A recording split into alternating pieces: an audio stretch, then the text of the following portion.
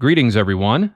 This is John from E511 with part 4 of the Pendulum Swing series. We're going to pick up where we left off in the last part and continue on with our discussion on the increasing exposure of the Zionist Jew control matrix, as the conspiracy movement calls it, which is ultimately the harlot, Mystery Babylon of Revelation 17 and 18, which the Lord uses the Antichrist beast system to destroy. As Revelation 17:16 says, the 10 horns of the beast hate and destroy the harlot, and that the Lord is the one who puts it into the hearts of the 10 kings to do so. And today we're witnessing the build-up to the harlot's destruction by the beast as more people around the world join the Great Awakening and expose the satanic, Zionist, Freemasonic, Communist New World Order matrix. Such an event does not happen overnight. A thing of this magnitude takes many, many years, even decades and centuries, to culminate. At the end of part 3, I said we were going to be diving more into the Freemason topic, but that'll be delayed a bit because I want to cover some other things first. In this video and the next, we'll be looking at Gnosticism and how it's the spiritual ancestor of the conspiracy movement. This is something I've been talking about since 2016 with my What's Really Coming series, but this will be a much more comprehensive presentation and will be a good basis for everything else that we'll be discussing from here on out. We're going to look at some of the main features of Gnosticism and how they serve as the basis of the conspiracy mentality that we see on the rise today. We're witnessing the rise of a new global Gnosticism through the spread of the conspiracy narrative, which is increasingly building a united false light rebellion rooted in the Gnostic mentality, which in turn is helping to lay the groundwork for the rise of the Antichrist and his revolution against Mystery Babylon, who is responsible for many of the great conspiracies that are being exposed today, from the Great Reset and COVID, to pedophilia in Hollywood, child trafficking, and much more.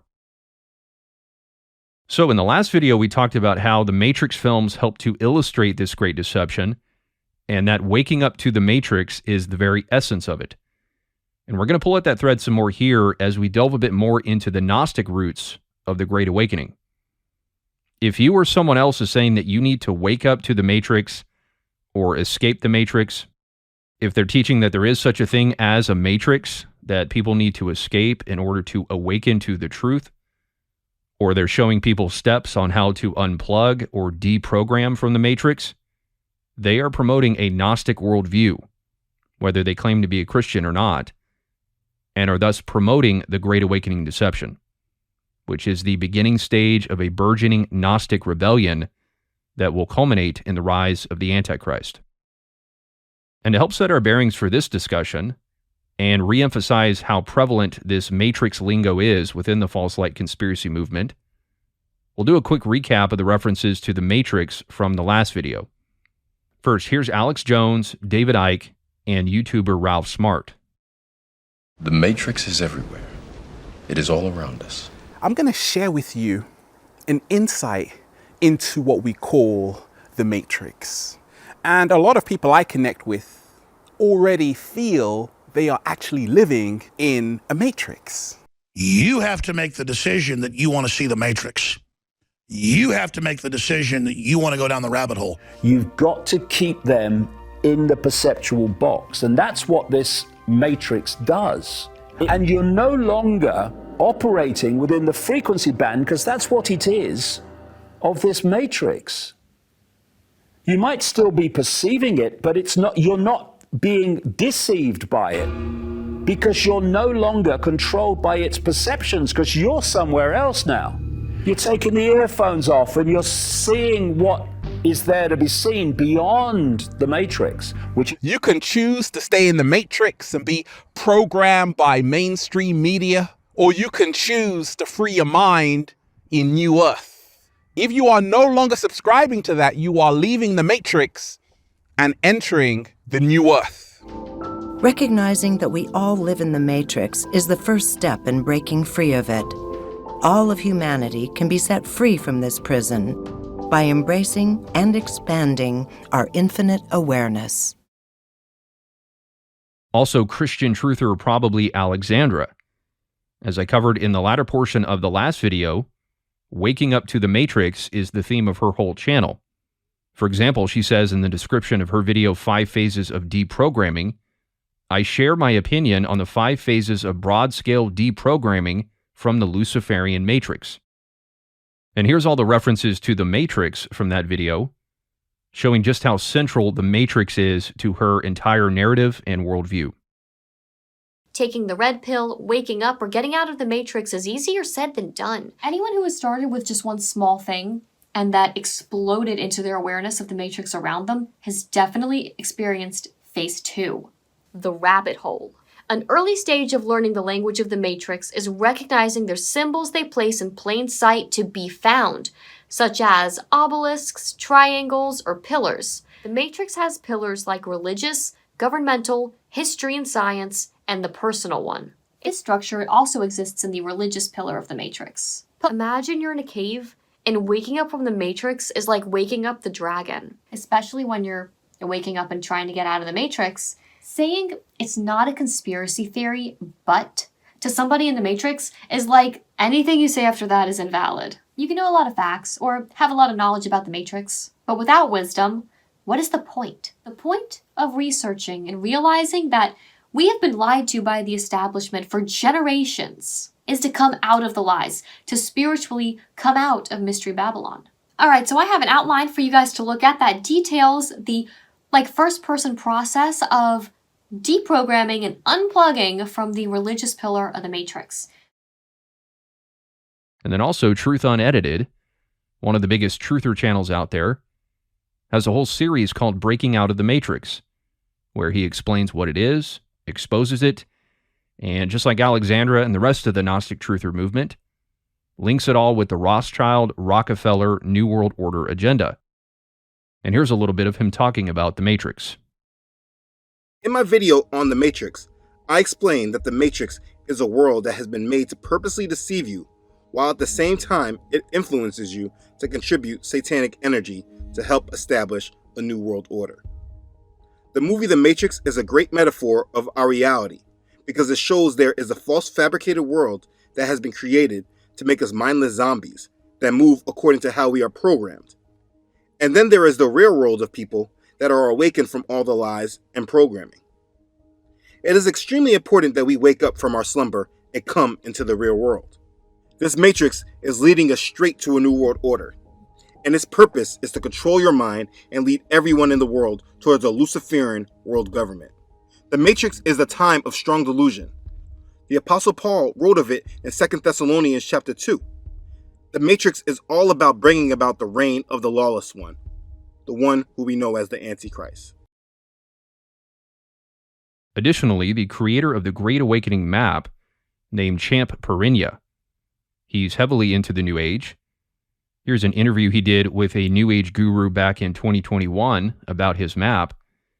And he's also been a devoted follower of the QAnon movement, which was the main impetus behind him creating the map in the first place.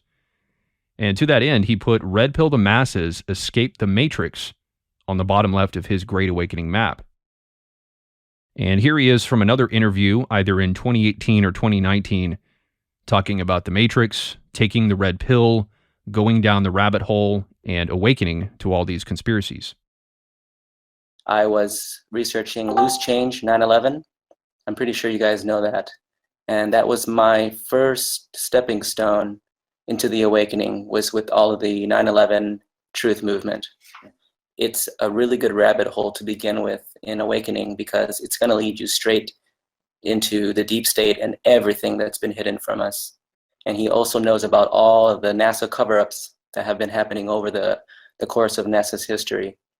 So from listening to his YouTube video, I started seeing how there were anomalies on the moon and on Mars, and pyramids and ancient ruins. And that was my really first red pill. That's when I totally swallowed the red pill. Most people will start at the very bottom left of the map where it says Escape the Matrix. And around that section of the map, you'll see the very typical conspiracy things that you guys all discuss all the time. And if you want to start there for the awakening, that's a really good place to begin on the map. So the idea of escaping or breaking free from the Matrix, pushed by the conspiracy movement, is the fundamental essence of the false light Great Awakening deception, as I've been talking about ever since my What's Really Coming series in 2016. Listen. David Icke, again, in the last part, I showed you his words talking about imprisonment, about the Matrix. Same thing with Jordan Maxwell, Matrix of Power, and another one of his films is called Matrix of Evil. And if you search YouTube, you can see how many videos on the Matrix that his channel puts out, and you can find even more on his website. Search his website and you will get pages and pages of articles and videos on the Matrix. And speaking of that movie, here's a picture he made. If you remember the clip from the movie The Matrix, he's recreating the scene where Morpheus tells Neo about the Matrix. And Alex Jones is literally taking on that role of Morpheus, talking to you, the potential Neo, trying to get you to go down the rabbit hole and see how far this thing goes, see how much you're under control you are, see how enslaved you are, and then realize what you can do, realize the powers that you have. And that is exactly what Alex Jones and all the conspiracy theorists are trying to be. They're trying to be Morpheus, telling you that you are a slave in the Matrix. Be aware that you are a target, and these entities have worked very hard your whole life To blind you from the truth. to keep you from ever hearing or looking into the truth. What truth? That you are a slave, Neo. So what are the 5 signs that the Matrix has you? And that's what this Matrix does. People talk a lot about being awake. But what does that really mean? Taking the red pill, waking up, or getting out of the Matrix is easier said than done. You take the red pill, and I show you how deep the rabbit hole goes. Anyone who has started with just one small thing and that exploded into their awareness of the Matrix around them has definitely experienced phase 2, the rabbit hole. And I show you how deep the rabbit hole goes. You have to make the decision that you want to see the Matrix. You have to make the decision that you want to go down the rabbit hole. It's a really good rabbit hole to begin with in Awakening. Let's continue to discuss the nature of the world and how to truly break the Matrix and become free. You are leaving the Matrix and entering the new Earth.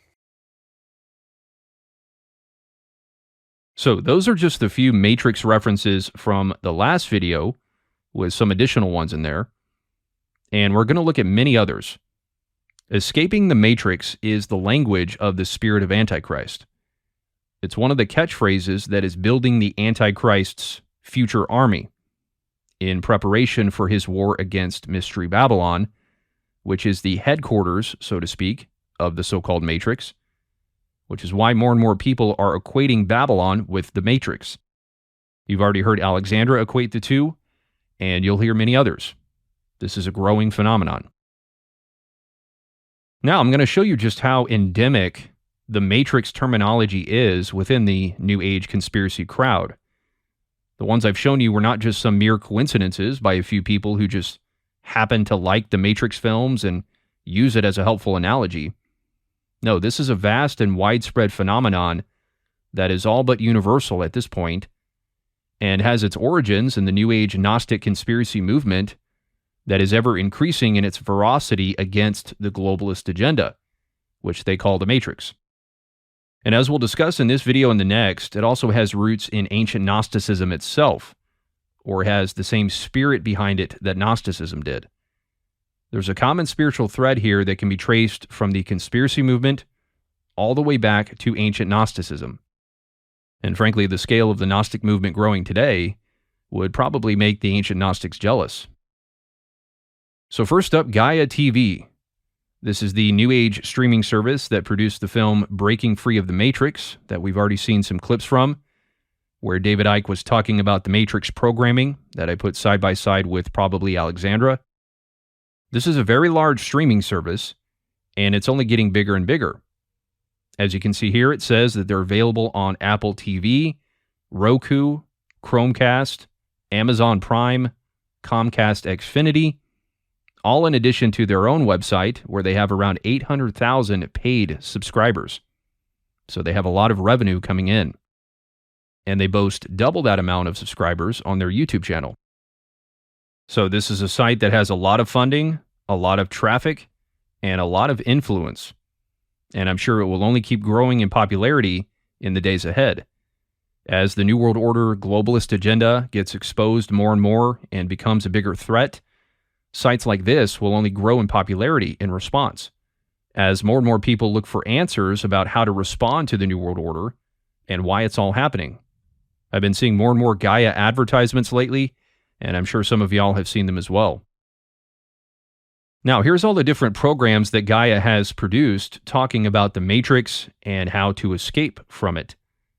We have Matrix Manipulations from the Moon, Escape the Matrix series with David Icke, which we'll be looking at later, Seeing the Matrix, Decoding the Matrix, Hacking of the 3D Matrix, Breaking the Ancient Matrix, Brain States for Accessing the Divine Matrix, the Council of Light, the Universal Matrix Grid, Hacking the Financial Matrix, the Living Matrix, Discovering the Divine Matrix, Beyond the Divine Matrix, and then several others on the Divine Matrix, Breaking Free of the Matrix, which we've already seen some clips from, Awakening from the Matrix with Nick Good, which we'll take a look at here in just a second, Transcending the Mind Matrix Illusion, so there's that concept of illusion that we talked about in part 3, and then the rest of the episodes from the Escape the Matrix series with David Icke.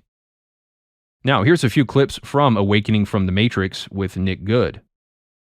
People are awakening to the fact that they are the victims of a control system, that there are agendas, there are hidden agendas, there are secret agendas, there are esoteric agendas, and that these agendas have been alluded to not just in the alternative media and the conspiracy group of investigators, but also in great films.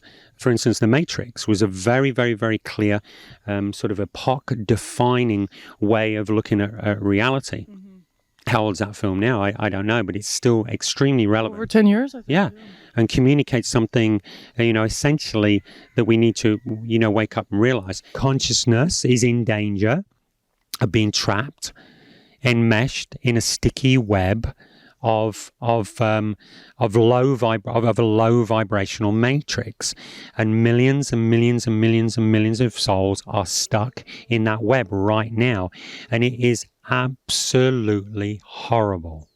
For instance, when we see all of this dreadful stuff that the governments are doing, the governments are supporting, we go a little deeper down the rabbit hole and we awaken through the shocking horror of what's going on behind the scenes.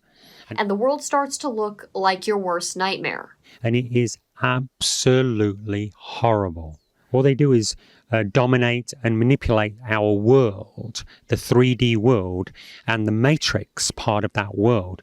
And I need to feel like I am above it all if I want to live a life that transcends the matrix. You see, if I have a solid practice where I practice self-mastery every day, which is just basically breathing and thinking in a different way that isn't associated with the beta state and the matrix stuff. So that means meditation, qigong, communion with nature, gardening, blissful practices that just allow me to sink in with my deeper sense of self. The matrix is superimposed upon something else, and it's that something else that we really want to be connected with. So it means living deeper, living from the depth within yourself, seeing things in a different way, seeing through the illusion and the facade of things. Yeah, and what we're seeing is that individuals, millions of us, are waking up little by little. So the exact same conspiracy watchwords: Matrix, Awakening, Rabbit Hole, Illusion. These are all part of the same narrative.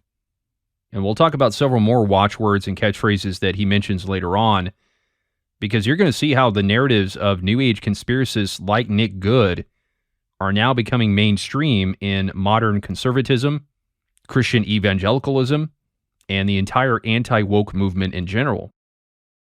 And that's been one of the biggest points that I've been wanting to make for many years now, is how so many of these so-called no-name New Agers like Nick Good, who you've never heard of before, and others that you'll see, their lingo is now the mainstream. which shows the vast growth of this Antichrist spirit over the past several years and how it's captivating the minds of the masses.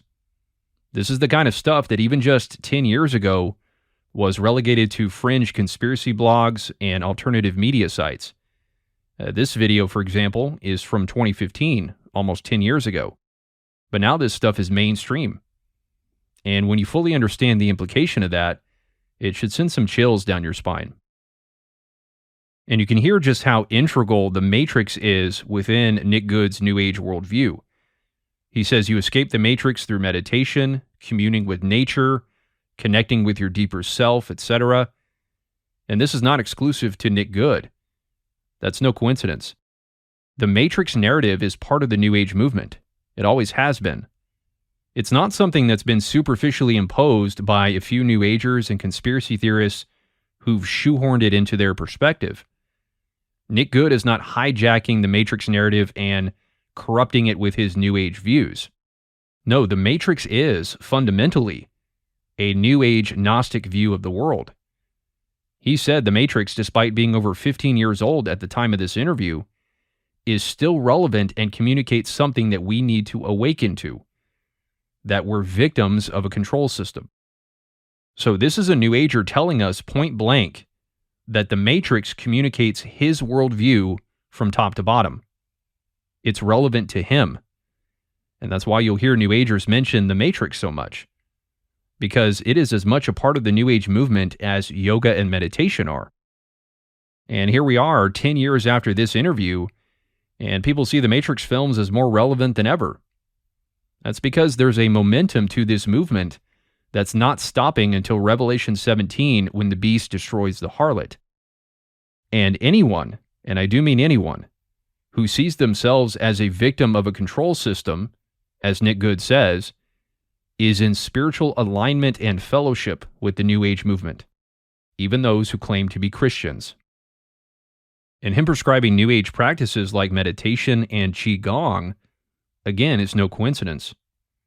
The idea of connecting with your deeper self in order to escape the Matrix is universal, even with supposedly Christian truthers like Alexandra. She may not say you need to connect with your deeper self, but that's not the point. The point is that people find some way to puff themselves up in order to escape the Matrix. So whatever it is, whether it's doing yoga and meditation, or joining the Hebrew Roots movement, like Alexandra and Truth Unedited, and building up your own sense of self-righteousness, or whatever other way that people find to puff themselves up, the bottom line is still the same. You escape the Matrix by elevating yourself, by tapping in to your narcissistic self. That's what really awakens. It's the complete opposite of the road to salvation according to the scriptures. In order to be saved according to the Bible, you have to humble yourself. Right, as Jesus says, whoever humbles himself will be exalted. But here, in Gnosticism and the whole escape the Matrix conspiracy narrative, you become saved by exalting yourself. And I need to feel like I am above it all if I want to live a life that transcends the Matrix, you see. Another case in point is New Age YouTuber Elizabeth April, who I showed back in part 2 talking about the Galactic Federation on the show Frequency Wars with Tim Ray. She talks about the Matrix as well. Here's a video that she did called Override the Matrix, where she talks about how to hack our reality and raise our consciousness and vibrational frequency in order to escape the Matrix. Again, elevating the self. And then here's a clip from a few years ago. I'm not sure exactly when, but I believe she's reading a message from the Galactic Federation, or the Pleiadians, the group that she claims to communicate with. And in this message, they refer to the Matrix as well. Listen. A lot of people have been experiencing increased glitches in the Matrix. How does this correlate, if at all, to everything that's currently happening? Pleiadian Security Council. The fear frequency, this is really cool, guys. The fear frequency creates a chaos static in the air, which means that most individuals are caught up in that frequency and are not currently consciously creating their existence. Individuals who are able to focus with clear intention on what they want are cutting through the chaos and creating glitches in the matrix, as you refer to it as. So let's understand something. This message from the Pleiadians would be a channeled message from deceiving spirits. So even deceiving spirits are using the term matrix and putting it into the mouths of people who are channeling them. And speaking of that, here's another channeled message that talks about the matrix. This one supposedly from the Archangel Metatron, being channeled through a man named Ray Chandran. Here's what Metatron says. The matrix is simply the energy of the conscious and unconscious minds of all the human beings on the planet. The basic nature of the matrix is fear. When there is fear, there is control. It is very easy to get caught in this matrix if you are weak, for the energy of the matrix is strong. So in addition to obviously being New Age, this is some very conspiratorial language as well, because it's hinting at this fear-based matrix of control, which is a common phrase in the conspiracy movement. They will often refer to the New World Order as the matrix of control. For example, this documentary on the New World Order. And David Icke and Alex Jones and other conspiracists often talk about how the elites use fear as a tool of control. Fear and control are frequent topics of discussion within the conspiracy movement because the New World Order is likewise centered around fear and control. For example, here's Champ Perinia, the maker of the Great Awakening map. Even the fonts that they use on CNN are just designed to create fear and control, mind programming. And what's ironic is that the conspiratorial mind is itself based on fear. The fear and the paranoia about outside forces trying to control them and conspire against them. And they wouldn't have that fear if they only submitted to the Lord. And even if you're just vaguely talking about this idea of a matrix of fear and control, without getting into any specific details about conspiracies or Illuminati secret societies and globalist agendas and so forth, the inevitable next question is, are there powerful beings and or people perpetuating the fear in order to perpetuate this matrix of control? Right? Is there a larger conspiracy of control? And with those questions, part of questioning everything, you're already at the edge of the rabbit hole, ready to take a dive all the way to the bottom. Because there's loads of information out there on the internet and in books that connects the matrix with the New World Order. So even if a deceiving spirit only vaguely mentions the idea of the matrix, they're still pointing that person in the direction of conspiracy theory and researching the New World Order. Because there's so many resources out there that connect the matrix with the New World Order. Right? If a deceiving spirit tells you about the matrix and that's all they say, that's going to make you ask some questions and make you want to research more. Right? How does this matrix play out in reality? So just the basic idea of a matrix of fear and control is conspiratorial. And it won't be too long before that person is at the bottom of the rabbit hole entirely. And notice how the message says the energy of the matrix is strong. This is an intentional ploy to feed into people's egos. Because if that person believes that they've escaped the matrix, then they'll believe that they're strong and powerful. Because if the matrix is strong and they've escaped it, then they must be even more powerful than the matrix is. And once again, the person feels exalted and powerful and puffed up like a little god, right? It takes a little god to escape the matrix. So we have the same theme of puffing up the self in order to escape the matrix. And it's interesting how, yet again, probably Alexandra, who claims to be a Christian, sounds exactly like the people that she's supposedly calling out. She calls out this whole New Age Pleiadian narrative, and yet these New Agers and deceiving spirits pretending to be Pleiadian ETs and archangels are telling people about the Matrix and how to escape it, just like she does. So yet again, she speaks in the same manner as those that she calls out. The New Age, QAnon, etc. Alexandra is just as deceived as Elizabeth April and Ray Chandran are. And then one final example, this one will be especially important.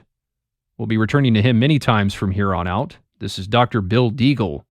He's a longtime New Age conspiracist who has been whistleblowing about the New World Order for decades.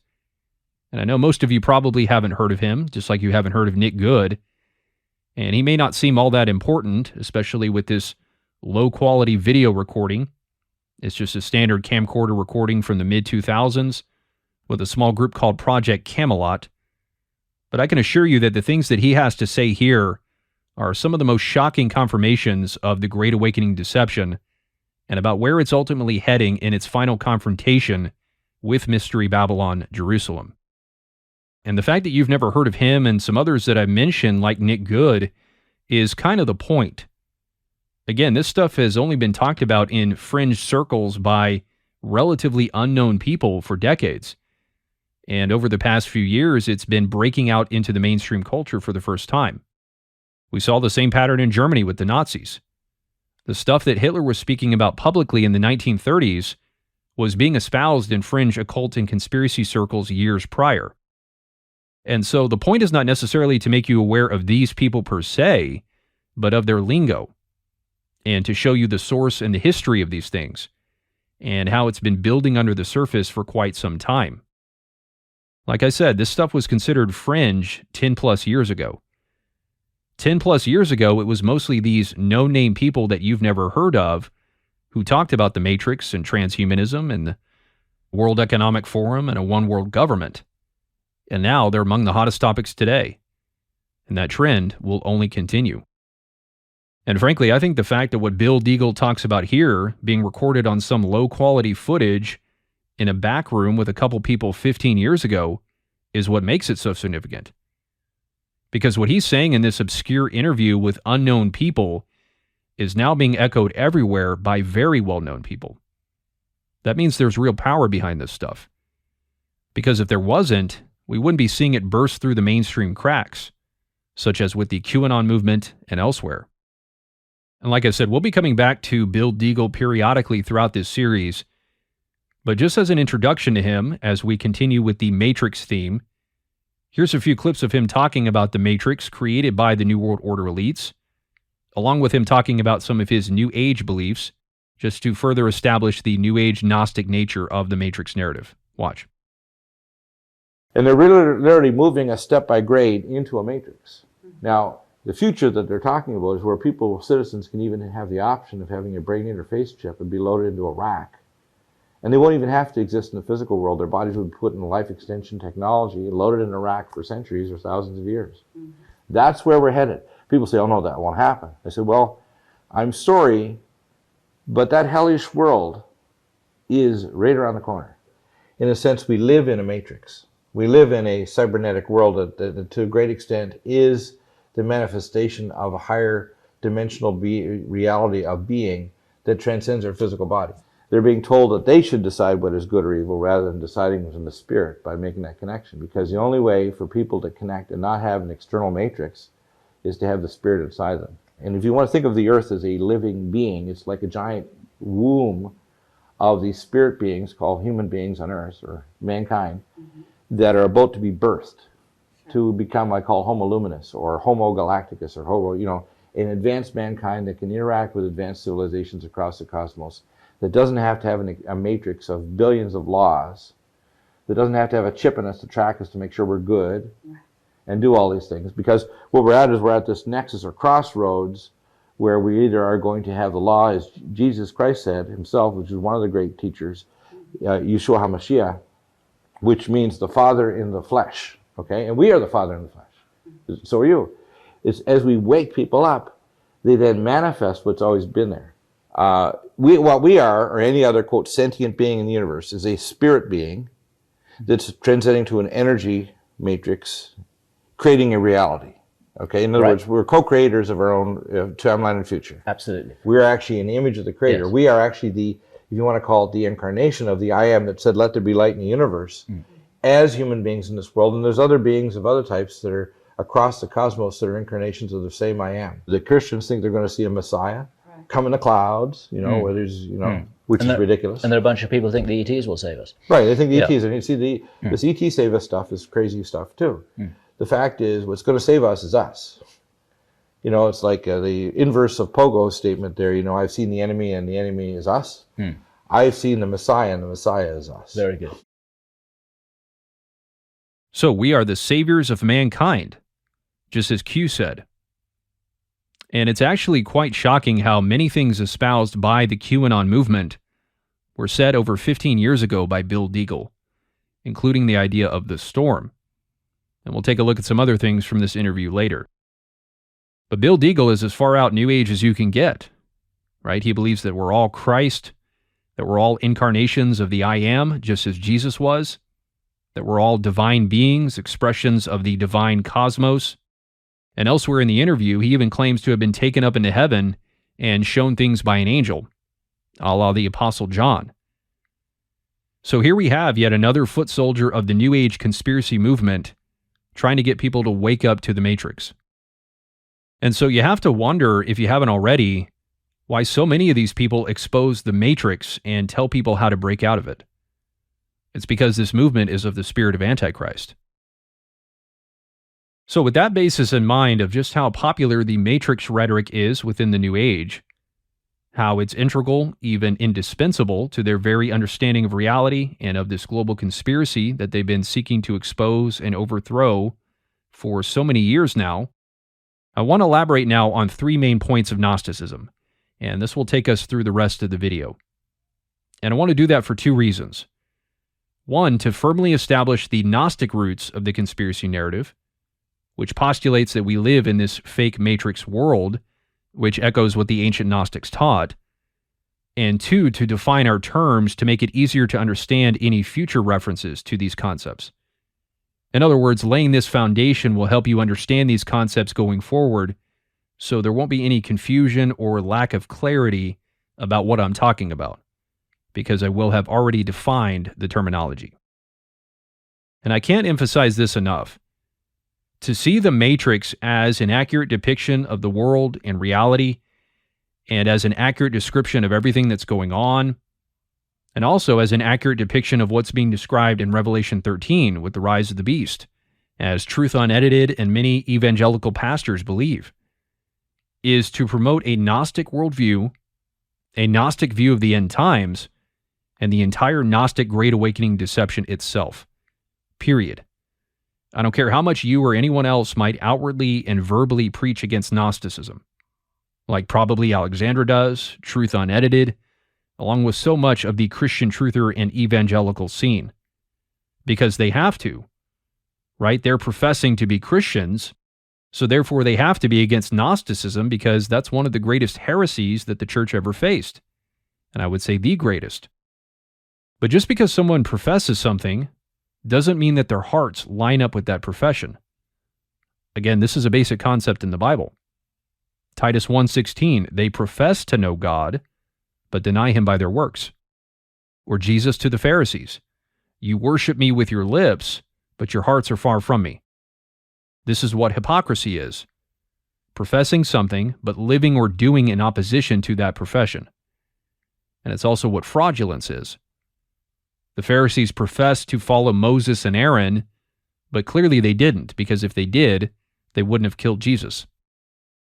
So just as you can profess to be a follower of Moses and Abraham or Jesus Christ while living in complete opposition to that profession, so the same principle applies here. You can profess to be against Gnosticism while in actuality live, speak, think, and do as a Gnostic does. Again, this is very basic stuff. Just because someone says that they're against Gnosticism doesn't mean that they are. Any more than someone saying that they profess to know Jesus Christ means that they definitely do. Or any more than the Pharisees saying that their father was Abraham. We can't take people at their word, not even ourselves. And we need to be asking ourselves self-reflective questions and testing ourselves to make sure that we're in the faith and that we're not deceiving ourselves, which James says happens when we hear the word but don't obey it. Again, when our actions contradict our profession. And this is what makes the Christian truther scene particularly dangerous, is the simultaneous stance against Gnosticism, all the while preaching a new version of it. It's a modern manifestation of the Pharisaical spirit. The Pharisees were all about God with their lips, but their hearts were as far from him as the east is from the west.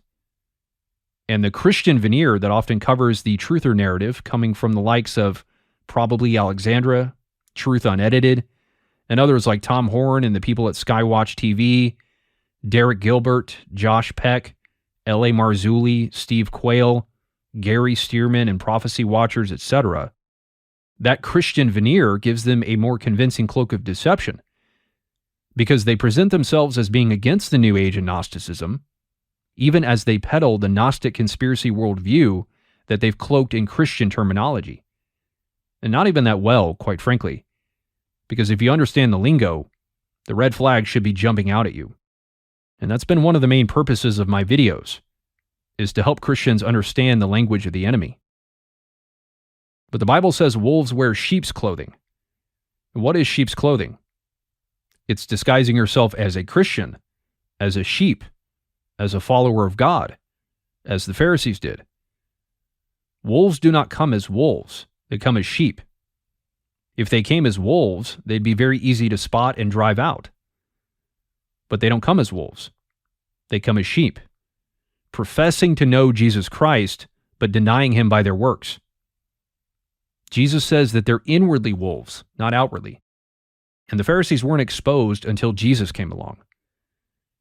And he said that they were preaching the kingdom of God with their lips, right? They were teaching Moses and the law and the prophets, but in actuality, they were shutting out people from the kingdom of God. And that's exactly what the vast majority of Christian teachers are doing today. So it doesn't matter how much someone may condemn Gnosticism with their lips. The Matrix narrative is modern Gnosticism. And if you partake in or draw from that narrative in any capacity whatsoever, if you talk about breaking free of the Matrix and see The Matrix or any related movies like V for Vendetta, They Live, The Truman Show, as an accurate depiction of reality, or you watch truther and Christian prophecy channels that promote the idea of the Matrix, as Skywatch TV does, you are being influenced by the modern manifestation of the Antichrist spirit of Gnosticism that is rapidly consuming the entire world in preparation for the rise of the beast, and you need to repent of it. Even Spencer Smith, one of the most vehement anti-Gnostics out there, at least with his lips, has appealed to the Matrix imagery as part of his elaborate exposés of Mystery Babylon. No coincidence. And we'll be talking much more about him later. But you need to separate yourself from this stuff immediately. Wash your hands of it. Get off the internet and seek the Lord in simple devotion and obedience to him. As Paul says in 2 Corinthians 11:3, I am afraid that as the serpent deceived Eve by his cunning, your thoughts will be led astray from a sincere and pure devotion to Christ. And that's exactly what this Matrix conspiracy stuff is. It's deception from the devil. And it leads Christians away from sincere and pure devotion to Christ, down into the rabbit hole and all this conspiracy stuff. And at the bottom of it, it's nothing but darkness, deception, and fear. And you're on your way to being used by the Lord as a vessel of wrath against Babylon, just as the beast and his kings will be. And if you have been led astray by this stuff, you need to ask the Lord what you've done that got you deceived by this stuff in the first place, because you're the one who got yourself caught up in it. The Lord makes the paths of the righteous straight. And if you've walked into deep spiritual deception, that means you're the one who got off the straight and narrow path, because you were living in rebellion to him in some way that made you blind and undiscerning and walk off that path. And you need to get right with him fast. You don't walk into deception by accident. And if you think that, you're just trying to absolve yourself of any responsibility. This isn't about me just calling everybody Gnostic. These videos are warnings against deception and calls to repentance. But unfortunately, most people simply choose to take offense rather than take advice. The Bible says that fools have quick tempers and show their frustration immediately. And you can look no further than my comment section to see a bunch of those. And I pray that those who might feel challenged by what I have to say here and elsewhere would put their feelings aside and test what I have to say. And if your immediate response is to take offense, that's a clear sign that something is not right in you. Because if what I say shakes you that much that you feel offended and the need to run your mouth all over the place, that means you're not confident in what you believe, despite whatever front that you might put up. And that's why fools are typically the loudest. They have to compensate for their lack of confidence with many words. And if that's how you operate, well, you're no different than any of the so-called snowflake liberals who rant and shout and feed off being offended and triggered. That's their whole identity, is being offended. And I pray that you take this as an opportunity to seek the Lord for any potential correction that you might need, as we all do at times. So the first point of Gnosticism that we'll be covering is the idea that reality is a prison, and that humanity is enslaved or imprisoned, whether it's by material reality, by the body, or by what the conspiracy movement talks about with the Matrix and the New World Order. The idea of being imprisoned on this planet is foundational to both Gnosticism as well as the conspiracy narrative, which is the modern iteration of Gnosticism. This is the notes from a lecture series called The History of Christian Theology. And in lecture number 6, called Varieties of Early Christianity, it says that for Gnostics, the physical world, including earth and heaven, planets and stars, is an evil prison for our spirits, which come from outside this world, beyond space and time.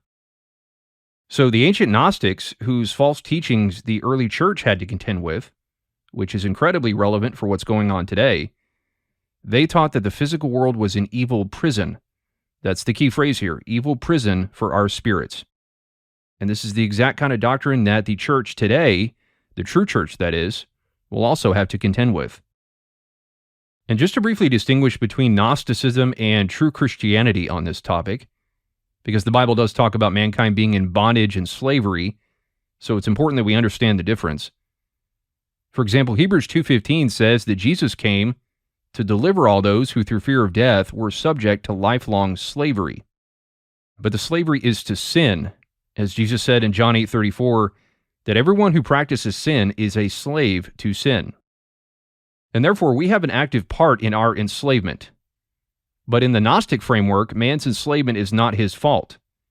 Man had no active part in this. The prison of the physical world has been imposed upon humanity against its will, which is an expression of that victim mentality that I mentioned being at the heart of Gnosticism. And if we don't see our imprisonment as being our fault, that makes us that much more contemptuous and disdainful toward the world.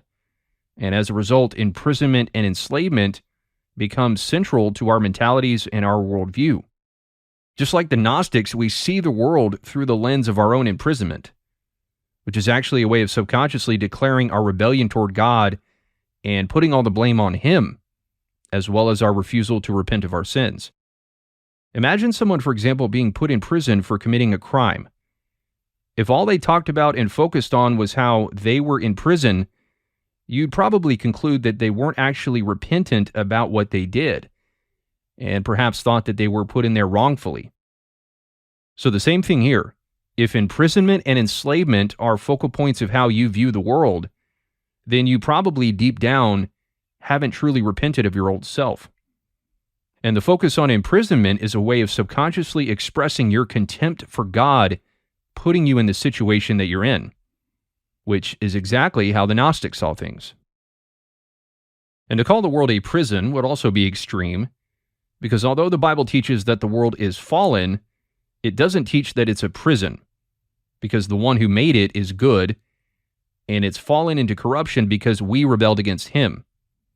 But the Gnostics, or at least some of them, said that the physical world was created evil from the get-go because the Creator was evil. And they called the Creator evil because, again, they blamed Him for everything that went wrong. Gnosticism is basically just a religion based on shifting all the blame on God and creating an elaborate revisionist account of creation. So in the Bible, the prison or bondage is to our own sin, which has corrupted the physical body as well as the rest of creation, and we receive salvation from that imprisonment through repentance and the saving knowledge of Jesus Christ and what He did on the cross. As opposed to the Gnostics, who said that the physical body and the physical world are inherently evil, that our imprisonment is not our fault, and that man is saved through the knowledge of his own divine nature that's been hidden from him by evil beings. And similarly, in the conspiracy narrative, it's always about man's enslavement to the Illuminati or the globalists, which is not even remotely biblical, because the bondage that the Bible talks about doesn't come from anything physical. It affects the physical, but it doesn't stem from the physical, as Gnosticism and the conspiracy narrative suggest. In both Gnosticism and the conspiracy narrative, there's a focus and emphasis on man's imprisonment to something else physical. So we see that common theme from ancient Gnosticism all the way to today's conspiracy narrative. But according to the Bible, we are not enslaved or imprisoned by the New World Order or the Illuminati or anything else physical. And those who think they are only think so because they're still in bondage to their sin. As many of you know, the Gnostic idea that humanity is enslaved in a global prison was the entire theme behind the Matrix films. In the first film, when Neo meets Morpheus for the first time and Morpheus is explaining to him what the Matrix is, he tells Neo that he's a slave. The Matrix is everywhere. It is all around us. It is the world that has been pulled over your eyes to blind you from the truth. What truth? That you are a slave, Neo. Like everyone else, you were born into bondage, born into a prison that you cannot smell or taste or touch. A prison for your mind. So you're a slave, you were born into a prison that you cannot perceive, a prison for your mind. This is the very essence of Neo's Gnostic awakening, to learn that he was a slave in a massive prison. As Nick Good said earlier, people are awakening to the fact that they are victims of a control system. This is what the false awakening is. Waking up to the prison, realizing that you're a slave, seeing yourself as a victim. Again, the victim mentality. In fact, Truth Unedited defines his awakening in this exact way. Listen. One thing I have tried to show him is how mind-controlled he has been. Because for me personally, when I started to wake up, this understanding of the mind control meant a great deal for me. I went back to much of the programming that I was under, and I was able to see where certain thoughts and behaviors they came from. I had to do something that was very hard for me to do at that time, and that was humble myself and recognize that I was a follower and I was hustled and taken advantage of for a very long time. My mind was not my own. My thoughts were not my own. I was a victim to severe mind control. So he says realizing that he was a victim of mind control was a pivotal part of his awakening. Nothing about his own sin, though, right? He woke up to someone else's sin. Again, with the Gnostic awakening, it's always about what others have done to them, about the bad things that other people have done. The mind control programming, as he says here. Another example of how programming is a buzzword of the conspiracy movement, which we talked about last time. And in fact, he seems to make a concerted effort to remove his own sin from the discussion entirely, because he says, my mind was not my own, my thoughts were not my own. And you'll see this a lot in the New Age, actually, and in things like contemplative prayer. They'll tell you to say to yourself, your thoughts are not your own, you're not your thoughts, etc. It's a way of completely absolving yourself of any responsibility for your sin and sidestepping repentance entirely. No, the evil thoughts I'm having are not my own. This is not me. This is not who I am. No, your mind is your own. Those evil thoughts that you were having were your own. Your mind is corrupt, Truth Unedited, just like everybody else's, and it needs to be renewed. But unfortunately, Truth Unedited completely rejected that notion. Jesus says that we're slaves of sin, but Truth Unedited didn't see it that way. He saw himself as a slave of the New World Order, as a slave to someone else's sin. And he says he had to humble himself and admit that he was a victim. He described that as humility. I don't recall humility being defined that way anywhere in the Bible. When it says in Philippians 2 that Jesus humbled himself by taking the form of a servant, I don't think that means that he saw himself as a victim of mankind's sins, even though he kind of was in a way. But that's not what he went around thinking. He wasn't trying to wake people up to, hey, I'm about to die because of you people. Or when Jesus says that whoever humbles himself will be exalted, again, I don't think that Jesus was saying that you need to realize you're a victim. It's absolutely false. Now, I understand that pride does sometimes keep us from owning up to the fact that we were played, because we don't want to admit that we were foolish enough to be taken advantage of. And sometimes we do need to admit that, but it's not supposed to stop there. We're supposed to ask ourselves, what have we done that made us be foolish enough to be taken advantage of in the first place? Right? What did we miss? How did I get led astray? But I doubt that those are questions that Truth Unedited asked himself. The way he describes humility isn't even remotely what humility is truly about, especially not in the biblical sense when it comes to humbling ourselves before God and being saved. And that's the context of his videos. He's supposedly pointing people toward God and the Bible and salvation. And he's talking about humbling oneself and defining it as recognizing you're a victim of the New World Order, which is a completely Gnostic distortion of true humility. Humbling oneself before God is simply submitting ourselves to do his will. But as I said, this Gnostic awakening is a complete inversion of salvation according to the Bible. You escape the matrix by exalting yourself. And that's exactly what Truth Unedited did. He didn't humble himself, he exalted himself. And you might ask, how is recognizing you're a victim exalting yourself? Well, the reality is that recognizing you're a victim of something tends to lead to an absolutely self-centered, narcissistic mindset, not a humble mindset. Because a lot of times people find empowerment in claiming the victim status. The left is famous for this. Critical race theory, intersectionality, fighting the patriarchy, right? They love being a victim. So really, the awakening is when you get to see yourself as a victim, which many people find empowering. And that's why the left adopted the term woke, a variation of awakening. They were waking up to how they were victims. And the right is now starting to do this too.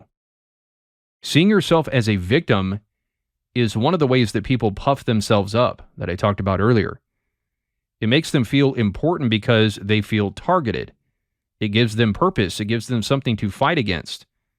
It makes them feel like someone's out to get them, that there's this massive conspiracy against them. Just like King Saul, believing that David and the priests were all conspiring against him. And if someone is out to get you, that must mean that you're important, right? Why else would they be out to get you? You must be some kind of threat to them. Again, it's a way of tapping into the narcissistic self. And I've seen this over and over. The people who tend to be the biggest narcissists are the ones who see themselves as perpetual victims. When you find your identity in your victimhood, you're a narcissistic nightmare. And that's, again, another connection with Gnosticism, which is built on humanity's victimhood as well as its godhood. And as part of this victimhood mentality, the New Age conspiracy movement will invoke the Gnostic metaphor of a prison to describe the New World Order and the Illuminati's hold over humanity, whether they affirm the Gnostic texts as legitimate or not. As I've said, you do not have to verbally affirm Gnosticism in order to be under the influence of the Gnostic spirit, so to speak. Now, let's take a look at just how pervasive this imprisonment rhetoric is within the New Age conspiracy movement. First up, this is David Icke. He's one of the most well-known conspiracy theorists in the world. He's essentially the UK's Alex Jones, and has been on Jones's show many times. He was getting more and more popular through the 90s and early 2000s, and by the early 2010s, he was already speaking at large arenas and started to break into the mainstream by 2018, 2019. But he really blew up in 2020 in the wake of the pandemic and all the Great Reset stuff that started coming out. And there were these massive freedom and anti-vax rallies that were being held all over the world. And he appeared and spoke at some that were happening in the UK. For example, here he is speaking at an anti-vax, anti-lockdown freedom rally that happened in London. And he's also been heavily promoted by a channel called London Real, run by a man named Brian Rose, which has apparently been censored from YouTube. I don't know when. I think it was fairly recent. But before they were removed, it was a pretty large channel with more than 2 million subscribers. Now, London Real's views had started dropping significantly a couple years back, in large part because Brian Rose was being exposed as a con artist, even by the world standards. But in any event, Icke has definitely gotten quite a bit of exposure via London Real for many years now, going all the way back to 2018. So Icke is essentially a household name at this point, a further indication of the trajectory of things. And for years, he's been promoting the Gnostic texts as not only being accurate descriptions of the world that we live in, but also providing answers for how and why things are happening the way that they are today with regard to the New World Order agenda of global domination. He believes that what the Gnostics wrote and warned about nearly 2,000 years ago is manifesting today in these globalist agendas that are moving the world toward a one-world government. In fact, out of all the big-name conspiracy theorists, he seems to be the biggest promoter of the Gnostic writings. He's quite captivated by what they had to say. Here's a clip from one of his presentations, circa 2018, I believe, where he talks about the Gnostics and their writings. Now, the Gnostics, I've got very interested in them in the last few years. The Gnostics were not a race, even a people, they were a belief system.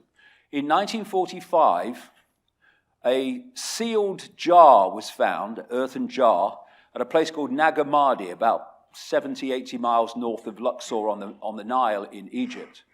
They said the physical world is a prison created by an evil fake god.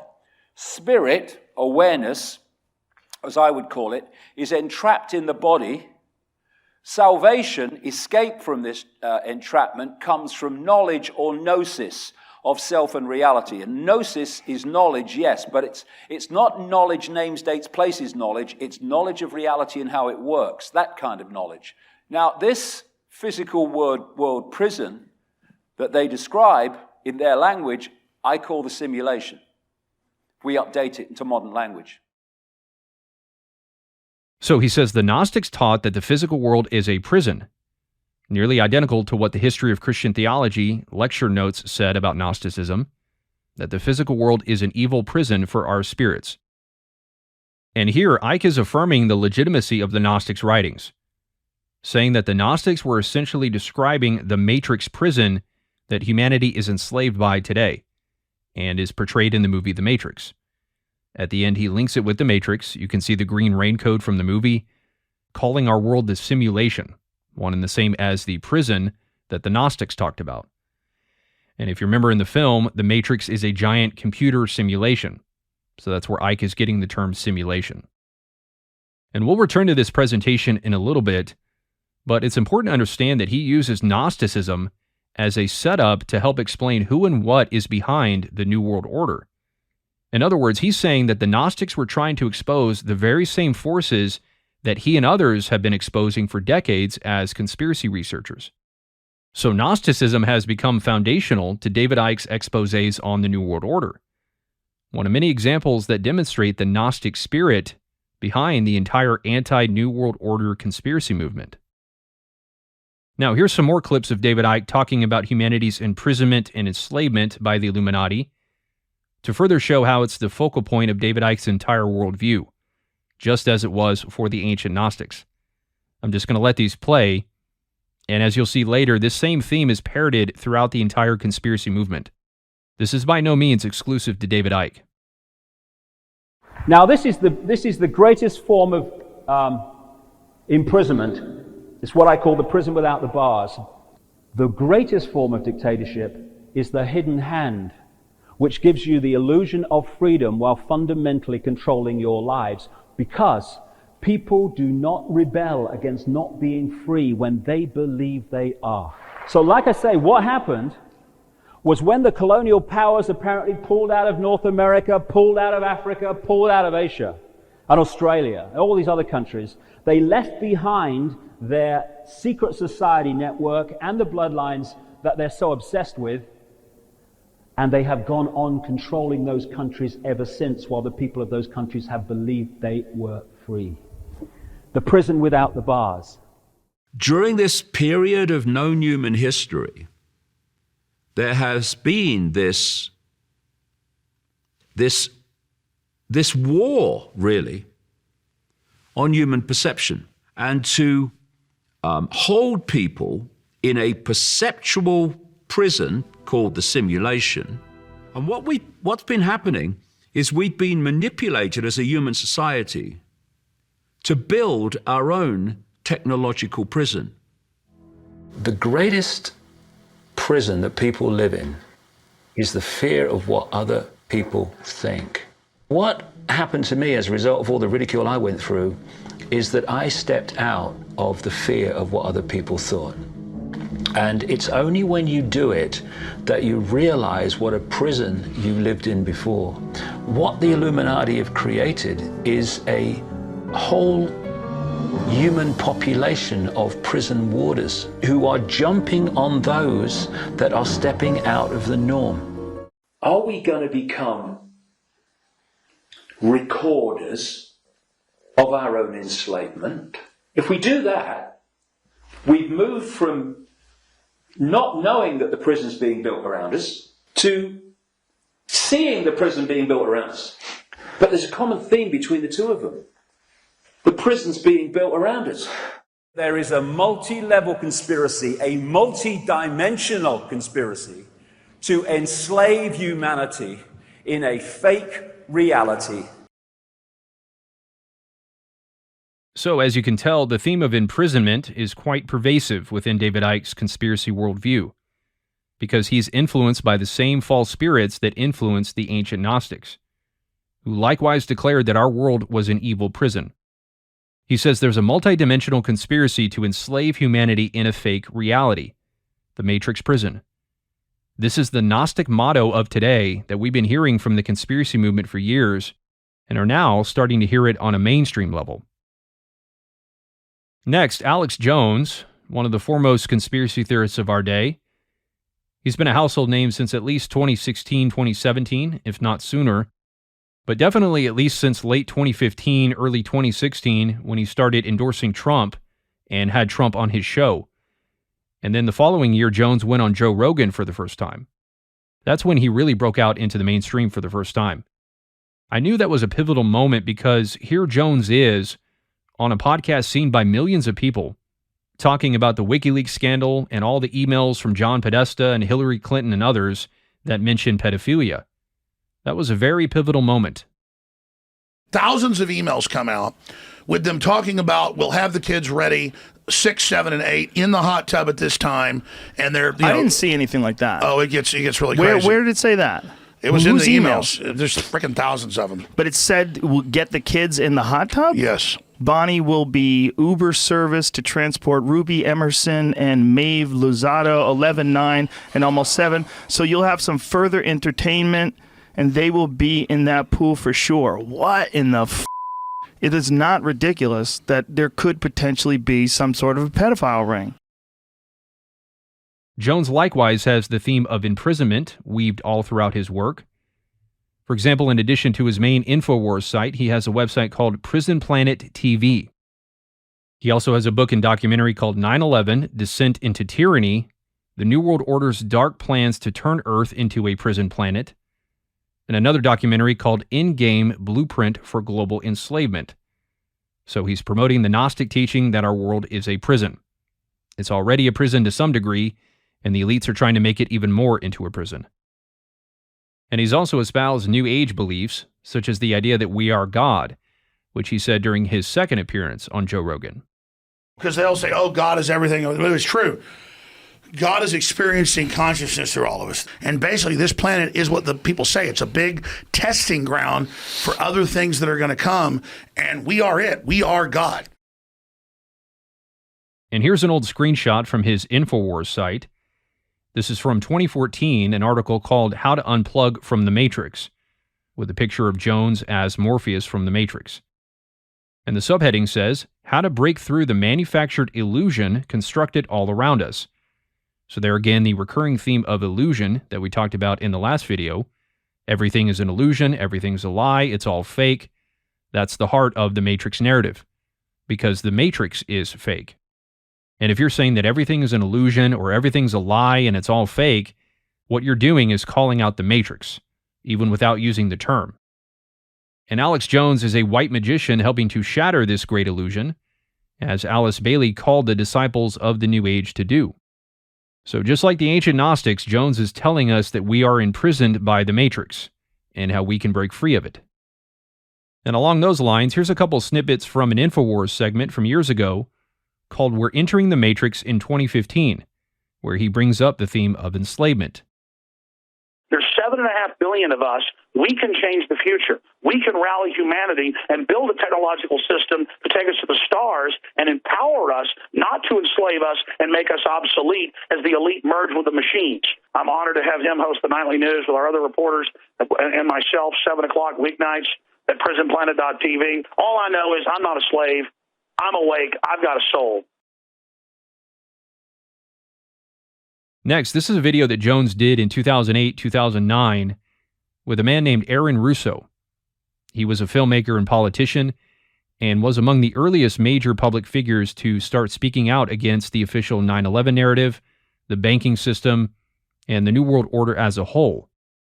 His stuff was getting really popular back in the mid to late 2000s in the wake of 9/11, like with his documentary America, Freedom to Fascism. And apparently he knew one of the Rockefellers who tried to recruit him because he was becoming so popular. And through his relationship with Nicholas Rockefeller, he learned the extent of what the globalists were ultimately planning and tried to share it with people in an attempt to warn them. And shortly before he passed away from cancer, he did an interview with Jones called Reflections and Warnings, in which he detailed all of this. And throughout it, he and Jones make many references to us being slaves of the New World Order. And as part of that, Russo also refers to their agenda as a matrix and illusion. Watch. The American people are living in a matrix. They don't understand the truth of how things are working in this country. America is supposed to be a democracy. But that's a lie. That's an illusion. Democracy equals New World Order. Democracy equals slavery. The whole agenda is to create a one-world government where everybody has an RFID chip implanted in them. And this is getting me straight from Rockefeller himself. This is what they want to accomplish. Total control. Total control. And if you're like me or you, and you're protesting what they're doing, they can just turn off your chip. And you have nothing. You can't buy food. You can't do anything. It's total control of the people. And you become a slave. You become a serf to these people. Searches, check your shoes, have ID cards, put chips in you, where you become servants to the elite. That's what this is all about. We're gonna be slaves. We're slaves. And it's getting worse. Control the people of the world, put RFID chips in everybody, so everybody's a slave to these central banks. I believe God put me on this earth to be the best person I could be, and put everybody on this earth to be the best they can be, not to be a slave and a sheep to you and these people. They want to use the middle class's money to basically domesticate the working class and expand the size of government so it can basically, in the end game, eradicate the middle class and have a giant submass of uneducated slaves who have no chance of ever rebelling against the tyranny, and a tiny elite in control of it all. And that is the very nature of this New World Order system. It's basically just slavery. Another example is a conspiracy theorist named Alan Watt, who passed away in 2021. He had a radio program called Cutting Through the Matrix. Here's his website. And at the top, he has an interesting quote that says, "The process of awakening has begun. The discovery is underway," which sounds like something from a Q drop or something. And some synonyms for discovery would be revelation, disclosure, and unveiling. So he's basically saying the unveiling is underway, continuing that motif of lifting the veil. And interestingly, this quote is from something called A Course in Deprogramming, just like probably Alexandra's video, 5 Phases of Deprogramming. As I mentioned last time, this is another major theme or watchword of the false light conspiracy movement. We've been programmed by the elites and the Matrix, and we need to be deprogrammed in order to be awakened and escape the Matrix. Deprogramming is another way of describing the Gnostic awakening. And a number of years ago, Alan Watt did an interview for Alex Jones's Prison Planet TV, and he too makes several references to mankind being slaves of the elites and their matrix. Listen. The message you're getting is that you're utterly helpless to defend, help, or save yourself. That is complete shock and awe tactic that's been used not only in the US and Canada, but across the world. Same strategy because we're already global with the global society running us all. The leaders are presented to us on screen with uniforms or business suits and ties as politicians who speak with confidence, all scripted, of course, and they seem to have everything under control. You're now basically a fearful slave looking up to the powerful master to defend and protect you. But he says we're now in the process of creating a more sophisticated form of slavery. In other words, the general public who would drift into the system and it would become natural for them would never twig on that we're actually slaves. Next, David Wilcock. In addition to being a conspiracy researcher, he's also a very big New Ager with a bunch of programs on Gaia TV. And one of his major focuses throughout his career has been the Law of One raw material, which I briefly mentioned in the last video. It's the channeled work where the entity being channeled makes many references to the veil and talks about how to pierce or dismantle the veil and see beyond the illusion. And so it's fitting that David Wilcock, being deep into conspiracy research, would also make the Law of One such a focus of his career, since conspiracy theory is the foremost manifestation of this tearing of the veil endeavor that is happening, as the veil is being lifted on the New World Order. And in that spirit, he's been exposing the deep state Illuminati cabal for many years. And despite his many quirks and strange proclivities, he, like Alex Jones, has been very ahead of the curve on the exposure of elite pedophilia, going back over 12 years. And we'll look at that a bit later. His website is divinecosmos.com, and in an article on his website called The Ascension Mysteries Have Been Solved, he says this: "The real world is so much different than the lies we have been fed all of our lives that it is hard to tell the difference." So there again is a reference to the lies of the elites that make up the Matrix illusion that we need to wake up to, which Truth Unedited also mentioned as well. He said there's people trapped inside the fake world of the Matrix, and then the ones in the real world are the ones awakened to all the lies and programming. Then he says the negative forces who have run the Western world and tried to dominate the entire planet but are now being defeated, aka the Cabal, call this Plato's Cave. Plato's Cave would be another version of the Matrix. They have kept us in a prison of the mind all of our lives. A prison for your mind. So there he's taking Morpheus's words from the Matrix almost verbatim. A prison for your mind, which is constructed through the lies of those who supposedly control the world. That's why the false light is so obsessed with exposing the lies of the elites, because the lies are what build the prison of the mind. Humanity is imprisoned by lies, by this fake illusory world.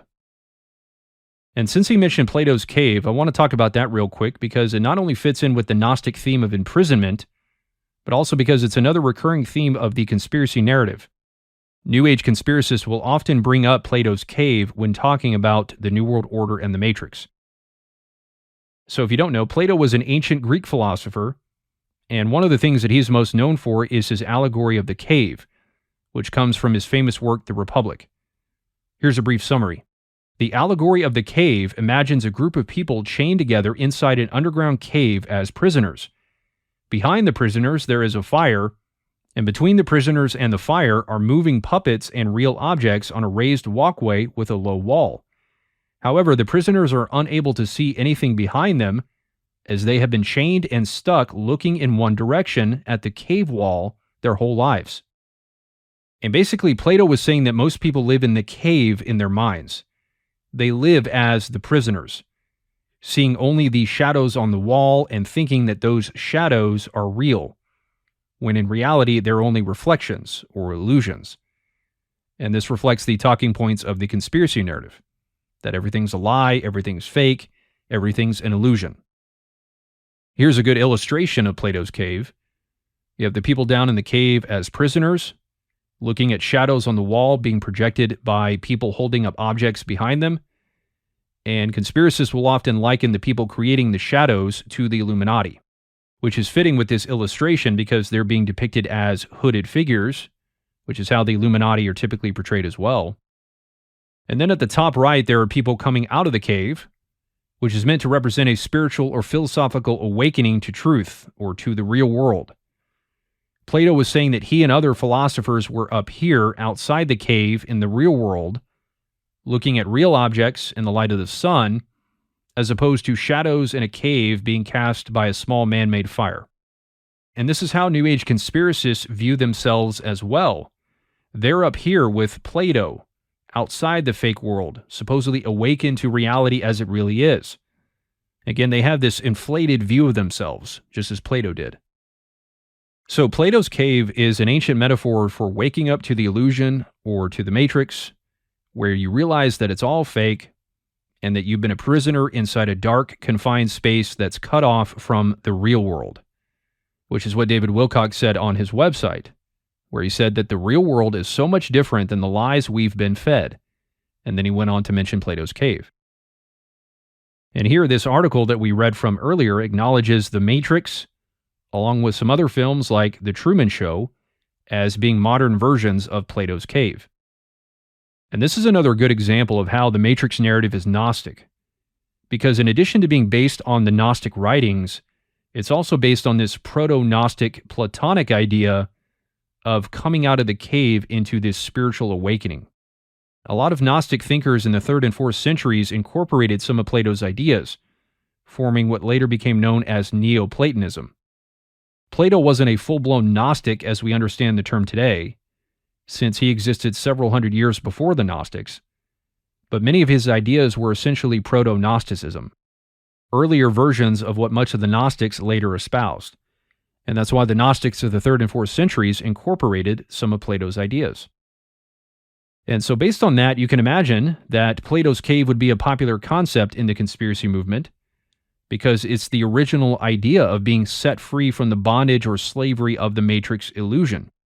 And indeed it is. Here's David Icke, Russell Brand, and Alex Jones all referring to the allegory of the cave. Plato talked about the illusion of the world being shadows on the walls of a cave, which people took to be real, when it was just a projection of something else. All that time ago, spot on. And humanity's coming out of the cave. We're coming out of the cave. It's over. We're coming out of the caves now. We're going to be on the plains. It's going to be a crazy time. Libertarian revolution. Because vampires, parasites, roaches don't like the sun. I love the sun. And we're going to drag them kicking and screaming out at high noon out of their crypts. And we don't have to do anything to them. We just have to spiritually drag the enemy out in the open square, and they will burst into flames. The allegory is so true. They will burn. They will turn to dust in front of our eyes the minute we recognize the light.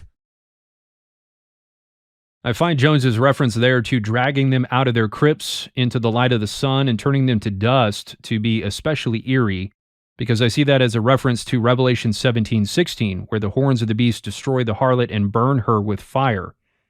And elsewhere in this clip, he does talk about going into battle and defeating the enemy. Also, Alexandra briefly mentioned a cave in 5 phases of deprogramming. The second you wake up, you become a target. Imagine you're in a cave, and waking up from the Matrix is like waking up the dragon.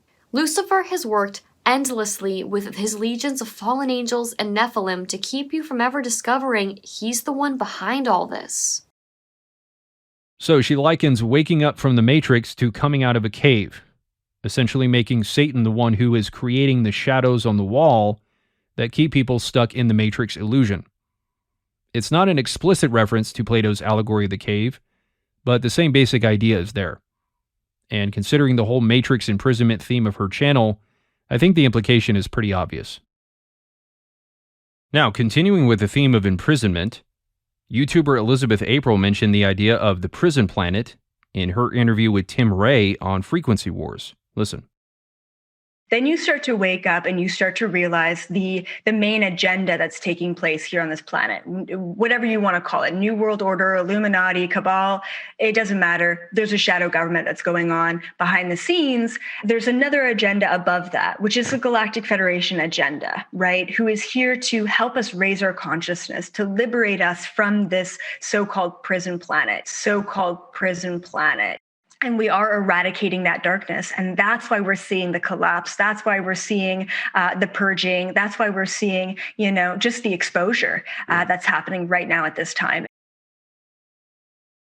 Right, so the New World Order prison planet. And she said that a sign that humanity is starting to break out of this prison planet is all the exposure that's happening, the unveiling of the New World Order.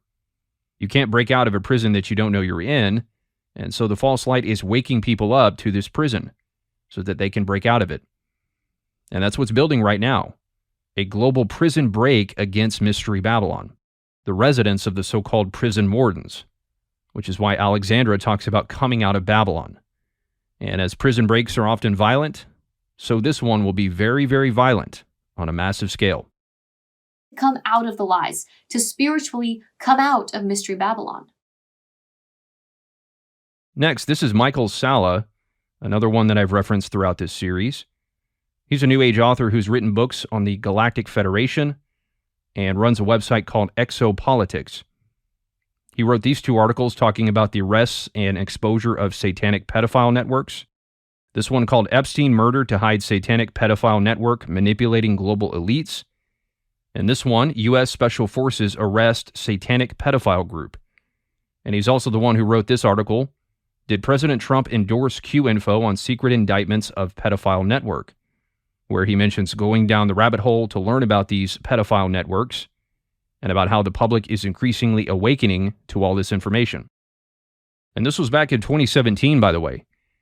And if you've been paying attention to some of the things coming out about Hollywood and all this child trafficking stuff, including the latest release of Epstein's client list, you'll know that this pedophile exposure is indeed picking up some serious steam. In fact, just recently, someone from BlackRock, one of these organizations that the conservative and conspiracy movements have been very focused on exposing these past couple years, like Russell Brand and Steven Crowder and others, was connected with child pornography. And so it continues.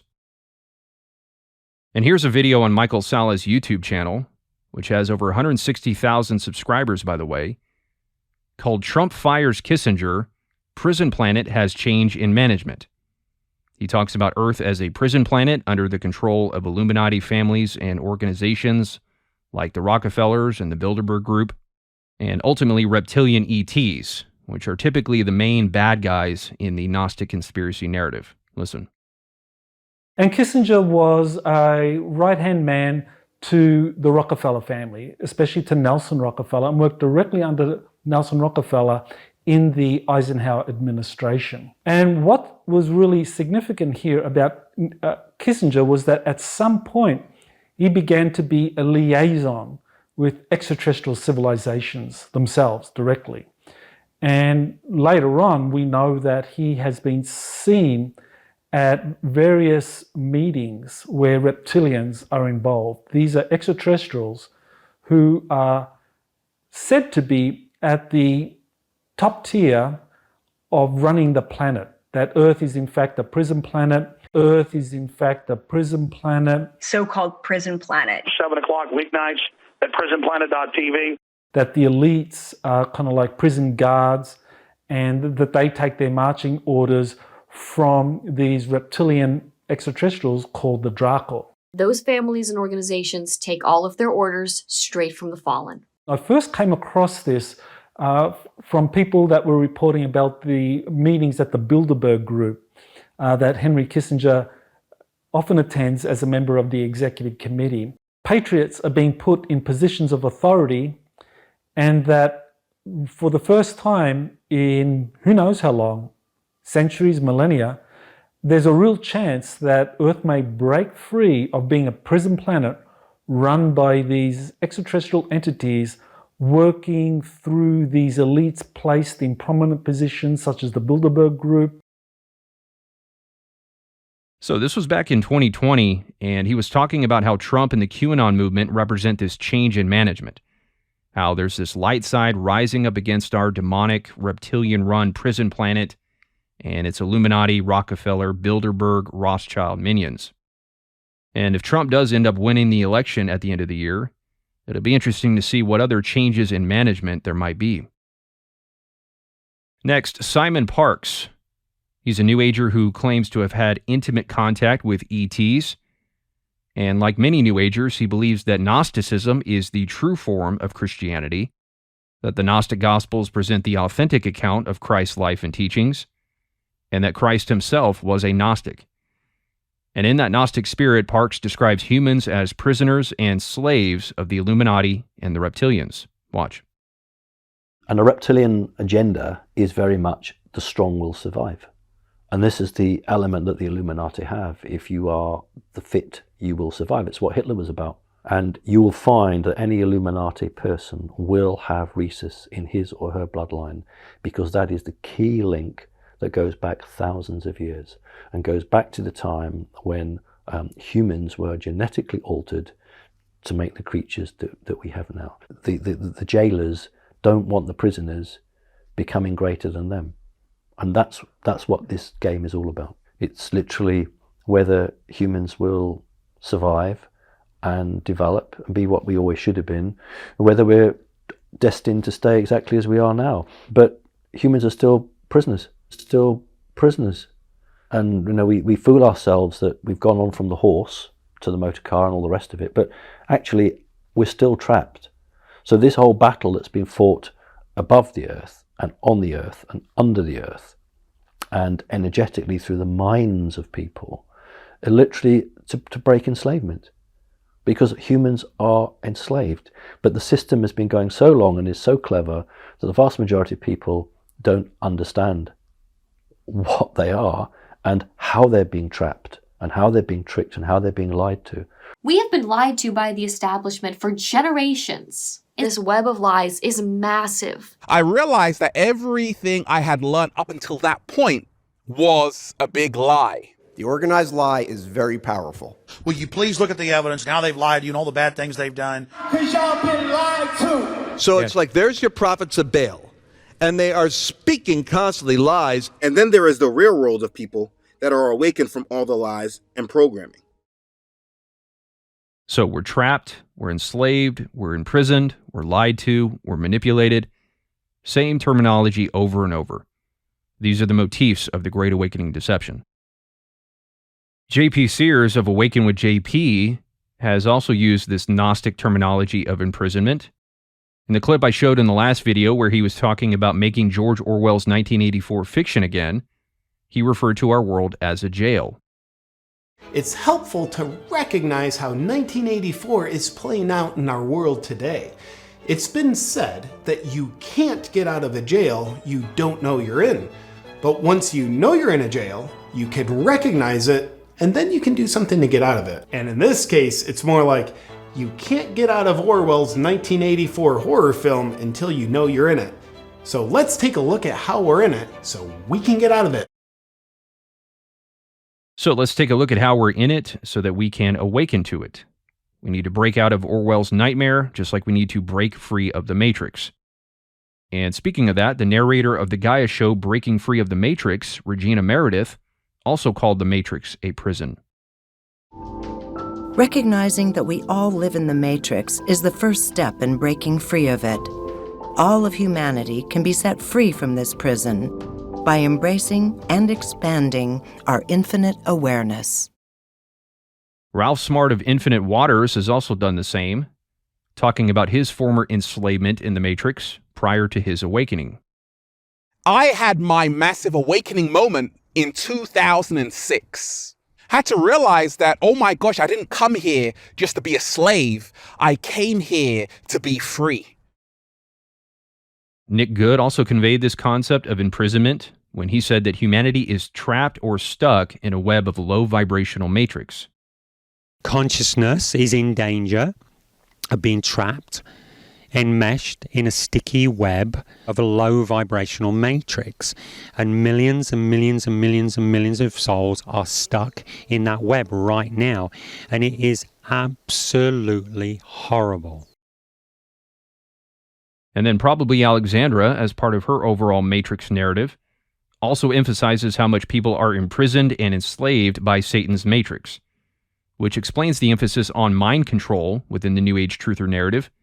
It's all part of this prison of the mind, as New Ager David Wilcock says. not to mention Morpheus from The Matrix. As I've said before, she has a series called Programmed. Part 5 of that series is called Chainless Slaves, and Part 6 is called Invisible Chains. So she too heavily emphasizes this Gnostic concept of slavery and imprisonment, because she's a Gnostic disguising herself as a Christian. Listen. So what do you get when you combine the elements of occult and covert mind control experimentation? An undetectable underworld of chainless slaves. Allegedly, the CIA has also been labeling their mind-controlled slaves by the following. Delta series are models for espionage as well as assassination. Kilo 5 series is military espionage. Michael 1 series slaves are CIA agents under total mind control. And Juliet 7 series sex slaves for espionage. It has become increasingly difficult to free ourselves from the order, as it is constantly trying to mold us into the slaves it wants. You are a slave, Neo. So you can see and hear all these references that she makes to this global cult, which would be the Babylonian cult that the entire false light movement is beginning to rise up against, creating a population of slaves, which is the exact same narrative of the likes of David Icke, Alex Jones, and the rest of the Gnostic conspiracy movement.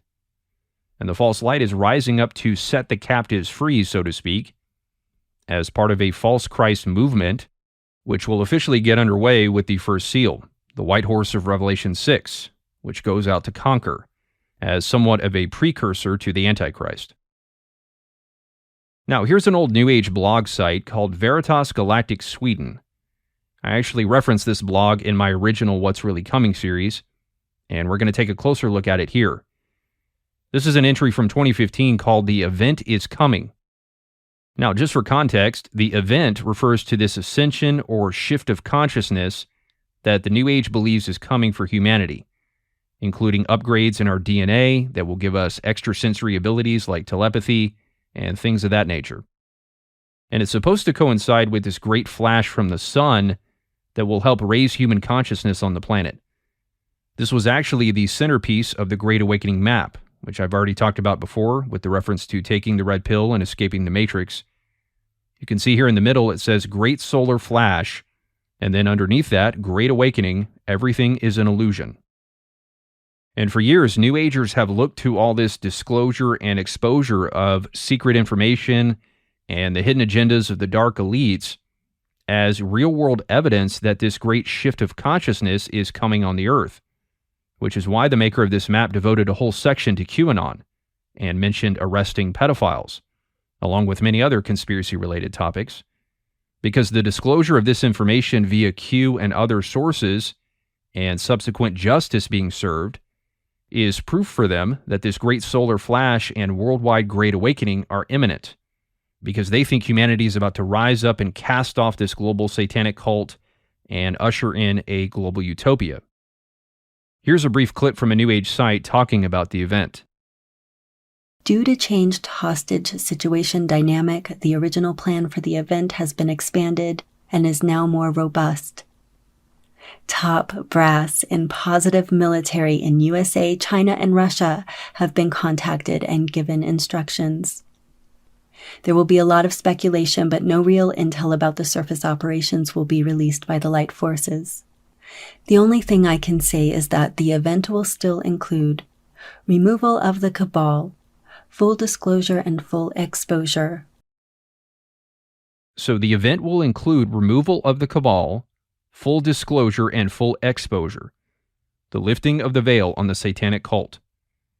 And of course, the sad reality is that this is only the exposure of Mystery Babylon, which will in turn give rise to the Antichrist, who will destroy it in a false Armageddon and lead the world into a false sense of peace and security. So the event is basically the New Age's version of the second coming of Christ and the millennial kingdom, which for them will be the brief period of peace and safety that Paul refers to in 1 Thessalonians 5:3, which I believe will happen after the beast destroys the harlot. So again, a counterfeit Christ leading a counterfeit Armageddon, leading to a counterfeit kingdom of peace and safety. And it makes sense that the peace and safety would come after the Antichrist crusade, not before, as many Christians believe. because this is the same pattern that will follow at Christ's return, right? He returns, destroys the beast at Armageddon, and then the peace and safety of the millennial kingdom, when Israel finally dwells in security after the destruction of her enemies, as it says in Zechariah 14:11. So it makes sense that the false peace and security would be the culmination or crowning achievement of the Antichrist kingdom, that it would come at the very end. Belief in this event was picked up by more popular New Agers like David Wilcock and Jordan Sather, who saw Trump's presidency and the QAnon movement as evidence that this event was getting closer. I mentioned Jordan Sather in the last video. He had a channel called Destroying the Illusion, referring to the shattering of the Great Illusion that Alice Bailey said that the white magicians were supposed to do, leading to the destruction of the black magic matrix. Here's Jordan Sather in 2018 explaining further about what the event is. The event is another name for ascension, which is another name for the revelations, which is another name for the quantum cosmic shift that we're all expecting. I mean, it goes by many different names, even scientifically. Sometimes it's called the galactic superwave or what have you, but it's when these cosmic rays, and especially the solar radiation, hit us, it activates our consciousness, our DNA, our pineal glands, and our heads. So that's going to be secreting more DMT. It's going to be like a global DMT trip, right? But the reason I think it's still a little far off, and it wasn't going to happen here in March, still I don't think it's going to happen for at least quite a few months, if not a year or two, is the fact of global consciousness. That's it. I mean, a lot of people are waking up. Don't get me wrong. We've got, supposed insiders dropping stuff on the internet. We've got even mainstream media posting things about secret societies and stuff you never even would have thought would be on mainstream media 3, 4, 5 years ago.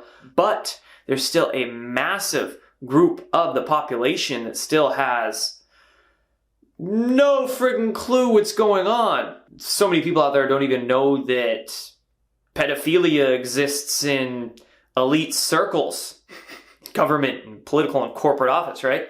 So there's a lot of things that need to happen to influence that global consciousness to make that shift happen. And that's the point I wanted to get to, is that that shift doesn't just happen. That shift is caused to happen by each and every one of us on this planet. We all contribute to it through our mental state, through our thoughts, our consciousness. Get this disclosure ball rolling, get people understanding what's really going on in politics and with large corporations and in our government and in intel agencies and all of that, right? Once we start getting that global consciousness higher and higher and higher, then that shift is going to start happening. So he says the event can't happen until there's more disclosure, until more people learn about secret societies, elite pedophilia, the New World Order, etc. Humanity contributes to the event by learning about these conspiracies and sharing them with others. Because again, that's what the awakening is all about. It's about waking up to this control system, which again, probably Alexandra is also contributing to with her videos. She's helping spread the Great Awakening by exposing the Freemasons and the Satanists and the Rothschilds and their matrix of control, which is why that person commented, "We're moving into an awakening," i.e. the Great Awakening, and thanked Alexandra for helping to contribute to it. She's contributing to the very Great Awakening that she claims to expose. Sather said that this event or shift of consciousness directly coincides with humanity's knowledge about the Illuminati and their agenda. Learning about the evil agendas of the elites, including the pedophile rings, is what causes the shift in global consciousness. And as I mentioned before, I'm sure many of you know just how widespread the exposure of pedophilia and child trafficking is becoming. Last year we had Jim Caviezel's movie Sound of Freedom, which apparently emboldened some other Hollywood celebrities to start exposing other people involved in this stuff. And then, like I said, Epstein's latest client list recently came out. So this stuff is rapidly picking up steam. Listen. This has something to do with the Epstein list that came out? Feels like That's supposed to be coming out soon. Look at this guy, he's been waiting in his wine cellar. Yeah. A lot of people, including Jimmy Kimmel, are really hoping that doesn't All right. Release the Epstein list, and I will be cracking open a bottle of something real nice tonight. He said, we know enough to know that in a number of cases, it has turned out to be absolute sex ring. It has turned out to be an absolute sweatshop. I said, how is this possible? Well, what did they And he said, it is happening. And so all these revelations and disclosures about secret societies and elite pedophilia and one-world globalist agendas will supposedly trigger the event, because awakening to these things will raise the consciousness of the people on the earth, which will then in turn trigger the solar flash. And this is yet another example of how this exposure movement is Gnostic, because this worldly knowledge about secret societies and the pervasiveness of pedophilia in elite circles and the agendas of world governments, this knowledge essentially saves. In this framework, this knowledge, or gnosis, which is where the term Gnosticism comes from, is essentially necessary for salvation, both for individual salvation and the collective salvation of mankind. We need this knowledge in order to raise our consciousness and be saved from this prison planet, to be set free from it. It's a powerfully deceptive counterfeit of the Bible. The Word of God teaches that the knowledge of Jesus Christ saves us from the bondage of sin. Like what Peter says in 2 Peter 2:20, that we escape the defilements of the world through the knowledge of our Lord and Savior Jesus Christ. But in the Gnostic conspiracy narrative, we escape the defilements of the matrix through the knowledge of these conspiracies. It's the same knowledge leading to salvation framework, but with radically different components. And the conspiracy movement utilizes the same basic components as the Gnostics did in their view of salvation. This knowledge about global conspiracies awakens you and helps you transcend this fake illusory reality that they've created. It wakes you up to Satan's agenda and helps you be saved from it. Listen again to what David Icke said about this. Salvation, escape from this entrapment, comes from knowledge or gnosis of self and reality. And gnosis is knowledge, yes, but it's not knowledge, names, dates, places knowledge. It's knowledge of reality and how it works, that kind of knowledge. So escape from this entrapment comes through knowledge of reality and how it works. And that's what David Icke is doing in his presentations. He's telling you this is how reality works. He's giving you the gnosis in order to be saved, according to the Gnostic framework. And that gnosis is knowledge about the Illuminati, the Freemasons, the Satanists, the pedophiles, the world bankers, the New World Order. The knowledge of this global conspiracy is the red pill that wakes you up.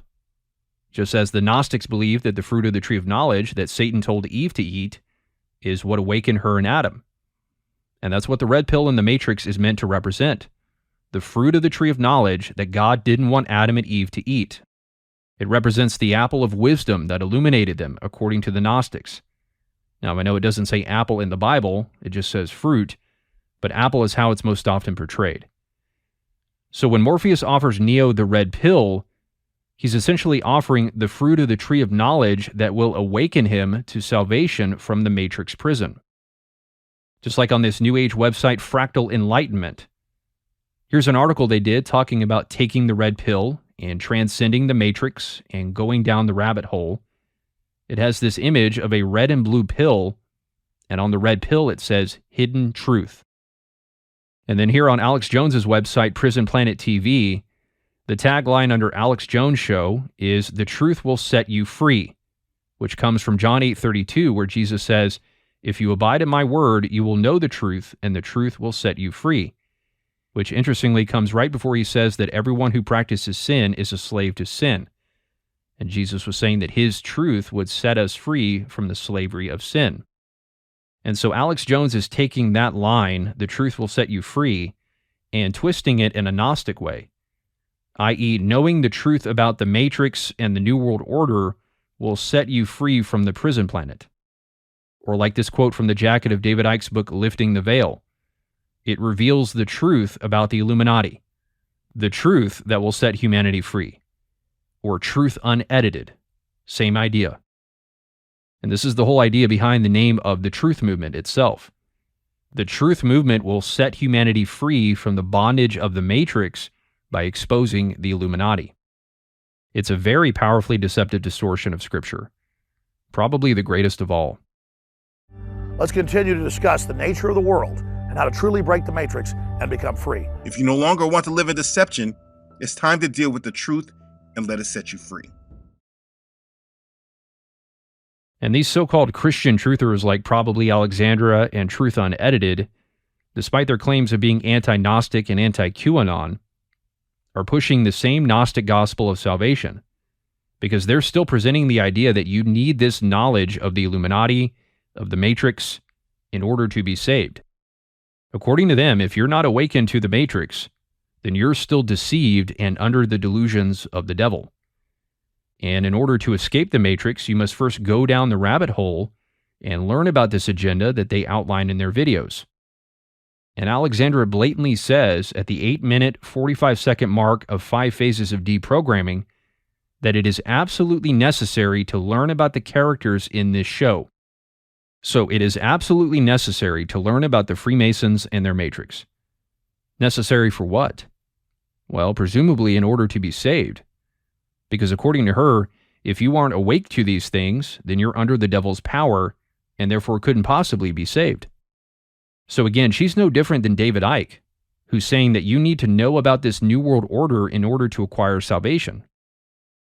Now, it's one thing to say it's necessary to avoid deception in order to be saved, and I would absolutely say that you must avoid these deceptions that I'm warning about in order to keep yourself from falling away, because these deceptions are of the spirit of Antichrist, and Christ has no fellowship with Antichrist. But to say that it's absolutely necessary to learn about the Freemasons and their symbols in order to be saved is quite another thing. This is the spirit of modern Gnosticism. And that's why Alexandra also uses the red pill analogy.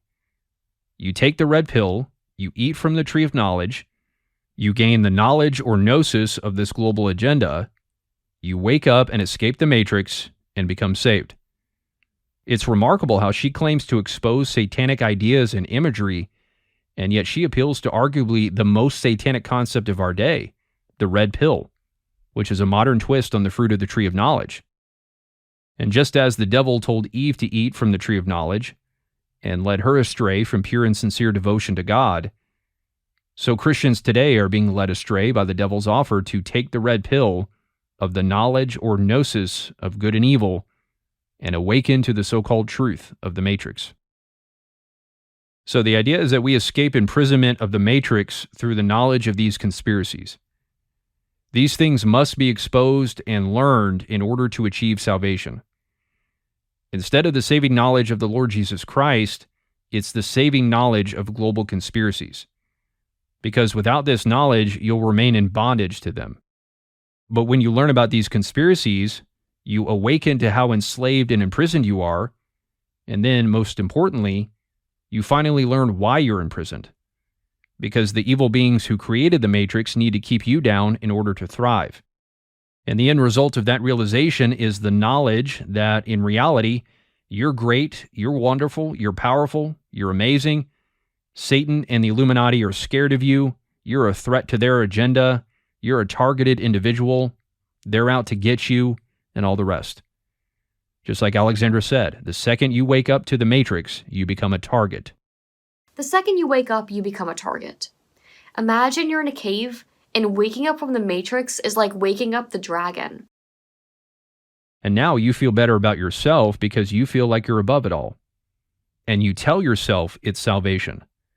This goes back to what I said before, that the awakening simply boils down to people finding a way to elevate and puff themselves up.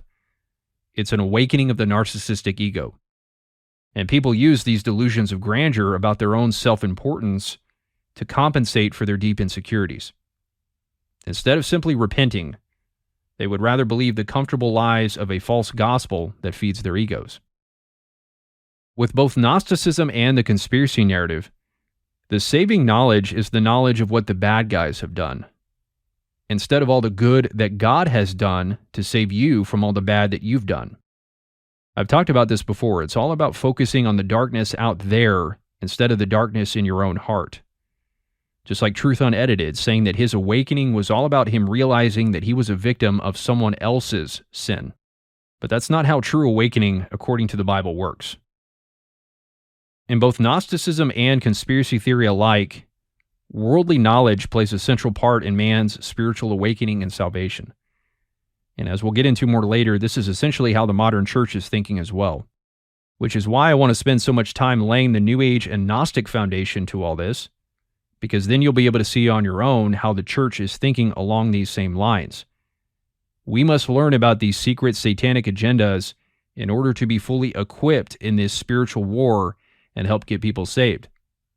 It's the same bottom line Gnostic mentality, but they justify it by calling it evangelism. Anybody trying to wake you up to Christ through the knowledge of global conspiracies or satanic agendas is feeding you a false Gnostic gospel, period. Or at the very least, they're giving you a gospel heavily tainted by Gnosticism. As we've already seen, David Icke correlates the knowledge of global conspiracies with the gnosis that the Gnostics said leads to salvation. That's no coincidence. He's indirectly telling people that the knowledge that he's about to share regarding the Illuminati's global conspiracy to enslave the world is one and the same as the gnosis that the Gnostics wrote about. This should be a sign to you that the entire conspiracy movement is of a Gnostic spirit. And just because the rest of the conspiracy movement isn't as honest about their Gnostic allegiance as Icke is, doesn't make them any less Gnostic. It just makes them less honest and more deceptive. Now, we're going to look at this blog called Veritas Galactic Sweden and what they had to say about the event. But before doing that, I just want to note, this clip of Jordan Sather that we looked at before is from 2018, which was the year after the QAnon movement started in 2017. However, this blog from Veritas Galactic Sweden called The Event is Coming was published 2 years before QAnon in 2015, which was also the same year of this video on the Matrix by Ralph Smart, where he was talking about questioning everything, which Q also went on to say in his drops. This shows how this stuff was building in the New Age community well before Q, and that Q was simply a culmination of things. And that's why Q was so significant for the New Age, because his intel drops were the first mainstream disclosure of what New Agers had been talking about for many years prior. They had been talking about this disclosure and exposure stuff for years in backroom blogs and small inner circles, and then they see these big intel drops from someone seemingly high up in the government and associated with Trump, and they're talking about arresting pedophiles and draining the swamp and the Rothschild global cult that worships Satan. So you can imagine why Q was such a big thing for New Agers, because this is the kind of stuff that they had been talking about for years. Right, when water starts boiling, the bubbles are at the bottom first, and then they come to the surface. And that's what Q was. It was the bubbling to the surface of things that were happening under the surface for a long time. And as you'll see, this blog entry also talks about humanity's imminent release from our prison planet through this great storm of disclosure and all these secret things coming to light, just as Q would later go on to say as well. So it says here, many wonder how on earth things are going to change so quickly after the event. Here I am referring to the practicalities of worldwide peace on earth, worldwide prosperity, worldwide free energy, etc. When the veil is finally down, there's the reference to the veil, soldiers everywhere will lay down their weapons and refuse to kill others. When people finally learn through the mass media that they have been imprisoned and held hostage by warmongers for so long, that the entire financial system, etc., has been designed to be a source of income for our captors and keep us as slaves, the relief among people will know no bounds. So there's that Gnostic motif of imprisonment by the globalist captors. And remember, this is 2015. And then 2 years later, Q and the QAnon movement would go on to talk about some of these same things, including the reference to a storm. Listen to what it says here. We are living in the final days of our imprisonment on this planet. The winds of change are blowing and leading us forward to the day that has many names. On that day, there will be the initiation of a storm of disclosure unlike anything that has ever happened before on Gaia or Earth. On that day, all of the truth that has been hidden from mankind for such a long, long time will finally come out into the open. The word apocalypse has been used by many incorrectly, in that it is often interpreted as meaning the complete final destruction of the world as described in the book of Revelations. So this would be the false apocalypse that I've been talking about for many years, the unveiling of Babylon's agenda, which will trigger the reaction from the beast and the initiation of a false Armageddon. And notice the multiple references to that day, which resembles biblical references to the day of the Lord, which is also described as that day. For example, when Christ says in Matthew 7, "On that day many will say to me, Lord, Lord," or in Matthew 24 where he says, "But of that day and hour no one knows, not even the angels in heaven, nor the Son, but the Father alone." Also Zephaniah 1, 9 and 10 both say, "On that day," referring to the day of the Lord, which verse 15 goes on to describe as a day of wrath is that day, a day of trouble and distress, a day of destruction and desolation, a day of darkness and gloom, a day of clouds and thick darkness. And also Zechariah 14, one of the most descriptive passages about the day of the Lord. There's many references to on that day when the Lord returns and initiates his millennial kingdom on the earth. On that day his feet shall stand on the Mount of Olives. On that day there shall be no light, cold, or frost. On that day living waters shall flow out of Jerusalem, etc. And notice the title of this section is called "The Day of Revelation of Truth is Near." Once again, a reference to the truth that will supposedly set humanity free. And then the Day of Revelation, which in biblical terms would also be another name for the Day of the Lord or the return of Christ, when there will indeed be a great revelation of things, or storm of disclosure, as this New Ager describes. So these references to that day in the context of a storm of disclosure or revelation are most certainly not coincidental. So there's quite a lot of counterfeiting of scriptural ideas here. The lifting of the veil, the day of the Lord, disclosure, apocalypse, revelation, everything hidden coming to light, which is a reference to Luke 8:17, where Jesus says, "Nothing is hidden that will not be made manifest, or is anything secret that will not be known and come to light." And again, apocalypse does mean revealing, disclosure, or to take off the cover, which goes back to the lifting of the veil concept. But of course, what they're talking about here is a false apocalypse, where the hidden things of Mystery Babylon are being exposed. The mystery of Babylon is being revealed. And I think that's why the Bible calls it Mystery Babylon, because for many years it's been hidden from mankind. But in the final days, the mystery of Babylon will be exposed, which will spark the rise of a false Christ movement that will go to war against Babylon in a counterfeit Armageddon. This is some very, very powerful delusion that's on the rise. And also this phrase, storm of disclosure, is very reminiscent of Q, or rather Q was reminiscent of this blog, because this blog came first, remember? And there's other leaders in the conspiracy movement who were talking about the calm before the storm many years before Q and Trump.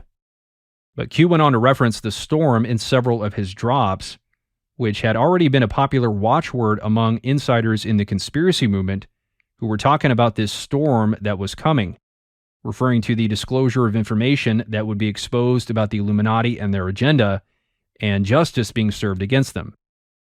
So as I said, this stuff was building under the surface for quite a while, all of which has been prepared by the Lord.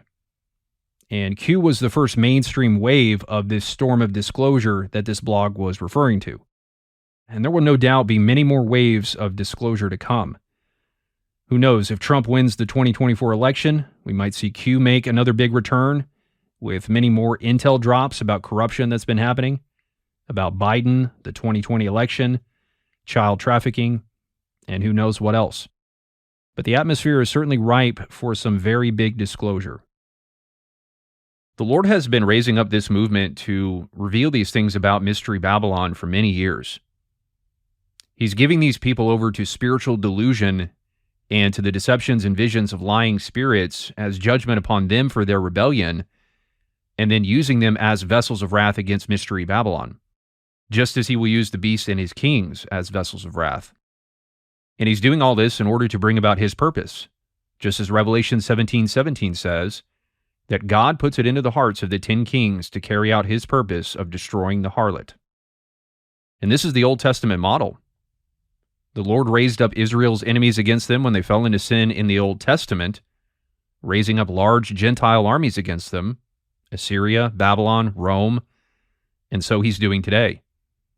He's raising up a massive global movement that's bringing about this storm of disclosure and revealing the hidden things about the Illuminati, satanic cult, and the New World Order, which all ties back to Mystery Babylon, apostate Jerusalem, the leaders of which have devised a massive agenda to subdue and control the Gentiles so that they can usher in their Messiah and rule over the earth.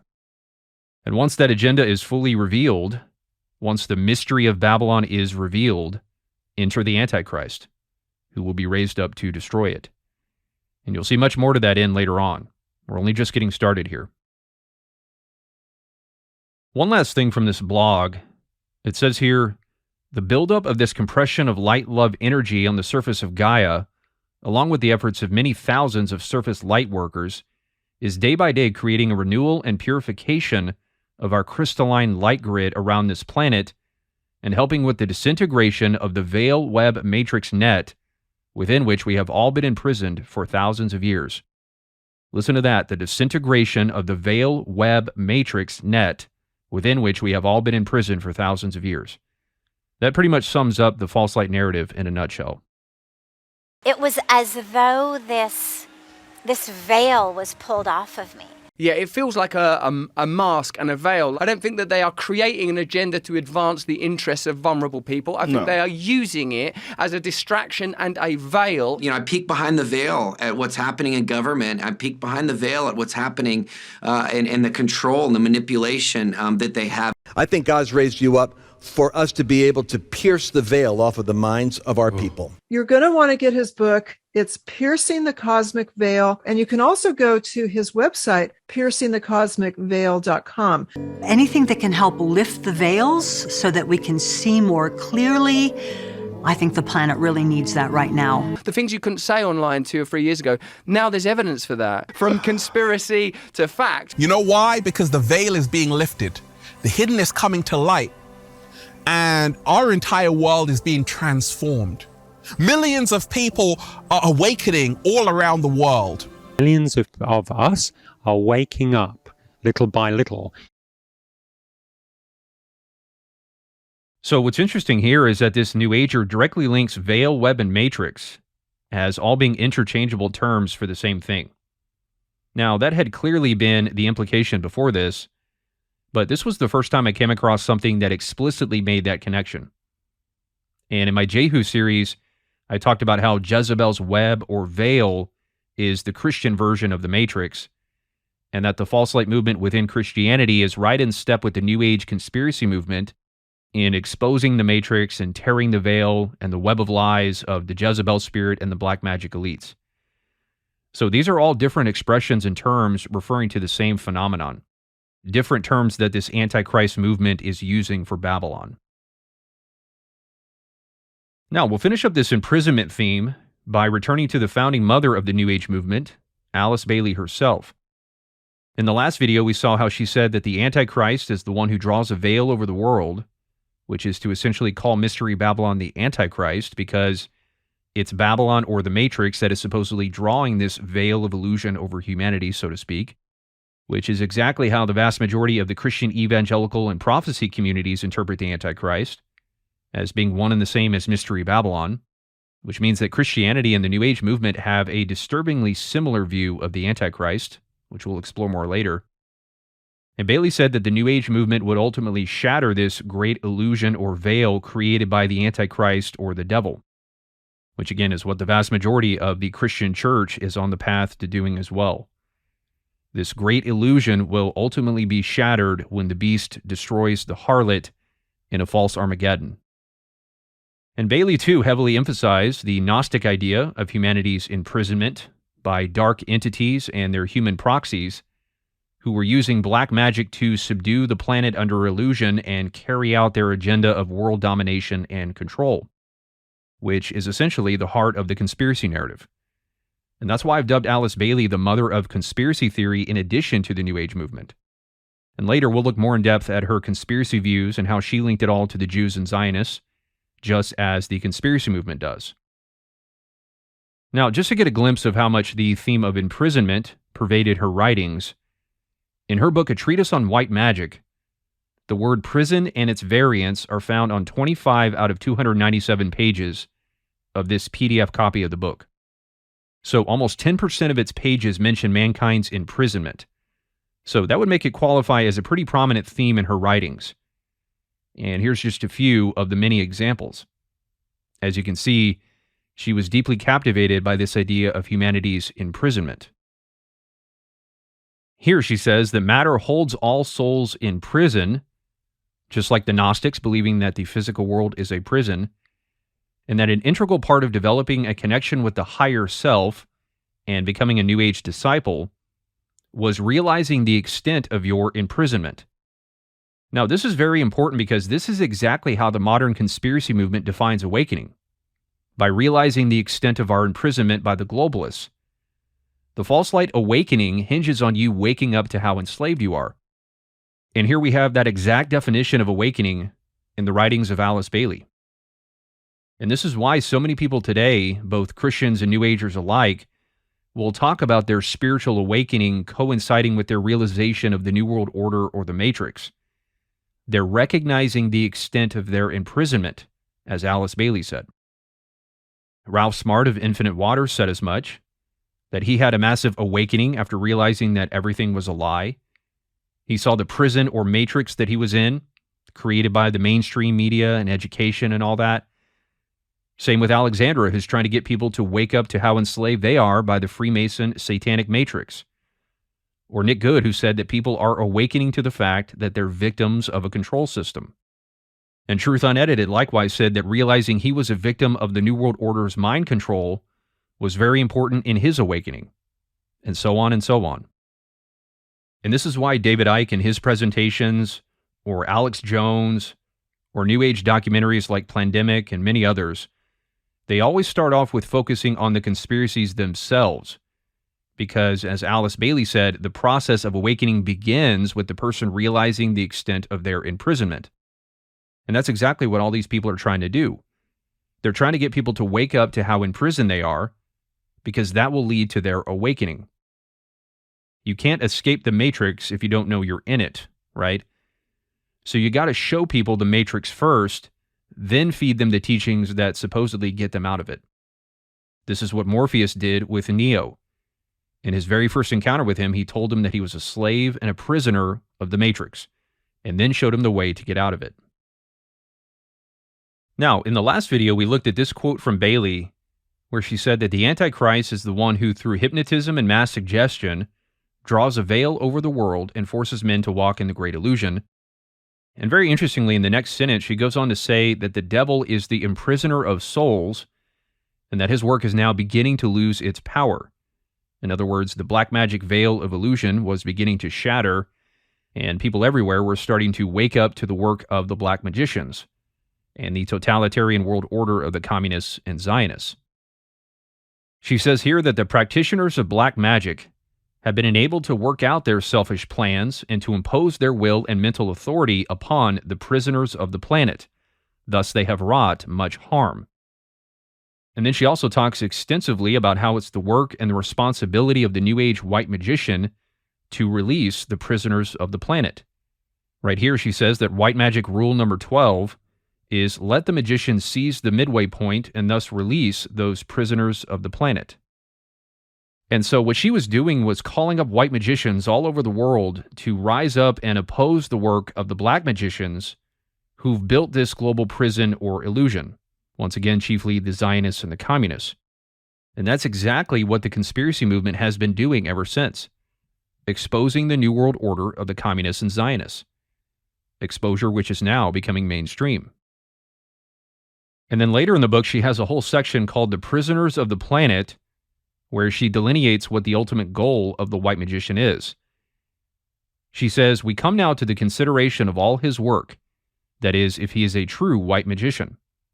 It is stated clearly that this is to release the prisoners of the planet, saying that the white magician becomes a transmitting center of spiritual forces to the prisoners of the planet. So the entire goal of the white magician is to release the prisoners of the planet. In other words, help other people escape the Matrix.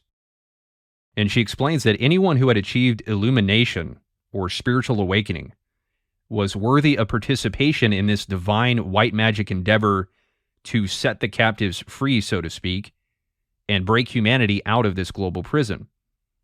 And again, it's blatantly obvious that the conspiracy movement encompasses those so-called illumined minds who have been spearheading this planet-wide prison break against the black magic Illuminati prison wardens. This is why Alex Jones once said that he was a vessel or conduit of light, which he says right after mentioning Plato's cave and turning the elites into dust with the light of the sun. But to bring light into the world, to bring God's light into the world, we have to be the vessels for that light. We have to be the conduit for that light, the conduit for that light. And it's my job to smash through the lies and disinformation, to crash through it, to blow holes in it, and then lead everybody else in to defeat the enemy. And I'm not the only one doing it. So Alex Jones is helping to complete Alice Bailey's Gnostic project of releasing the prisoners of the planet from the Matrix. As a so-called transmitting center of spiritual forces, he's smashing through the lies and disinformation, smashing through the illusion, which is bringing light into the world and helping to shatter the illusion created by the black magicians, just as this painting by Neil Haig depicts.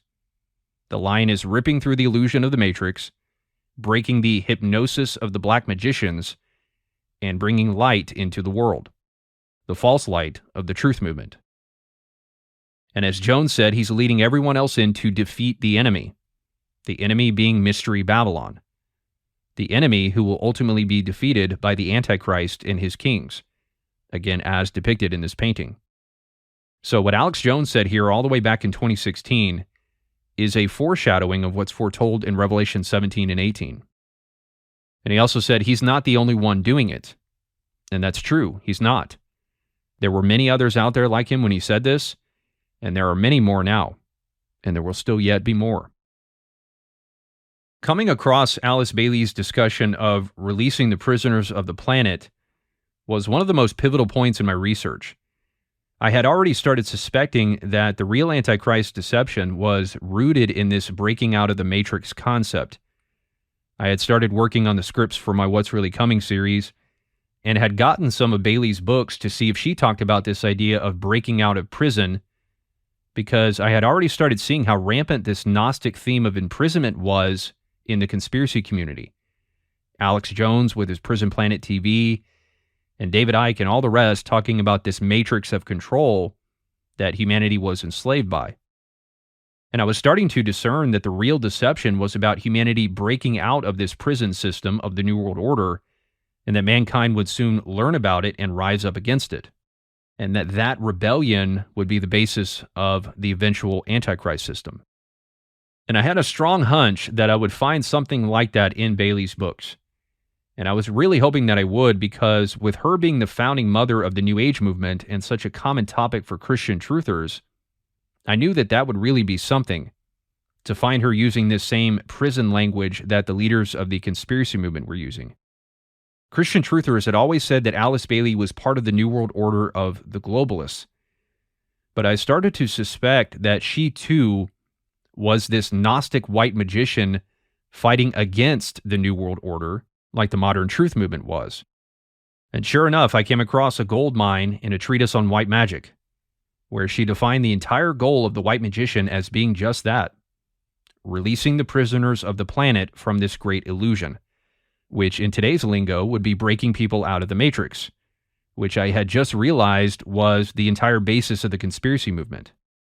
And from there, it wasn't too difficult to see that this great illusion that she talked about, created by the black magicians, was one and the same as the totalitarian world order of the communists and Zionists that she condemned elsewhere in her books, which I quickly correlated with the globalist New World Order that the conspiracy movement was fighting.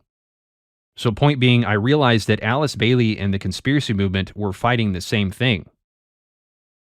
And I vaguely remember the feeling of complete shock seeing this phrase, release the prisoners of the planet, in her book, with an entire section called The Prisoners of the Planet. nearly identical to Alex Jones's Prison Planet TV.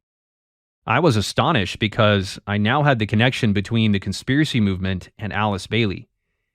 And I knew from there on out that the New World Order would start getting exposed and conspiracy theory would go mainstream. Because that would be the ultimate fulfillment of what Bailey was talking about with this whole agenda to release the prisoners of the planet. And I knew that her writings were influenced by deceiving spirits, and I figured surely these deceiving spirits must be communicating these ideas for a reason. And I eventually realized that these deceiving spirits were sent by the Lord to start bringing judgment against Babylon. I knew this was where the real deception was coming from.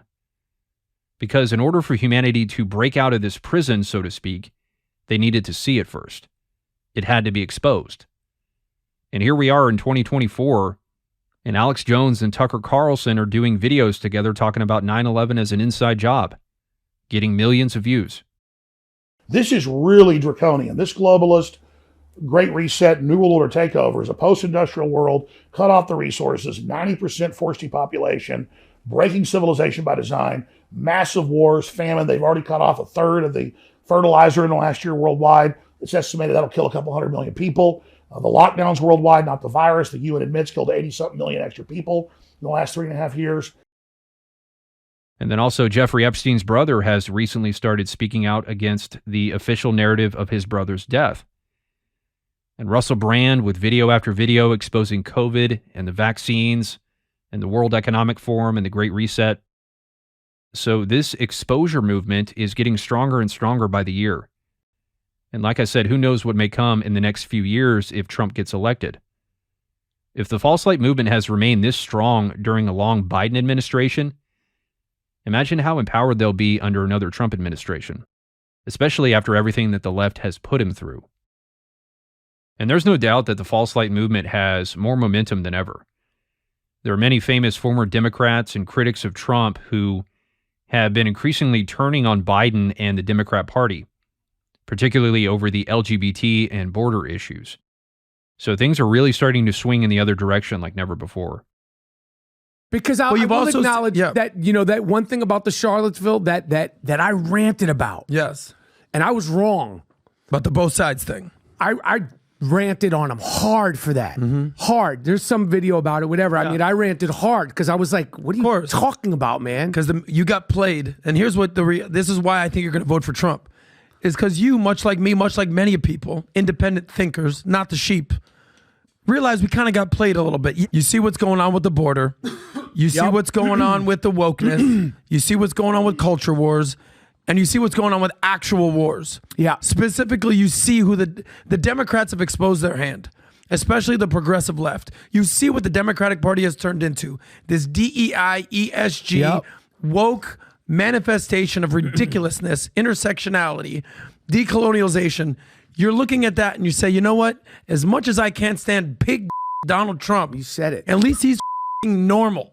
At least he doesn't want to turn my boy into a girl. At least he's normal. Well, but yes. At least he doesn't want to turn my boy into a girl. Yeah. At least he's defending Israel, not the terrorists.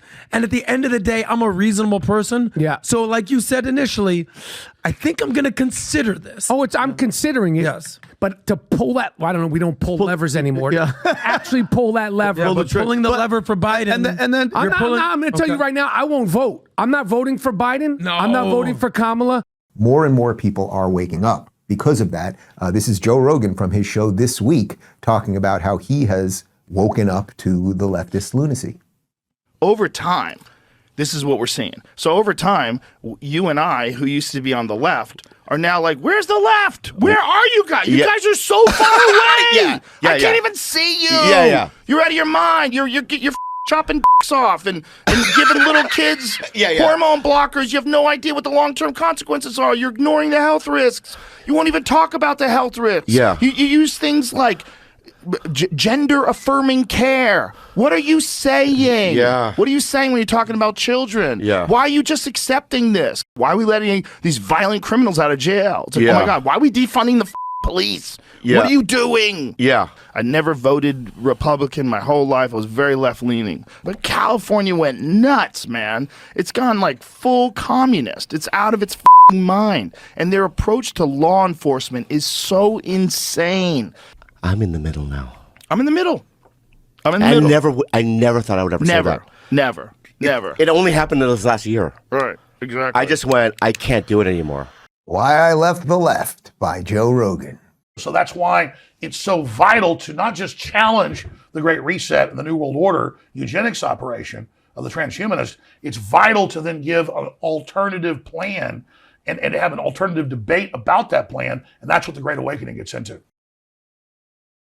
So by revealing the nature of man's imprisonment at the hands of the Illuminati, Satanists, and New World Order, the false light conspiracy movement is spreading a Gnostic gospel of salvation and carrying out Alice Bailey's white magic agenda, which is to tear the veil, shatter the illusion, destroy the matrix, release the prisoners of the planet. And how is that done? By exposing the agenda and the lies of the black magicians, the Illuminati, the Freemasons, the satanic global elites, the New World Order. And if you're exposing this prison planet or this matrix in any fashion, whether it's the elites, the Satanists, the Freemasons, mind control, the lies in the media, Hollywood, Satanism at the Super Bowl and rock and roll, or whatever it may be, you're participating in this Gnostic white magic agenda of releasing the prisoners of the planet, which is paving the way for the Antichrist to eventually be raised up against Babylon.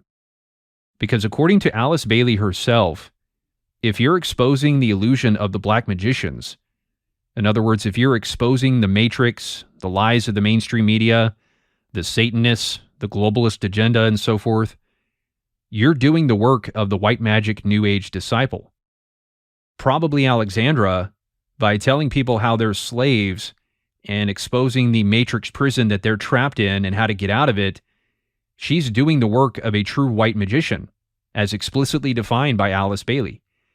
She's releasing the prisoners of the planet who are trapped in the matrix.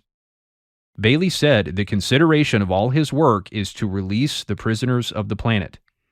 That's the entire aim of the white magician's work.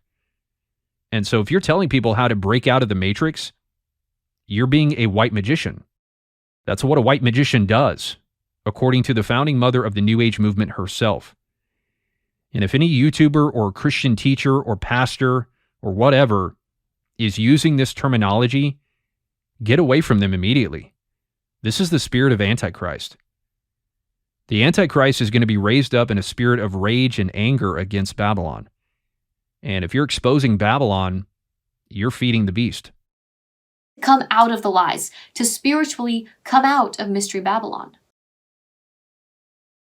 And all those Christian truthers like Alexandra, and some more that we'll talk about later, who expose the so-called light side Luciferian Freemasons, including the Nasara Gesara stuff, who pretend that they're exposing the false light by doing that, they're not exposing the false light. They're participating in it. There's a reason why I never talked about Nasara Gesara, which is supposedly part of some financial reset. The light side Freemasons taking down the dark side Freemasons is not real opposition to the New World Order. That's controlled opposition within the New World Order. And that idea is still part of the conspiracy narrative. This whole controlled opposition thing. That's still some Masonic elite agenda. And you have to get out of that mentality entirely. What Bailey talked about was real and actual opposition to this black magic agenda coming from people all over the world. And this is what Christian truthers simply don't understand. They're still stuck in this New World Order top-down agenda mentality. They'll sit there and expose Alice Bailey and the New Age agenda, completely missing the fact that her New Age agenda would only come to fruition once the New World Order was exposed, overthrown, and defeated. You can't have a New Age utopia if the Illuminati are still around. We've got to crush the globalists. We've got to crush the New World Order. So the real and literal practical exposure and defeat of the Illuminati, Freemason, Satanists is arguably the most important aspect of the New Age agenda. What good is yoga and meditation if there's a satanic elite controlling the planet, right? In fact, New Agers are increasingly using meditation to help eradicate the satanic cult. Like this article from 2017 said in response to Pizzagate, mass meditation event for arrest of elite Washington pedophile ring. And I think these meditation events that New Agers hold coincide with the prayer meetings and prayer gatherings and worship gatherings that are happening on the Christian side.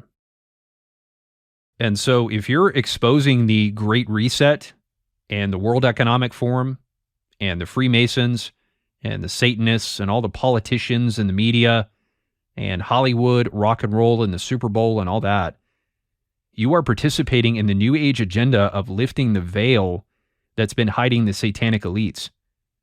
Remember the cover of this book, Lifting the Veil, where the curtain is being pulled back to reveal the satanic symbol.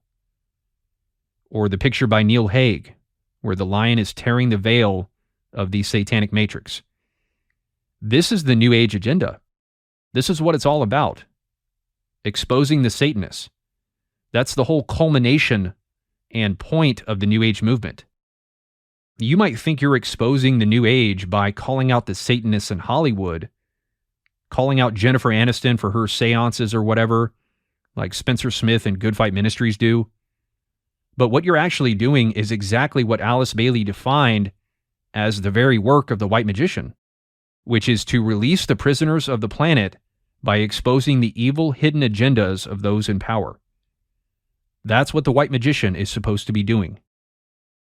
God is using the world to judge the world. And yes, Paul says that the saints will judge the world in 1 Corinthians 6, but that's not till after the resurrection. Paul says in 1 Corinthians 5, what do I have to do with judging outsiders? God judges those outside. And so if you're already engaging in judgment against the world, you're presumptuously taking on a post-resurrection responsibility, which essentially puts you in the same camp as the post-millennialists who believe that they're already reigning with Christ, which likewise doesn't happen until after the resurrection. And so if you're judging the world right now, you're doing exactly what the post-millennialists are doing, acting as if you're already in the kingdom and that the resurrection has already happened. You're effectively adopting a kingdom now mindset. Exposing Alice Bailey has been a very popular thing within Christian prophecy and conspiracy circles for quite a long time. They'll typically focus on her ties with the United Nations and how the original name of her publishing company was Lucifer Publishing and all that. I've mentioned before about exposing the low-hanging fruit, right? The very easy things to call out, the things that don't take much discernment. Well, talking about Alice Bailey's UN connections and her Lucifer Publishing Company would be low-hanging fruit. Christian Truther channels have been exposing those kinds of things for many years. And if you don't believe me that it's low-hanging fruit, David Icke exposes those things. In his book, The Biggest Secret, he has almost an entire page exposing Alice Bailey, her Ascended Masters, the Great White Brotherhood, her divine plan, and her connections with the United Nations. David Icke is pretty famous for being opposed to the idea of Ascended Masters, because to him it reeks of control and elitism, and is a little too close to organized religion for his taste. And on her chart from An Inconvenient History, probably Alexandra has Great White Brotherhood on there. And people think she's exposing the false light. So my question is, if you think probably Alexandra is exposing the false light because she's exposed the Great White Brotherhood and Alice Bailey, is David Icke exposing the false light too? Because he exposes the Great White Brotherhood and Alice Bailey. This is a New Ager exposing another New Ager, pretending that he's not New Age himself. Just like Christian Truthers exposing Gnosticism, pretending that they're not Gnostics. Would you trust David Icke just because he exposed Alice Bailey? Would you believe that he wasn't of the same spirit as Bailey just because he called her out? Of course not. Just because David Icke exposed Alice Bailey and the Great White Brotherhood and the Ascended Masters doesn't mean that he's exposing the false light. Because the real false light isn't any of those things specifically. The false light is the conspiracy movement. And the conspiracy movement cannibalizes itself all the time. They're always pointing the finger at each other saying, no, you're part of it, you're a shill for the Zionists or whatever. That's why David Icke calls the QAnon movement a psyop. He's pointing the finger at others who are just like him. Same with Alexandra calling out the QAnon movement. These are Gnostic conspiracists simply pointing the finger at each other. And so, just as you should not trust David Icke just because he exposed Alice Bailey and the Ascended Masters and the Great White Brotherhood, neither should you trust any of these Christian truther channels just because they do some superficial exposés on Alice Bailey and the United Nations and the New Age movement. David Icke can expose Alice Bailey all he wants, but he's clearly operating in the same spirit as her. By telling people how to escape the Matrix, he's doing the very work that she outlined in her books of releasing the prisoners of the planet. And the same goes for any Christian YouTuber or ministry exposing the satanic elites or the Matrix. If David Icke can speak out against the New Age while being a New Ager, then it shouldn't be that difficult to understand that Christians can call out Gnosticism and the New Age and still be Gnostics at heart. It's unfortunate how naive so many modern Christians really are, and how so many don't understand the simple concept of fraudulence. And it's often because they're frauds themselves. They're frauds, and so they can't see fraudulence in other people. But the kind of stuff that David Icke mentions about Bailey's connections with the UN and her Great White Brotherhood and Ascended Masters and all that, that's all I ever heard about her from Christian prophecy and conspiracy researchers, was her obvious New Age beliefs and connection with the UN. And they would always incorporate her into the New World Order instead of pitting her against it. And what I never heard until I started researching for myself was that Bailey spoke out against the secret shadow government, just like the conspiracy theorists were doing. And then things started clicking from there. That was the side of Bailey I had never heard before. And we'll talk much more about her conspiracy views later. So that wraps up the first point of Gnosticism, that the world is an evil prison for our spirits, which expresses itself today in the conspiracy narrative through the idea that the Illuminati and the New World Order have created a prison planet that entraps and enslaves mankind. You are a slave, Neo, born into a prison that you cannot smell or taste or touch. They said the physical world is a prison created by an evil fake god. It's what I call the prison without the bars. Consciousness is in danger of being trapped. We're still trapped. In a perceptual prison. Whatever you want to call it, New World Order, Illuminati, Cabal, this so-called prison planet. 7 o'clock weeknights at prisonplanet.tv. Earth is in fact a prison planet, that the elites are kind of like prison guards. To enslave humanity in a fake reality. And have a giant submass of uneducated slaves. An undetectable underworld of chainless slaves. And a tiny elite in control of it all. You become a slave. You become a serf to these people. As it is constantly trying to mold us into the slaves it wants. Humans are still prisoners because humans are enslaved. We're slaves, and it's getting worse. You're now basically a fearful slave looking up to the powerful master. And that is the very nature of this New World Order system. It's basically just slavery. All I know is I'm not a slave. I'm awake. I've got a soul. Oh my gosh, I didn't come here just to be a slave. I came here to be free. Not to be a slave and a sheep to you and these people. There's a real chance that Earth may break free of being a prison planet. So let's take a look at how we're in it so we can get out of it. All of humanity can be set free from this prison by embracing and expanding our infinite awareness. So now on to the second point of Gnosticism, which concerns the creators of this so-called prison planet. Because after learning about the prison, then you learn about who's ultimately responsible for its creation and preservation. Returning to the notes for the history of Christian theology, it says, the angels in the heavens are often called rulers or archons. They are evil and try to block the soul's escape from this world after death. So the beings responsible for humanity's imprisonment are called archons. The physical world is a prison, and the archons are the ones who created it and maintain it, and do everything they can to keep humanity inside it.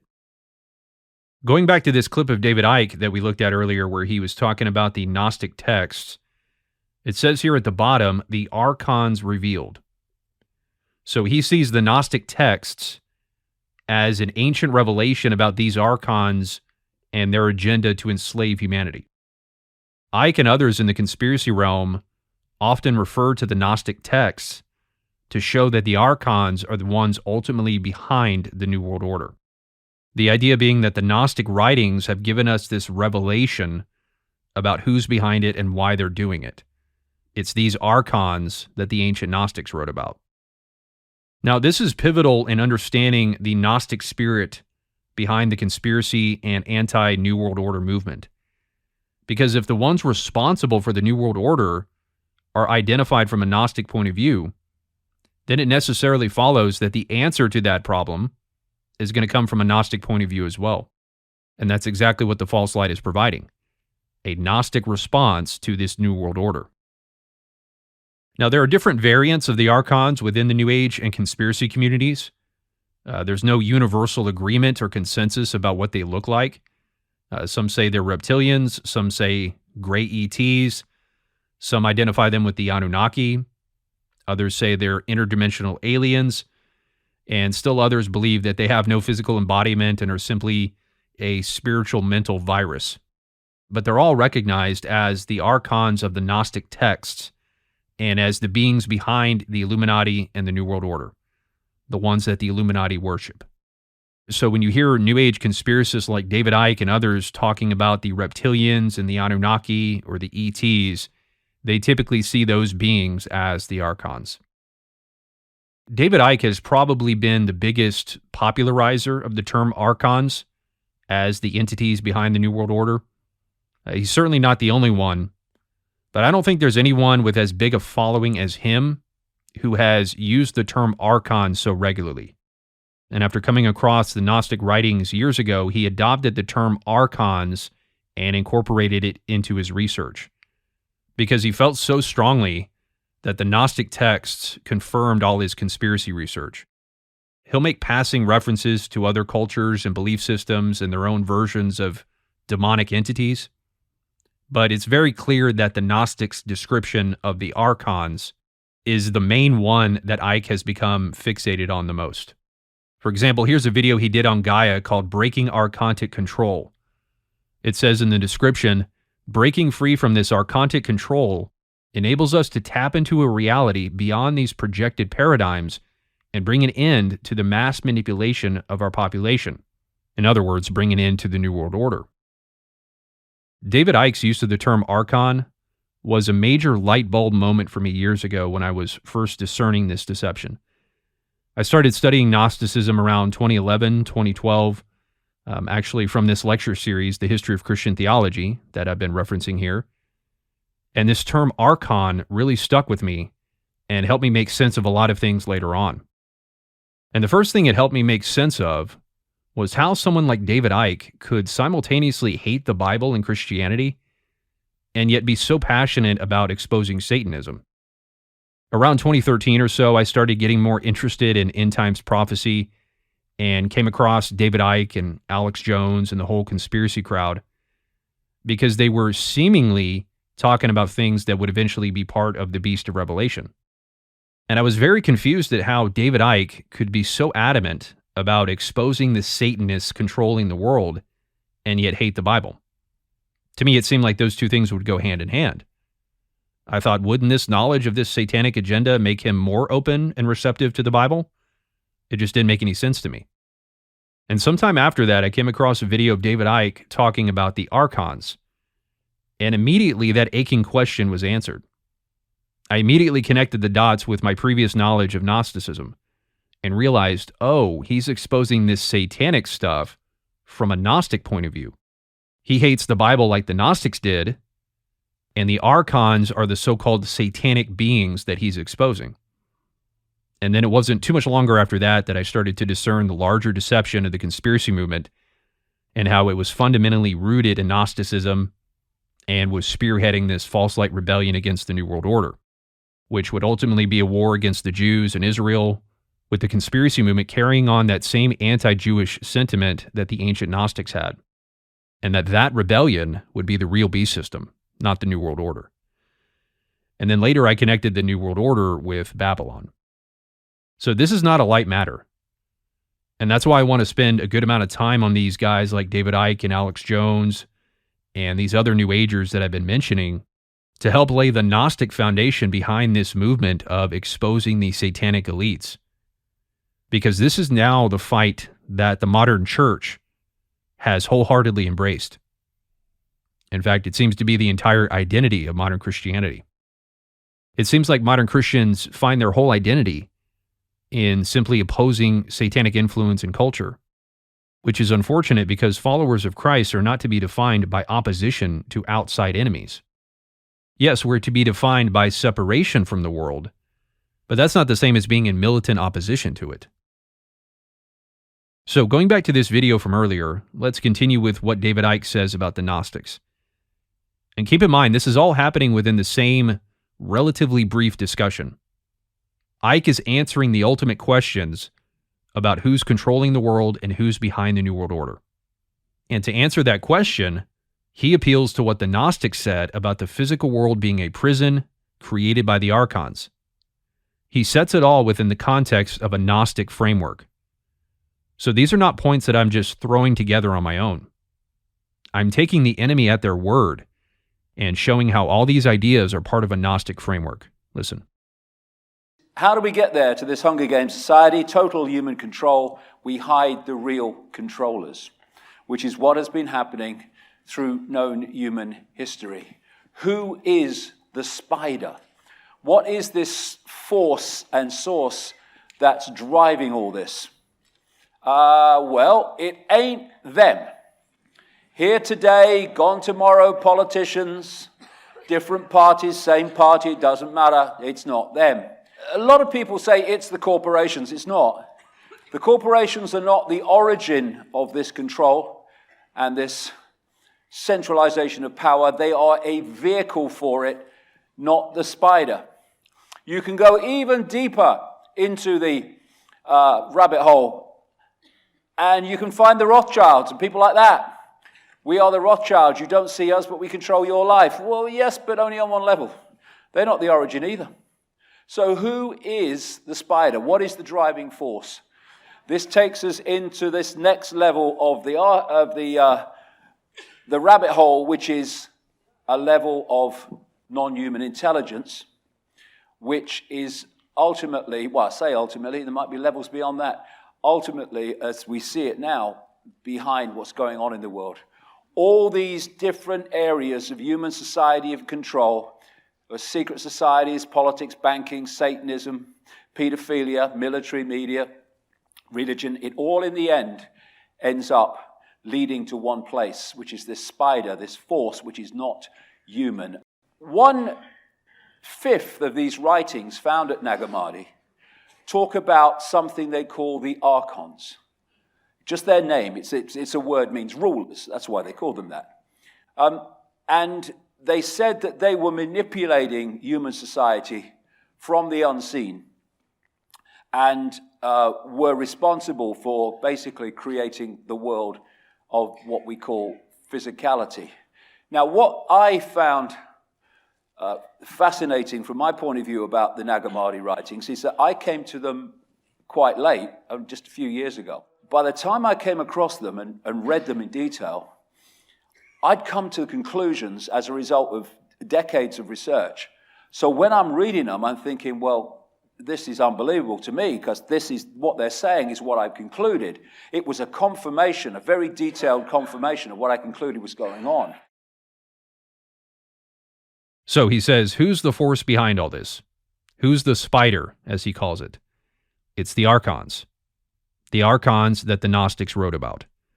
It's not politicians, it's not corporations, it's not even the Rothschilds and the bankers. It's the Archons. But of course, his mention of the Rothschilds will be important for later when we get more into the Jewish topic. But he says that the Gnostics said that the Archons created our fake prison reality.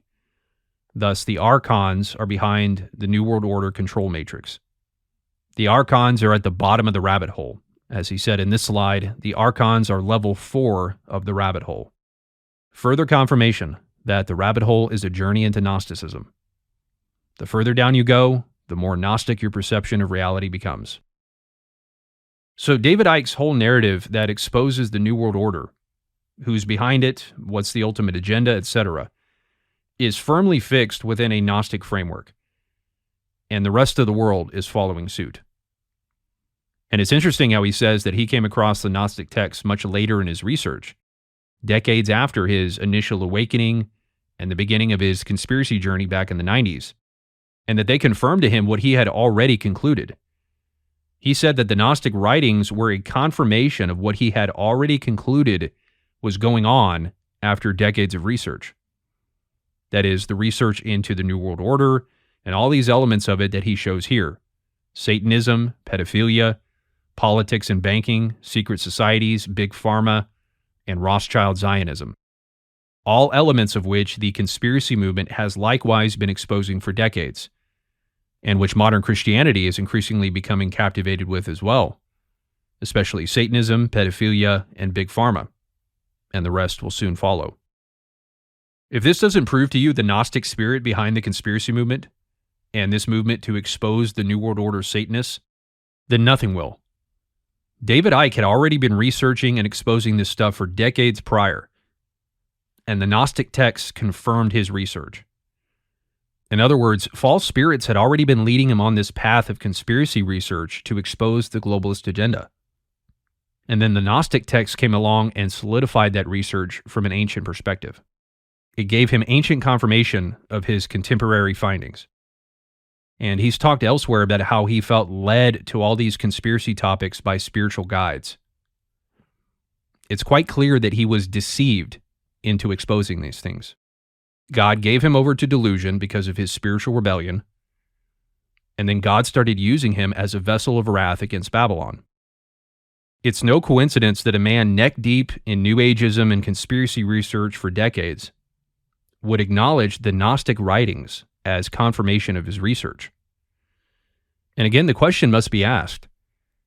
If the New World Order is supposedly the beast system of Revelation 13 that the entire world follows and worships, then why have Antichrist Gnostics like David Icke been so ahead of the curve on exposing it?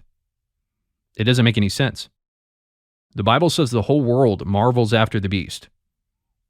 Clearly, David Icke is not marveling after the beast, nor are any of his followers, at least not according to that definition of the beast.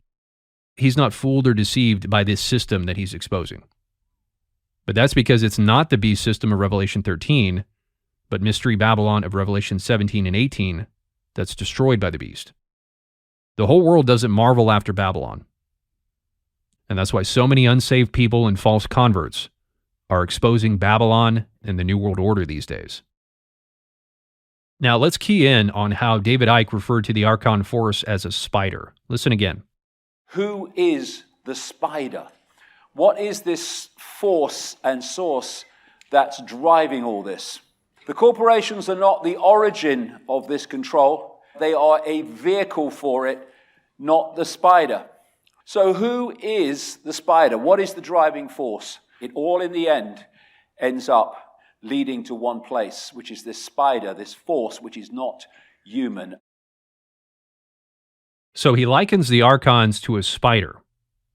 And along those lines, one of the episodes of his Escape the Matrix series on Gaia TV is called Web of Control. So this spider analogy is very prominent in David Icke's narrative. But he's not the only one. We've heard this terminology before. For example, this New Age blog site Veritas Galactic Sweden that talked about the event and the storm of disclosure that would bring an end to humanity's imprisonment by the New World Order. At the end, it said the disintegration of the veil web matrix net within which we have all been imprisoned for thousands of years. So the New Age conspiracy movement also describes the veil or the matrix as a web, with the spider being the weaver of that web. New Ager Nick Good did the same, calling the matrix a web.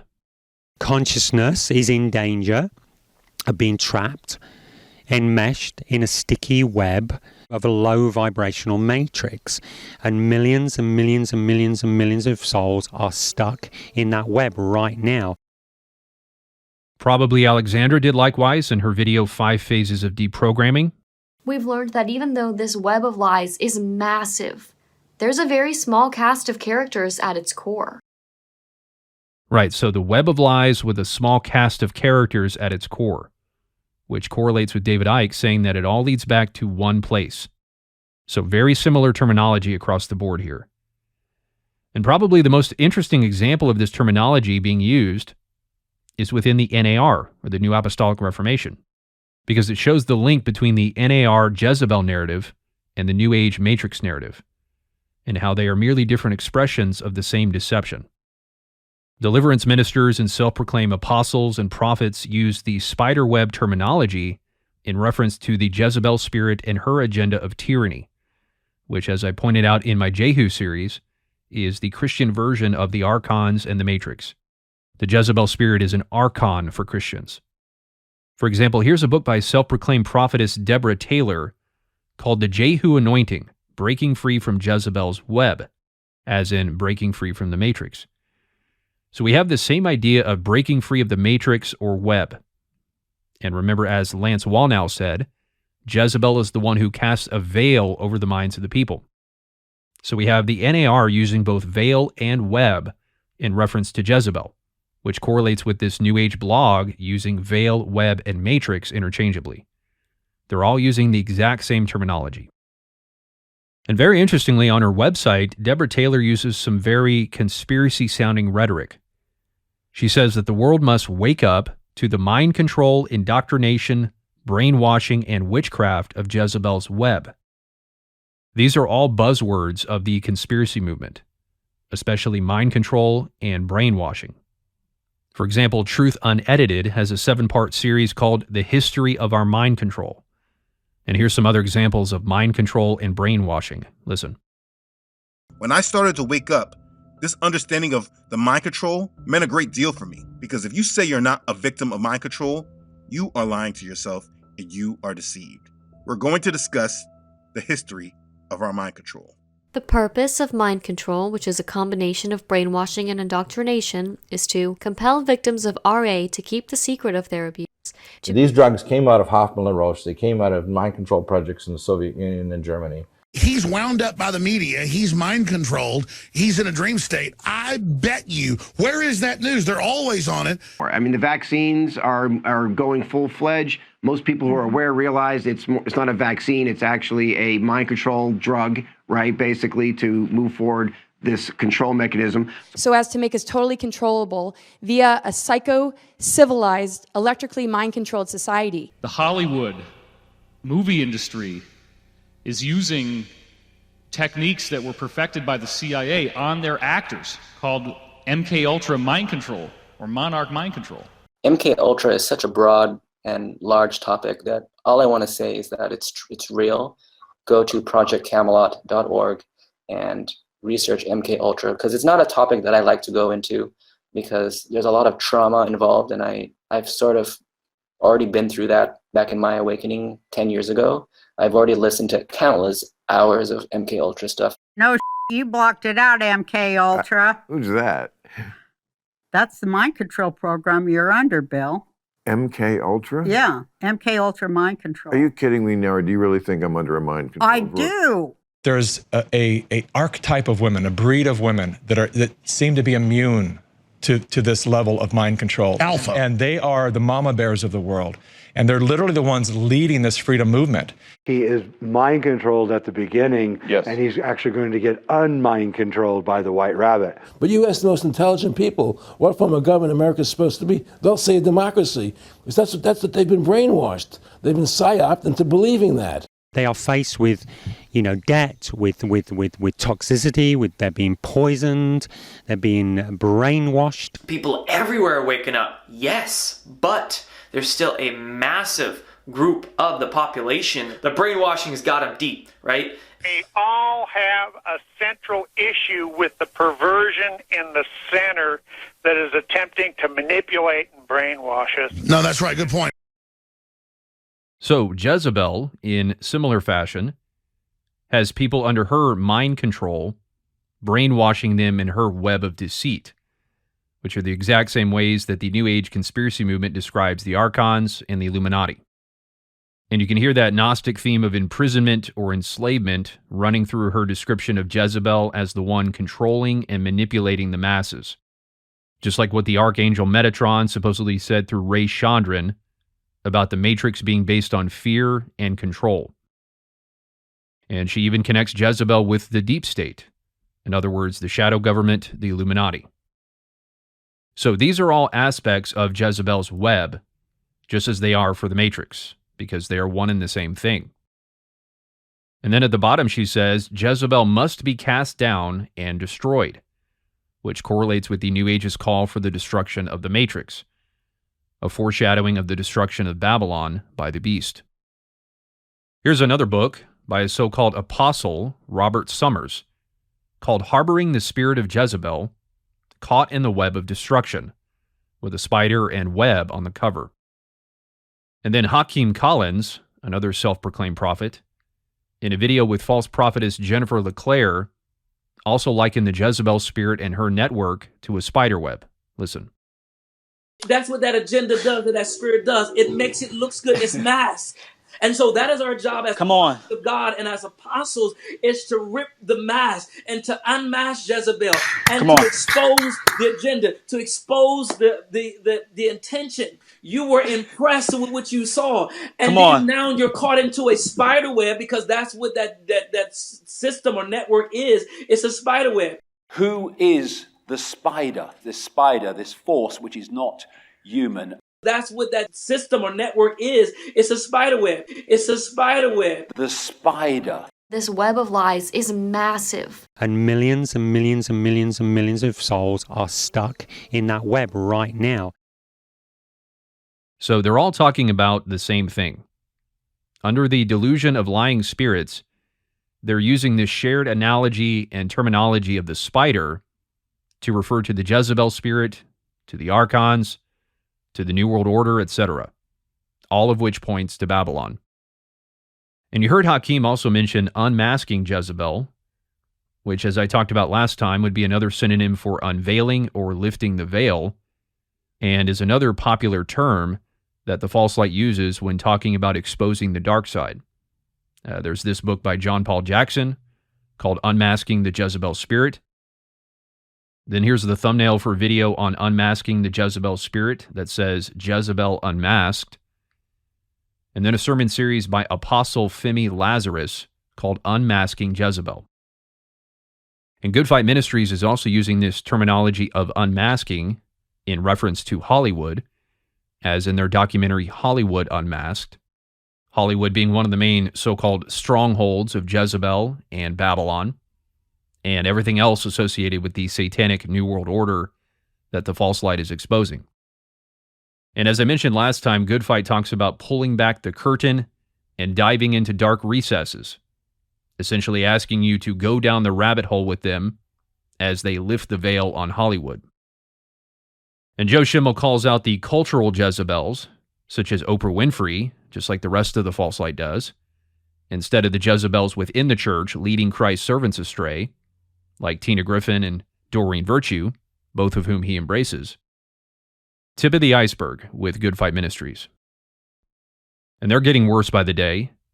They've been taking up this war on children pretty hard, covering Epstein and the release of his updated client list, and talking about pedophilia with their false light partners like Doreen Virtue.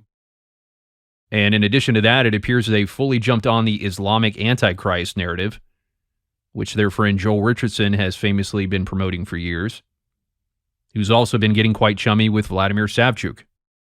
So yet another associate of Good Fight Ministries who fellowships with Vladimir Savchuk and the NAR. Hopefully I'll be able to talk about them more in depth later. But it's quite sad to see how they seem to be securing their own destruction. So we see how different wings of the false light are all converging on the same enemy and using similar terminology. We have New Agers and conspiracists like David Icke exposing or unmasking the New World Order and calling for people to rise up and fight against it. And then we have people like Deborah Taylor and Hakeem Collins and Lance Wallnau and others in the NAR who are not known for being conspiracy theorists, talking about unmasking and exposing Jezebel, the need for a Jehu anointing to take her down, and using strikingly similar language as the New Age conspiracists in reference to Jezebel. They're all going to eventually converge and unite in a rebellion against the same enemy, Mystery Babylon, who, like Jezebel, is depicted as a woman. And that's another very important theme of this false light rebellion, the recurring theme of rising up against an evil feminist spirit, which goes back to the Jehu versus Jezebel typology. And Spencer Smith, with his praise of Jehu and his obsession with exposing the divine feminine in his Third Adam documentaries, is a big part of this movement as well. Like I said, we'll talk much more about him later. But people all over the place, both inside and outside Christianity, men and women alike, are starting to get fed up with feminism and the feminization of society. And we're now seeing this rising tide of masculinity in response to the oversaturation and extremism of feminism and the LGBT movement. And it's no coincidence that they have adopted the Matrix red pill terminology. The men's rights movement is alternatively known as the red pill movement.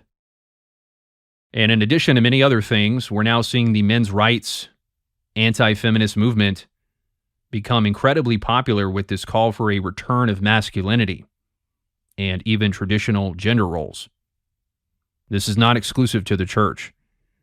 There are many secular and non-Christian influencers who are becoming very supportive of traditional gender roles, which guys like Andrew Tate and Myron Gaines of the Fresh and Fit podcast, along with many others, have been pushing. Because people are seeing just how crazy and unstable society is getting, and more people are linking that insanity with the breakdown of the family and traditional gender roles.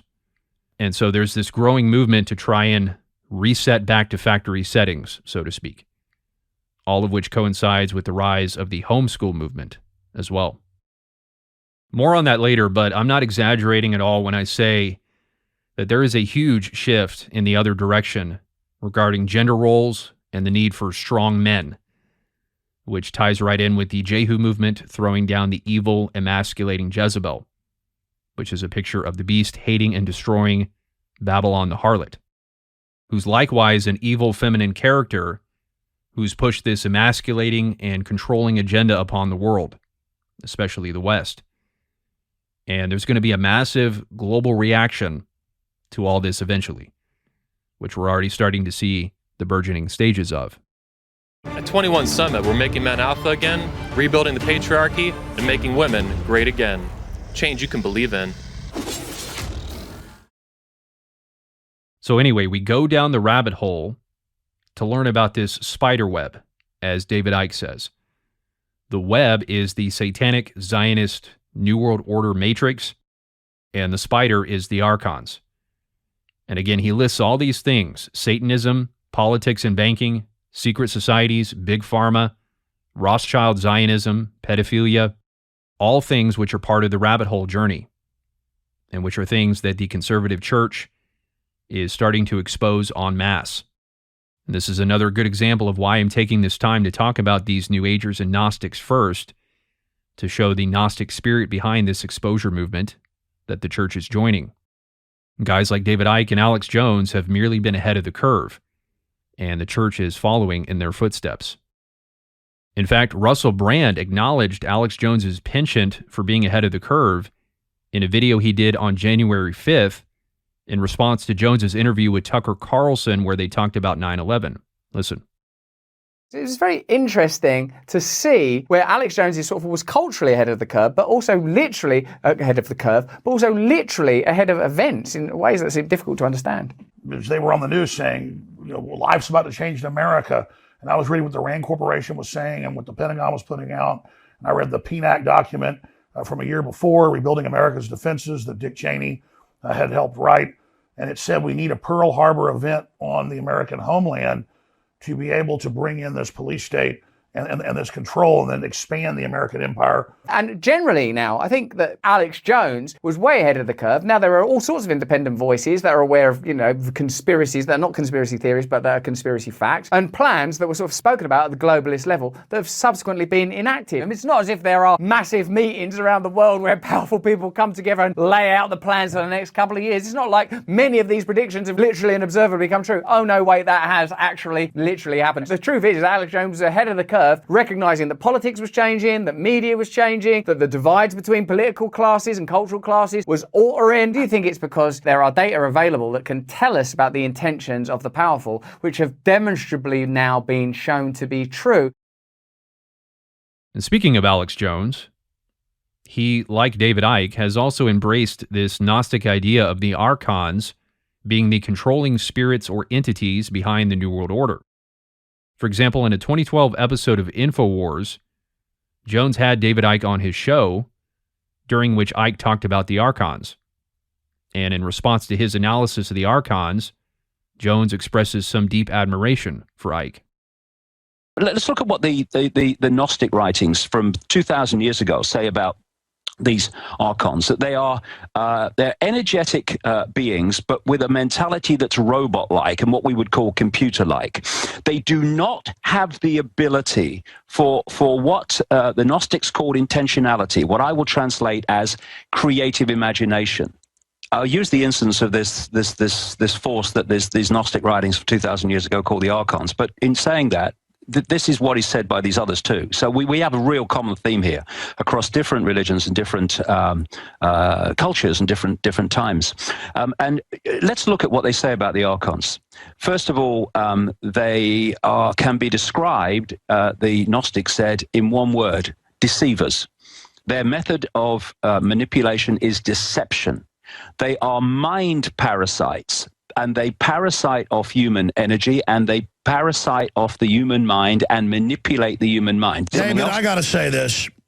You really are amazing, because there's really no one else I talk to that really gets it. Another friend and frequent guest on InfoWars, who, like David Icke, is also deep into New Age and Gnostic beliefs, is a man named George Humphrey. One of his books is called Life, Love, and Joy: Humanity's Origins, the Polarity of Present Choices, and Our Unrealized Potential, with a cover that has a figure sitting in a meditative position with rays of light coming out of his head. And in it, he promotes the Age of Aquarius, the writings of New Age channeler Edgar Cayce, chakras, the law of attraction, Christ consciousness, all the typical New Age stuff. And fittingly, he's also deep into conspiracy research and the Matrix narrative. Because again, the Matrix narrative is just as much a part of the New Age movement as the law of attraction and Christ consciousness are. On the back of the book, it refers to the Gnostic theme of enslavement to a matrix of control, which he elaborates on in the book. Yet another example of how New Ageism and conspiracy theory work together to form a singular narrative, which we'll look at more in the next video. And then he also has a book and documentary called 9/11, The Great Illusion. Once again, a reference to the lies and illusions of the New World Order. The Great Illusion that the white magicians are supposed to rise up and shatter, which is exactly what the conspiracy movement is doing and has been doing for decades. And just to quickly note, George Humphrey and Alex Jones go back quite a way. Here they are together back in the 90s doing a program called The Freedom Report, which obviously has a very patriotic flavor to it, and we'll talk more about that in the next video as well. Just one of countless examples of how the New Age has been leading the conspiracy and freedom movement all along. Like I said, this stuff has been building for quite some time. Anyway, here's a bit from George Humphrey's 2016 appearance on InfoWars, where he and Jones talk about the Archons. But I've studied history. Every ancient society said there's a dark evil force manipulating through the ether, from the sky, from another dimension, to try to destroy humanity. And then I see our own elite. There's no doubt they're trying to destroy the creation, the genetics, the planet, us, while always posing that they're our saviors. Now, I haven't read your book yet, just got it today. I know you're a really smart guy. But you get into the unseen hand. What's behind the Illuminati? Well, I know whether it's Bohemian Grove or Skull and Bones or any group, they believe they're praying to entities in another dimension that are giving them knowledge. In the mid-1940s, the Nag Hammadi, these texts were found in Egypt. 40% of what they talked about was called the archonic energy.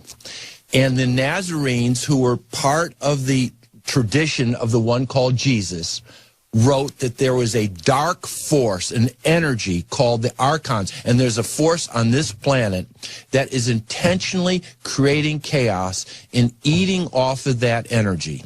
It's called the Archonic force. As Alex said, we are not blaming most of the military. We're not blaming the Pentagon per se, but we are blaming those in control. The tip of the pyramid, the people behind the beings behind the Illuminati. Powerful book. I've just started reading it. You want to find out who's behind the Illuminati, get the book. So you want to find out who's behind the Illuminati, get the book. Meaning the Archons are behind the Illuminati. So two of the biggest and most well-known conspiracy theorists in our day, Alex Jones and David Icke, have been promoting this Gnosticism for many years now. And like I said, have been very ahead of the curve on cultural and societal developments and exposing the New World Order. And the reason why Antichrist Gnostics like David Icke and Alex Jones have been so ahead of the curve is because this exposure movement is a great deception. A picture of the strong delusion that the Lord will send upon the earth during the tribulation. And because these things constitute the worldly knowledge that makes up this growing Gnostic movement. These things do not take spiritual discernment to see. And Alex Jones has simply been in the position to be made aware ahead of time of what the globalists and the elites have been planning. He told Tucker Carlson in his interview with him how he was reading all these documents that helped him predict what was going to happen. He didn't predict 9/11 because he's working for them, but because God has ordained it to be so, to use Jones as a vessel of wrath, in order that Mystery Babylon's evils are exposed and judged. And if guys like Alex Jones and David Icke have been ahead of the curve culturally, then it's not too far-fetched to say that they're ahead of the curve spiritually as well, meaning the rest of the world is going to follow in their Gnostic footsteps and join a global revolution against Babylon. It's my job to go in and explode and then lead everybody else in to defeat the enemy. And I'm not the only one doing it. Next, this is Jay Weidner. He's a New Age author, speaker, and filmmaker. And like David Icke and George Humphrey, he often references the Gnostic texts and has also made it his life's mission to expose the Archons, who he also believes are behind the Illuminati and all these satanic influence in our culture. This is a video he did on Gaia TV with a man named George Norrie on a show called Beyond Belief. And here he connects the Archons of Gnosticism with Hollywood, the media, and the Illuminati. First time that we really hear about the Archons in history is in the Nag Hammadi texts, which were discovered in 1945 in Egypt. And one of the things that they talk about is a chapter called the hypostasis of the Archons. And they say that there's a group of off-planet entities that have actually come to Earth and can get into people and change them. And these entities are attracted by violence and depraved sex, and they kind of almost like locusts in a fire, or coming in, they swoop in on violent situations, war, conflict, and encourage it. They feed off of it like food. And so the Gnostics who wrote the Nag Hammadi, they say that the Archons are fomenting all of this strife and war to create kind of a psychic food for them. And so we need to be aware of this because they are kind of the manipulators behind a lot of the things that are going on these days, and can use their psychic abilities to infiltrate into the councils of humanity. They've taken over the top levels of humanity. Are they what we call the Illuminati? They are, and they kind of took over the leadership positions around the world 2,500, 3,000 years ago, and they've been in charge ever since. This is what the hypostasis of the Archons said 2,100 years ago, so I'm not making this up. They don't understand us, so they create a fake culture too. This is very important. Since they rule Hollywood and the media too, to completely in a way, take our children from us, which is what I think they're doing right now with pop culture. I think that they're literally creating artifices in pop culture that are removing our children away from us, alienating our children from us. That's really social networking, everything. And I think they're really trying to get the younger generation in their camp right now, so that they are. That's an interesting take. It is, and if you look at the music and the culture that they're fomenting onto the young people right now, it is downright evil. And so they're kind of jealous of us, and they're trying to keep us down on the farm, because if we ever realize who we really are, we will be stronger than they are, and we will defeat them. And go after them. Exactly. And so they know this, and so they do everything they can. They put fluoride in the water, and they give the kids, prescription drugs, and they're doing everything they can to flatten us out as a species, so that we never have enough knowledge, the spiritual power to rise up and tell them, we've had enough of your stuff. So the Archons are the manipulators behind everything going on today. They've taken over the top levels of humanity. They're behind the Illuminati. They promote war. They put fluoride in the water. They control the media in Hollywood, which has some serious implications with regard to the Jews, as we'll explore more later. And I also found it very interesting how he mentioned the wicked music and entertainment that the Archons create to negatively influence our children and take them away from us, because that's one of the main concerns today of the Christian evangelical community, as we talked about back in part 2 with this whole war on children. So very significant to see a Gnostic conspiracist like J. Weidner express the same concerns about the Archons coming after our children that the Christian evangelical community has with regard to Satan likewise coming after our children, as so many have been saying lately. John Cooper of Skillet, Kirk Cameron, Good Fight Ministries, Matt Walsh, Alex Jones, Jim Caviezel, John MacArthur. Basically, the entire Christian conservative community has become engrossed in this idea of Satan is coming for our kids, which aligns with the image of the reptilian figure offering a child sacrifice to the devil-looking figure from this painting by Neil Haig, who is a good friend of David Icke. The war on children has arguably been the strongest rallying point of the false light movement, and will continue to be so. And along those same lines, Weidner linked the Archons with depraved sex, which lines up with the Jezebel spirit that the NAR believes is behind the LGBT movement. They'll often talk about how Jezebel promotes sexual depravity, like homosexuality and transgenderism. So some more disturbing parallels between Jezebel and the Archons. Another clue to the Gnostic spirit behind all this, and the coming convergence upon a common enemy. Oh, gosh, I'm just looking at some footage here. Innocent little kids. And by the way, the vast majority of men, drag queens, are gay men. The vast majority of them, not everyone, but the vast majority. And you're sending confusion to kids. One of them, a gay man, said, yeah, we want to groom your children. We want them to be accepting of these things. Two burly men, one rotund and bearded, wearing dresses and greeting small children and their parents. This is not the first time social media erupted upon reports of facial hair sporting men in dresses being seen working as greeters at Disneyland's boutique that caters for little girls. It points a big light on grooming. A lot of that going on in the United States right now. It's called grooming, for what's going on with most people out there. It's called grooming. Men dressed up like women in elementary school. They're going after our children. I've studied these guys. It's like, man, they're after our kids. I need to let you know that perverts are coming after your children. I said it. Perverts are coming after your children. No, it's not hyperbolic at all. Perverts are coming after your kids.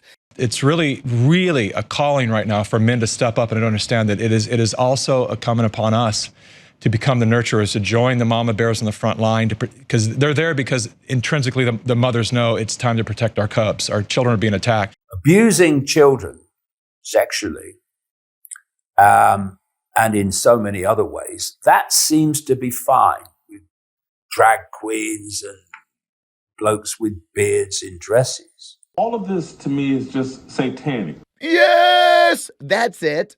It's satanic. Notice Target literally put out shirts with an artist that says atheists and believing in the devil. Yeah, we are Satanists and we are going to recruit your kids and an adult shirt with that. A shirt. The designer was all devil worship Satan. LGBT, Satan loves trans. Satan loves trans. S for Satan. Politicians we're seeing with the Epstein's Island and the politicians that have been involved in this sexual perversion on both sides of the aisle.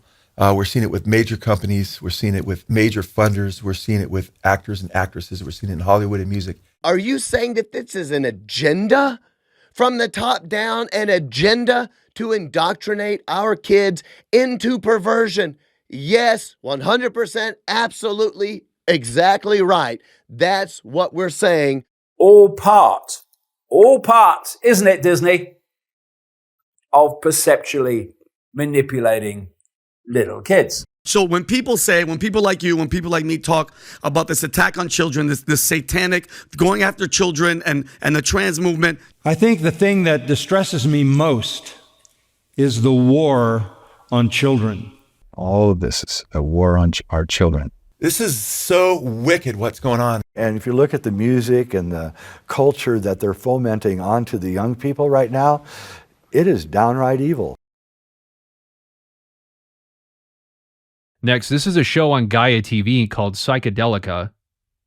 This particular episode is called Breaking the Ancient Matrix. I mentioned this in passing earlier. And it talks about how psychedelic drugs could be the key to breaking out of this matrix that humanity is stuck in. And interestingly, the Archons get special mention. Listen. Could our default mode network actually be part of an ancient psychic technology? A matrix capable of locking our minds deeper into material reality, blocking access to our spirituality and alternate planes of consciousness. What if reality is not what we think it is?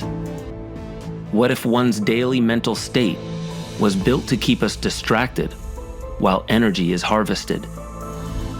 Archons. In the Gnostic Gospels, these demonic entities suppressed humans' ability to transcend out of the material realm. Some believe that they built a matrix construct into the minds of the human race in order to harvest their psychic energy, like parasites. Could this be related to the default mode network? As a biologist, I kind of see the reference of the Gnostic Gospels to the Archons as kind of like a virus on this planet or in the cosmos. And the way that viruses work is they inject their programming or DNA into the host, which could be a human or an organism. And by a sneaky mechanism, they get the host to replicate more of the virus. This might have been occurring all down the line of our evolution. And these beings probably would understand genetics and engineering, and they could implant something like the default mode network to keep us from being aware of our divine origins and keeping us more focused on the physical level of reality. Today, mankind struggles with a daily onslaught of media influence, social unrest, and day-to-day stressors that can contribute to a feeling of being locked in that default mode feedback loop. If the Archons of the Gnostic Gospels are truly harvesting human energy, using the default mode network to keep us blaming the simulation, could this unique class of the plant kingdom be here to serve as the key to escape this matrix before it's too late? So once again, the Archons being identified as the creators of the Matrix. The narrator said mankind is locked in material reality, disconnected from its spiritual heritage by the Archons, and makes an explicit reference to the Gnostic texts. And you also heard that woman use the conspiracy watchword of the programming of the Matrix, that the Archons have programmed our mind in such a way that we remain attached to the material world, constantly pulled down by the distractions of media and technology, and unaware of our divine natures. And then the narrator makes a direct connection between the Archons and today's media influence, technological distraction, and social unrest. The clear implication being that the Archons are the ones responsible for all this, and for all the horrible things going on in the world, including all the conspiracies. So this is yet another example of the Gnostic text being used in conjunction with the Matrix narrative and as a way to explain everything that's going on today. And what I found particularly interesting is that in this less than half an hour show about how to break free of the Matrix, the Archons get very special mention. That's no coincidence.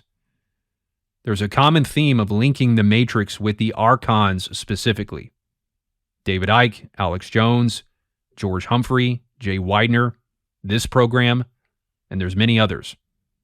Because as I've been saying for over 7 years now, the Matrix narrative is fundamentally Gnostic. Anyone talking about the Matrix and how to break free of it is promoting Gnosticism. And it's very widespread within the New Age conspiracy community because false spirits are feeding this information and these delusions to people who the Lord is using to build the revolution against Babylon. Here's another example of the Matrix being linked to the Archons. This is another New Age WordPress blog. Here's an entry from 2015 called The True Matrix Story, which is actually written by the same woman who wrote the article about the event that we looked at earlier, talking about the storm of disclosure and dismantling the Veil Web Matrix net. And in keeping with the Gnostic Matrix narrative, she talks about the Archons, the Illuminati, the Rothschilds, Rockefellers, Jesuits, reptilians, etc.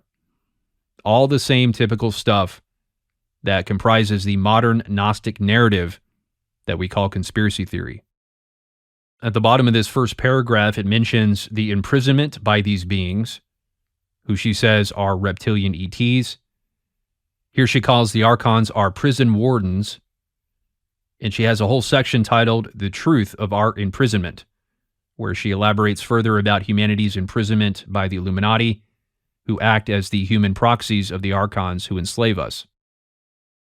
It says here, these mad Archon beings are controlling us, and that the event or the final day of the liberation of this planet will not commence until the electromagnetic fence, the veil, the Matrix, has been taken down completely. So yet again, we see Archon, Matrix, imprisonment, New World Order, Illuminati, all being used in conjunction. And then real quickly, here's another New Age blog called The Portal, Intelligence Hub for the Victory of Light. This is an entry from 2012 called Fall of the Archons. It says, 25,000 years ago, dark forces created quarantine Earth and took humanity hostage.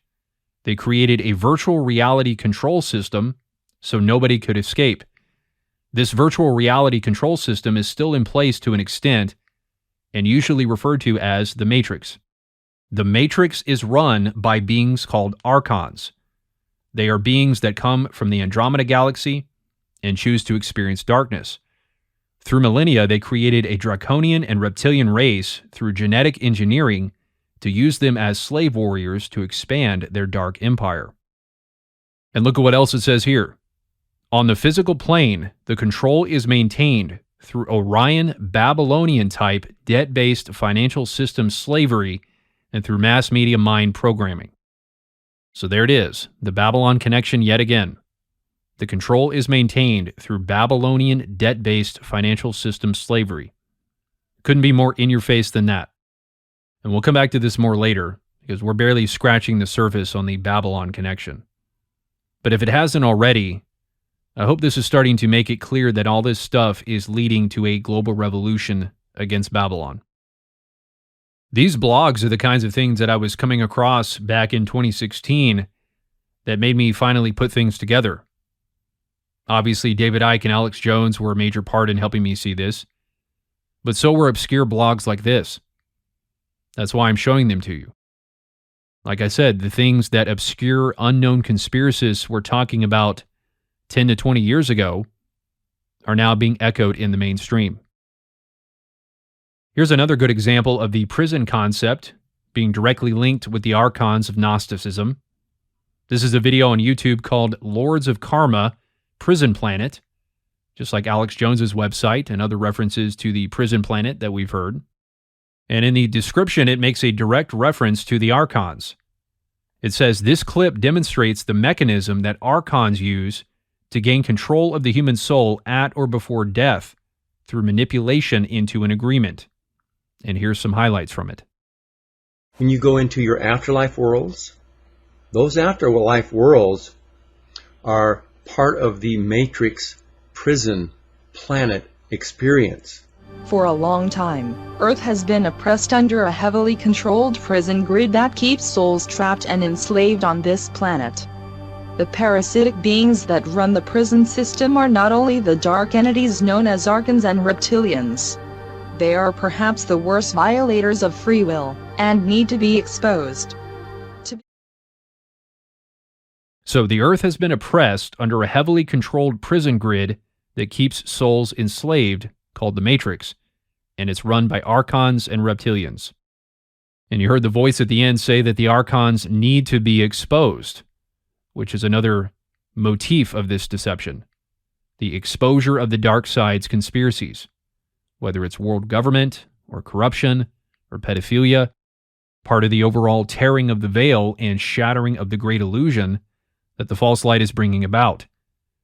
Just as Q said in this drop here, that a deep dark world is being exposed.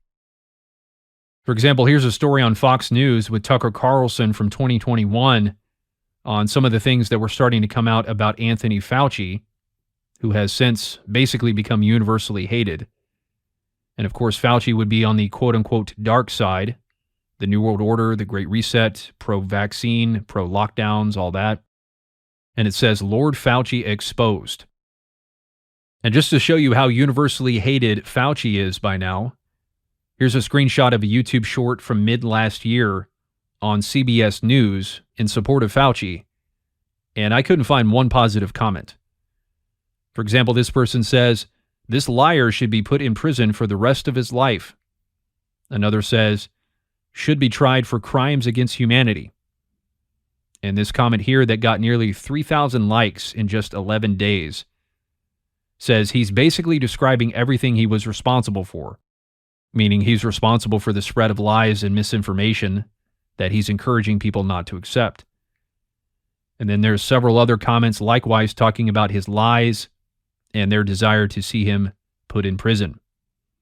And again, this is on CBS. This isn't Fox News.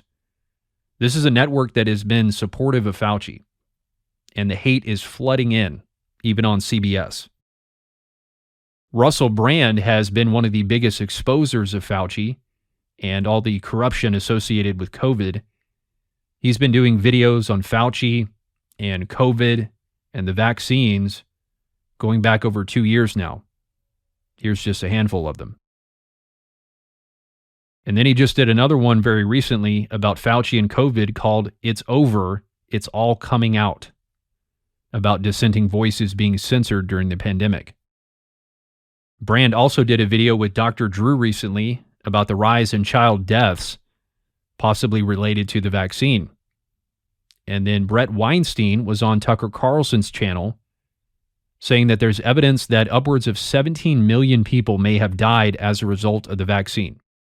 Now, I don't know if that's true, but just the fact that a number like that is being stated publicly is pretty shocking in itself. And even if it was only a small fraction of that number, it would still be one of the most massive scandals in human history. And more people are beginning to recognize it. And interestingly, David Pakman, who's a liberal commentator, did a video criticizing Weinstein for what he said in his interview with Tucker. And once again, I was hard-pressed to find a comment in support of Pakman. Almost every comment I saw was criticizing Pakman for still trying to cover this stuff up, or people sharing their testimonies about loved ones who had died or changed dramatically after taking the vaccine. So the exposure of this stuff is really picking up, as I knew it would. And more people are getting fed up with it. And eventually it will all boil over into a worldwide revolution. And naturally, Good Fight Ministries is participating in this false light exposure. For example, this video from 2022 called Famous Child Groomers Exposed. So there's that false light hallmark about Satan grooming kids. And then this one, exposing the Balenciaga scandal. More stuff involving pedophilia. And you can see just how much Good Fight Ministries focuses their judgment on the world. Because they, like most of the modern church, is simply too corrupt to judge itself. And so it turns its focus on judging the world, because that's where it finds its righteousness, in judging those worse than themselves, judging those who aren't even in the faith. And that's why Good Fight Ministries cannot properly purge the evil among themselves, like Tina Griffin and David Fiorazzo, and many other compromised individuals that they're in ministerial partnership with. And this video was one of the more ridiculous things that I've seen, not just from Good Fight Ministries, but from the entire so-called Christian discernment community. He was circling Baal on the ad, as if he was exercising some great discernment just because he could read the name Baal. It's absolutely mind-boggling to me. Chad Davidson has the spiritual discernment of Alex Jones. He's absolutely blind and taking the devil's bait like any typical truther would do. And for those familiar with my Jehu series, you already know how this exposure of Baal fits in with the rise of the Jehu movement, just as Jehu went to war against Baal and Jezebel, which is a picture of the beast taking down the harlot. What relation does Baal have with children? Why would they put Baal in the front part of their name? Well, we can see in Jeremiah 32:35, it says, they built the high places of Baal, or Baal. They're in the valley of Ben Hinnom. These spiritual beings, such as Baal and Moloch, which they still do ceremonies for today, such as in Bohemian Grove, there is a giant effigy, stone effigy of an owl. That's the god Moloch. The god Moloch goes all the way back to Rome and Carthage, in which they were offering child sacrifices to this god in exchange for power. And speaking of that, Keenan Bridges, who's part of the NAR crowd and talks about taking down the Jezebel spirit, he's also put out some so-called words from the Lord about massive exposure coming. And many others have as well. Here's a similar video on Sid Roth's channel. Prophetic word, all will be revealed, with the thumbnail saying exposure is coming. And then here's this episode on Skywatch TV with Derek Gilbert, exposing the darkness. So the Archons, Jezebel, the Illuminati, the Satanists, the pedophiles, the New World Order, people all over the world are now exposing these things. The hidden things of Mystery Babylon are coming to light. As this New Age blog entry said, on that day, all of the truth that has been hidden from mankind for such a long, long time will finally come out into the open. Listen. We're here to expose the fraud. We're here to bring it out in the light. And we are eradicating that darkness. And that's why we're seeing, just the exposure. Removal of the cabal, full disclosure and full exposure. And those films are preparing us for an exposure of the cabal. They are perhaps the worst violators of free will and need to be exposed. Exposure is coming. There's a lot of things that have been hidden. There's a lot of things that have been concealed. A lot of things that have been in the dark. We're here to bring it out in the light. From conspiracy to fact. The veil is being lifted. The hidden is coming to light. Exposure is coming in a way that you've not seen it before. Real and serious exposure is coming. With the advent of the internet, even the Illuminati are getting exposure that more they and more don't people want. are becoming aware of this. That's very true.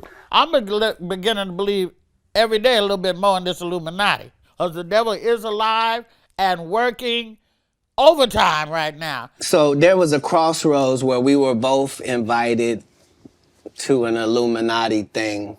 And the next person they said was going to get $200 million because they were going to pay him $10 million a movie to do 20 movies. From conspiracy to fact. There are people who are fighting and dying for our future liberation from this evil satanic group.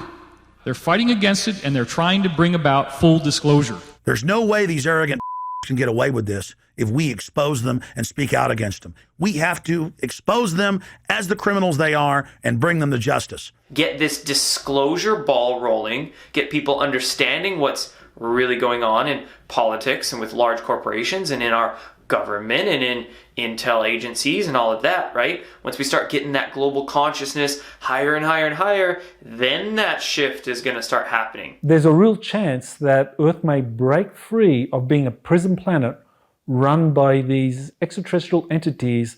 They are perhaps the worst violators of free will and need to be exposed. All people that love the truth got to be happy if the truth coming out and lies is getting exposed. That's just what time it is. So Babylon the harlot is being exposed more and more every day through the work of deceiving spirits, but under the command and sovereignty of the Lord, just as he used lying spirits to bring judgment against King Ahab, for example, putting a lying spirit in the mouth of his prophets in order to lead him to destruction. And that's something else I plan on talking more about later as well, is all the New Age conspiracists who claim to have had contact with spirits and otherworldly entities who've told them about the Illuminati agenda. We've already gotten a little glimpse of that with Elizabeth April and Ray Chandran, with their channel messages from spirits talking about the Matrix. But it's a much, much bigger phenomenon than just that. David Icke, for example, has had similar experiences, and there are many others. Deceiving spirits put these people on the path they're on of conspiracy research and exposing the Illuminati and the satanic elites, which is probably the biggest red flag about this entire phenomenon. If deceiving spirits are exposing the Freemasons and the Illuminati bloodlines and the New World Order, what does that say about Christians who are doing the same? And about the movement as a whole? Well, it should say that it's the greatest deception in history, and that to partake in the exposure of Babylon is to partake in that great deception. The Lord is sending lying spirits to deceive people who have themselves rebelled against him, in order to bring about the exposure of Babylon, to prepare for her final judgment at the hands of the beast system. The Lord used large Gentile kingdoms to judge Israel in the Old Testament, and he will do the same during the tribulation, but on a much larger scale. And that's why, as Zechariah 14:2 says, all the nations are gathered against Jerusalem to battle. And all of this is being prepared in our day. We're seeing the burgeoning stages of Babylon's judgment, which will lead to the invasion of Jerusalem by the kings and armies of the Antichrist. And that's why we're witnessing the conspiracy narrative going so mainstream. And it's no coincidence that the conspiracy narrative has historically named the Jews and the Zionists as the main culprits of a globalist takeover, just as Adolf Hitler did. And we know what came of that. Adolf Hitler was a truther. So was Alice Bailey. Now, I want to talk about one of the main ways that this idea of the Archons blocking the soul's escape from this world after death is expressed in modern conspiracy discourse. And to do that, we'll take a look at one of David Icke's interviews with Brian Rose of London Real. Now, as I said, London Real was apparently censored from YouTube sometime mid to late last year, but before it was censored, it had over 2 million subscribers. And there's been a lot of controversy coming out about Brian Rose over the past few years, and his views have dropped pretty significantly as a result. But even still, David Icke has been getting quite a bit of mainstream exposure through Rose's channel. In fact, he seemed to be Rose's favorite guest. He's interviewed Icke 9 times since the pandemic alone, and then a couple times before that in 2018 and 2019. And not surprisingly, Rose is very deep into New Age and conspiracy beliefs himself. He's been one of the main promoters of Mickey Willis's Plandemic series, and if I'm not mistaken, he was the one who first released Plandemic 2. And you can view Plandemic 3, The Great Awakening, on his website as well. So despite his controversy, Rose has been highly influential in the promotion and funding of this growing conspiracy movement. We'll take a look at some footage from the 7th interview that Icke did with Rose, one of the excerpts of which was uploaded to the London Real YouTube channel last year with the title, Inside the Matrix Prison. And here Icke explains what he believes keeps people stuck in the Matrix prison. And there's a very old esoteric concept of what they call the ring pass not. The ring past naught is perceived to be a limit. You could symbolize it as the outer rim of a bubble, that if you're not in a certain vibrational state, i.e. state of awareness, which is why they relate enlightenment to getting out of here, then you can't get through the ring past naught. You come into this world to learn lessons, but what happens? You suffer from emotional and mental traumas and challenges. It pulls you into depression, into anxiety, into fear, the four-letter word that controls the world, and if actually controls the simulation in all its forms. And you leave the body overwhelmingly in a low vibrational state, so you don't get out of here. The idea is that you keep control of perception, i.e. frequency, to the point where no one gets out of here. Every time we think, every time we feel emotion, we are generating a frequency. And this is why this force and its global network, its global cult, does not want people joyful. It doesn't want people happy. It doesn't want people expressing love. It wants people in anxiety and fear and what's going to happen next, and what about the kids, and are we going to put food on the table, and what about the rent, and oh my God, have you seen the price of energy? That's what they want. Oh God, there's a war now.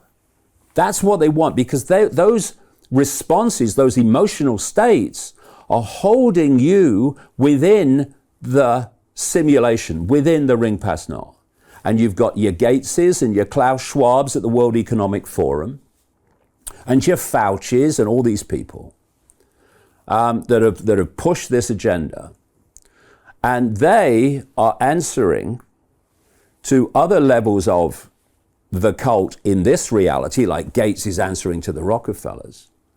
But they're also answering to this non-human force. Many of these people will be possessed expressions directly of this non-human force.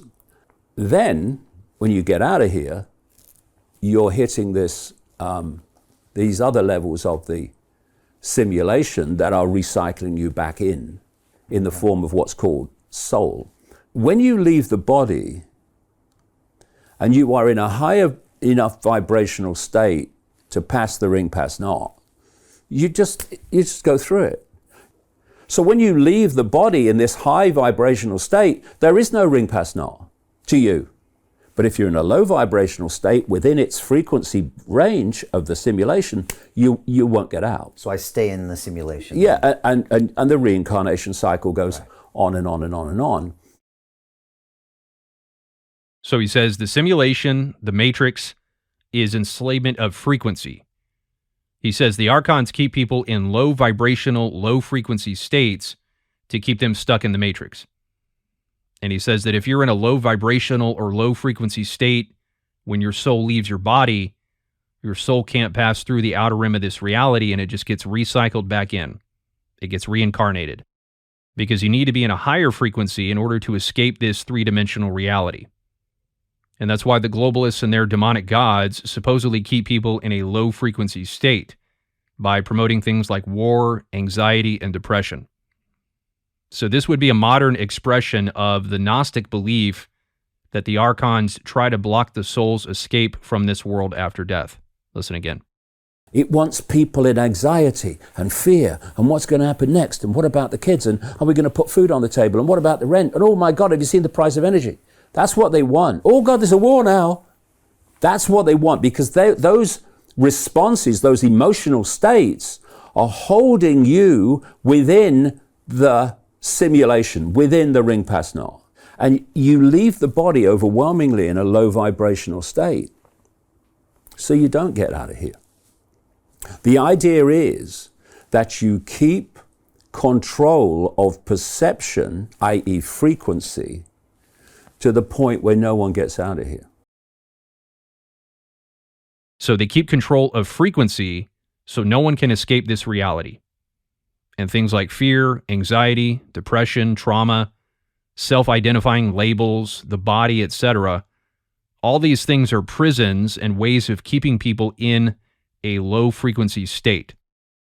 And that's the whole point of the New World Order, is to keep mankind within the prison cell of low frequency by perpetuating low-frequency emotions like fear, hate, etc., in order to preserve the matrix cycle. And you heard Icke mention Fauci, Bill Gates, Klaus Schwab, the World Economic Forum, and the Rockefellers, which everyone and their grandmother is talking about these days, including Christian YouTubers. And he said they're the main players in the physical level of the Matrix conspiracy, which further underscores the Gnostic spirit behind this exposure of Fauci and Gates and Schwab and the World Economic Forum and all the other elements of the New World Order. Now here's a couple more brief clips of Icke talking about this low-frequency concept. In the end, we're talking about frequency. And all the forces of communication, which equal perception, they're all basically trying to keep us in a low vibrational state by keeping us in fear, by keeping us in anxiety. And distracted, terribly distracted. Stressed. And what that's doing is pulling us into a low frequency state. And that's the frequency band that these Archons, reptilians operate in. Right, so the Archons operate in a low-frequency band. They're low-frequency beings, and they create a low-frequency world that generates fear, hate, anxiety, stress, etc., to control humanity and feed themselves. Elizabeth April mentioned this idea before when she was talking about the Matrix. The fear frequency creates a chaos static in the air, which means that most individuals are caught up in that frequency. Individuals who are able to focus with clear intention are cutting through the chaos and creating glitches in the matrix. So the fear frequency creates chaos, which is what helps sustain the matrix. And you can cut through that chaos frequency by raising your own frequency. Or in other words, you can pierce the veil of illusion by raising your consciousness and becoming illumined, and then help release the prisoners of the planet, to quote Alice Bailey. Nick Good also talked about this in his video, Awakening from the Matrix. He said that millions of human souls are trapped in a web of low vibrational matrix. And then he goes on to explain more about how this is done. Consciousness is in danger of being trapped, enmeshed in a sticky web of a low vibrational matrix. And what they do is they try and own the vibrational realm. So first of all, they want to keep you in a vibrational state. They want your brain literally vibrating at a speed that shuts you out of your deeper sense of self. From education, so-called education from the media. And of course, they compound it with the food. The chemicals in the food are very, very, very important for creating discordance and toxicity within us. And the water, the poisons in the water, the poisons in the air, and just the EMFs, the electromagnetic frequencies. You see, it's a vibrational attack on a physical, mental, emotional, and spiritual being for the purposes of control. So it's a vibrational attack, he says, by indoctrination through the media and education, by poisoning the food, air, and water with chemicals and toxins, which Jay Weidner mentioned earlier, and through electromagnetic frequencies, all of which keeps our brains stuck in a low frequency. So the New World Order, according to David Icke, Nick Good, and the rest of the New Age conspiracy movement, is meant to keep people stuck in the matrix through the control of frequency, with low frequencies essentially acting as the prison bars of the prison planet cell. And this is actually the meaning behind the name of the show, Frequency Wars with Tim Ray. The idea being that it's a war over frequency between the Archons and humanity, with the New World Order trying to lower it, and the New Age conspiracy movement trying to raise it. So now with that in mind, let's go back to probably Alexandra, because she also teaches the same fundamental concept. In preparation for this video, I also watched Alexandra's An Inconvenient History, which is probably the video that she's most known for. This is where she gives a broad-scale historical overview of the New World Order conspiracy from top to bottom. And not surprisingly, she talks about the Matrix in this video as well, just like she did in 5 Phases of Deprogramming. But there's something very different about her treatment of the Matrix in An Inconvenient History versus her treatment of it in 5 Phases of Deprogramming. In 5 Phases of Deprogramming, she seems to speak of the Matrix in a more metaphorical sense, which is problematic enough. But in An Inconvenient History, she goes beyond mere metaphor and presents the Matrix as a literal reality that the satanic elites and their demonic gods have artificially constructed through the use of technology, and here's the kicker, frequency, exactly as the New Age does. Listen to this clip from An Inconvenient History.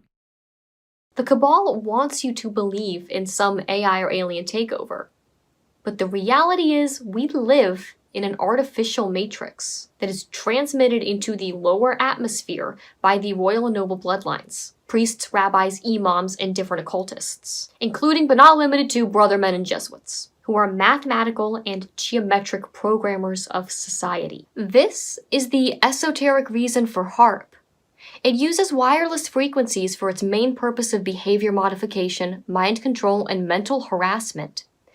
It's also done on a smaller scale to targeted individuals via smartphones or smart devices and even transformers. Radiation changes DNA. This grid radiates sigils, or geometric designs, into the atmosphere that resonate, like when a rock is thrown into a river and the water ripples around it. Yes, these are also used to enhance the resonance or shift of frequency. Intelligence agencies track what people read online, and if they don't want a person to believe something that exposes them, they radiate vibrations of confusion or deception. So she says we live in an artificial matrix transmitted into the lower atmosphere by the Illuminati bloodlines, who use frequency shifting technologies like HARP to harass, confuse, and mentally control and manipulate the population. It doesn't get any more New Age or Gnostic than this. This could easily be something verbatim from one of David Icke's books or videos, or one of the scripts from the X-Files. It's the exact same stuff that New Age conspiracists have been talking about for decades. According to them, the Matrix is itself a frequency field, and they believe that the Illuminati and the Archons have created this frequency field called the Matrix around the planet to control it. And that's exactly what Alexandra just said, that the Illuminati transmit a frequency field called the Matrix into the lower atmosphere. And speaking of David Icke's books, let's take a look at what he has to say about HARP and compare it with what Alexandra said. And if you don't know, HARP is this high-frequency transmitter used to study the upper atmosphere, and it's been a main topic of discussion within the conspiracy movement for many years. In his book, Everything You Need to Know But Have Never Been Told, a very Gnostic title, Icke writes how NASA and the military have used HARP to manipulate the weather, which is a common belief in the truther community, saying that weather manipulation is now the result of frequencies directed from many sources. And Icke says here, technologies such as HARP can also amplify the strength of poisons and chemicals in the body and environment by 1,000 times by generating electromagnetic frequency fields to a level where they become instantly lethal in a process called cyclotron resonance, which echoes what Alexandra said about HARP enhancing the resonance or shift of frequency. These are also used to enhance the resonance or shift of frequency. Right, so in other words, it amplifies things. As Icke said about HARP amplifying the strength of poisons and chemicals by generating electromagnetic frequency fields. Right, so we're seeing this common theme of frequency. And then Icke says here, HARP and similar technology around the world can bounce radio waves off the ionosphere and back to Earth within the frequency band of brain activity and mass manipulate thought and emotion with the capability of targeting specific areas at specific times. I have revealed in other books how frequencies designed to trigger rioting and conflict are used to scramble mental and emotional reactions in communities where an outbreak of violence would suit the agenda. So he's saying HARP uses frequencies to manipulate people's thoughts and emotions in order to cause them to engage in violence, rioting, and conflict, which would essentially be a more sophisticated form of the black magic hypnotism that Alice Bailey said the Antichrist force used against the world. So bottom line, HAARP uses frequencies to manipulate and control people. And Alexandra said the same thing about HAARP using frequencies for the purpose of behavior modification, mind control, and mental harassment, and that the elites radiate vibrations of confusion and deception to keep themselves from being found out. It's all part of this vibrational attack, as Nick Good described it. This is the esoteric reason for HAARP. It uses wireless frequencies for its main purpose of behavior modification, mind control, and mental harassment. Intelligence agencies track what people read online, and if they don't want a person to believe something that exposes them, they radiate vibrations of confusion or deception. You see, it's a vibrational attack on a physical, mental, emotional, and spiritual being for the purposes of control.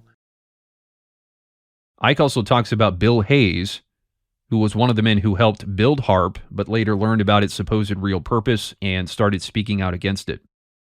He says pulsed radiation can cause neurological and physiological damage by interfering with natural body rhythms, standing wave frequencies, which are the body's information blueprint, and brainwave activity. Hayes describes how the atmosphere is being transformed into electrically charged plasma for military weather manipulation and surveillance with the potential to change DNA. So he says pulsed radiation can change DNA. And again, Alexandra said the same thing when talking about HAARP. She said radiation changes DNA. Radiation changes DNA. This grid radiates sigils, or geometric designs, into the atmosphere that resonate like when a rock is thrown into a river and the water ripples around it. Now, I want to hang on this idea for just a second, because this is another recurring theme in the conspiracy Great Awakening narrative. This idea that the elites are using radiation, vaccines, etc. to change our DNA in order to control us, whether it's to make us more reptilian, more robotic, more docile, whatever. It's an offshoot of the Nephilim hybrid bloodline narrative that the false light is obsessed with. They're consumed by the idea that the elites are trying to alter human DNA and that Satan and the demons are carrying out some massive genetic engineering program. For example, this New Age blog, The Portal, that we looked at earlier, referenced the genetic engineering of the Archons. This obsession with genetic engineering is another false light trait. And the Christian side of this narrative stems from a grand extrapolation of Genesis 6, where angels interbred with women and created a hybrid offspring called the Nephilim. And they reason that Satan's grand plan has always been to disrupt the human genome, which teachers like Chuck Missler heavily promoted, and that Satan's still trying to carry out this plan today. And this is why the Nephilim have always been such a hot topic in the Christian truther community. For example, Skywatch TV has done many episodes on the Nephilim. Daniel chapter 2 is also mixed up in this, where Daniel interprets Nebuchadnezzar's dream about the final kingdom of iron and clay. The popular view within the Christian conspiracy community has been that iron and clay is talking about some more mixing of angelic and human DNA, just like it happened in Genesis 6. So what they essentially do is superimpose Genesis 6 on top of Daniel 2. Christian truthers tend to see the end times through the Genesis 6 Nephilim paradigm and theorize that there will be this grand return of the Nephilim in the last days. And they also drag in Matthew 24:37 to bolster their case, where Jesus says that the coming of the Son of Man will be like the days of Noah, as in the Nephilim will be roaming the earth once again, just like they were in the days of Noah, which is why you'll see the phrase, the days of Noah, so common in the Christian truther scene. So be aware of anyone emphasizing that phrase too much. But I don't think Christ was saying that it would literally be like the days of Noah in every respect, with a massive Nephilim infestation. First of all, just looking at this big picture-wise, I think it's pretty clear that God wanted those things wiped out. So I think it would be silly to suggest that God would allow it to happen again on such a grand scale.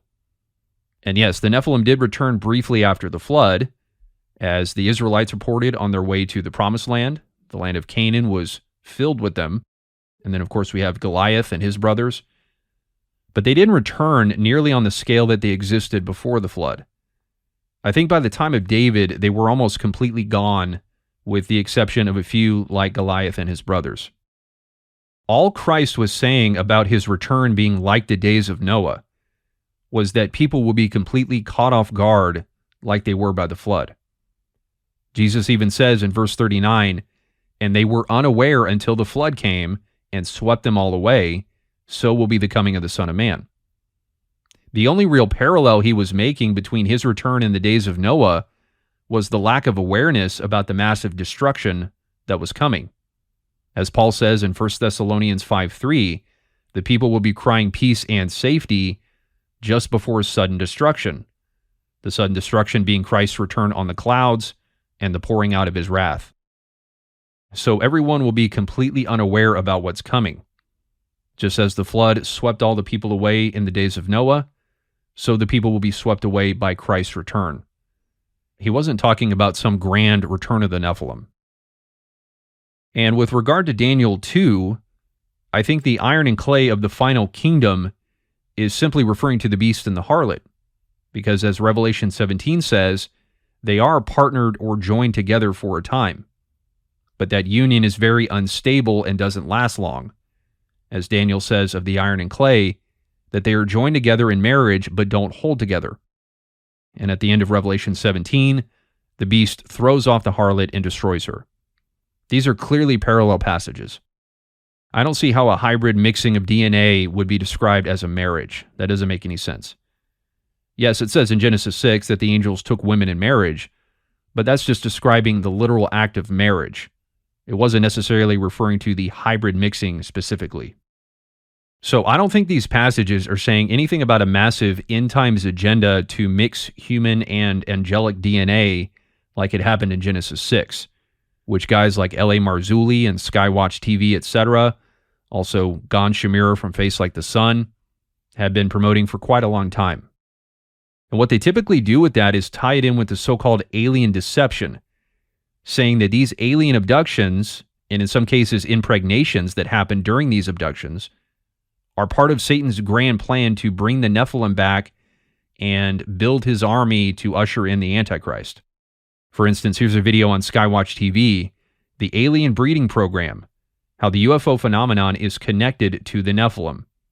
And then in the thumbnail it says, Satan is building an army. This is all Gnostic deception. So we see how all these different narratives tie together as part of one grand Gnostic narrative about the end times. Another way that the alien deception narrative is itself a deception. And an interesting fact about this is that many New Agers also push the return of the Nephilim narrative as well.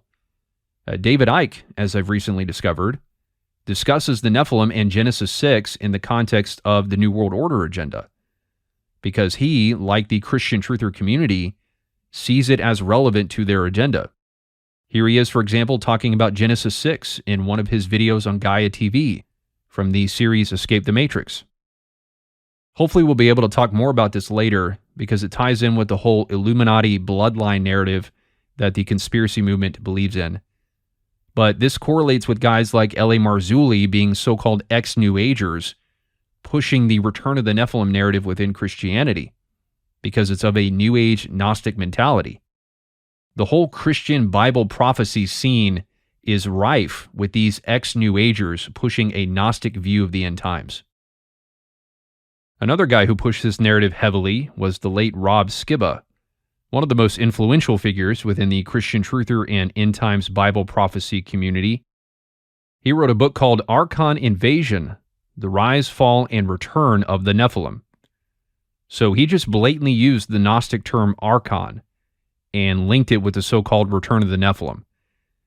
If this doesn't convince you that Rob Skiba and that whole Christian truther scene is led by the spirit of Antichrist, then nothing will.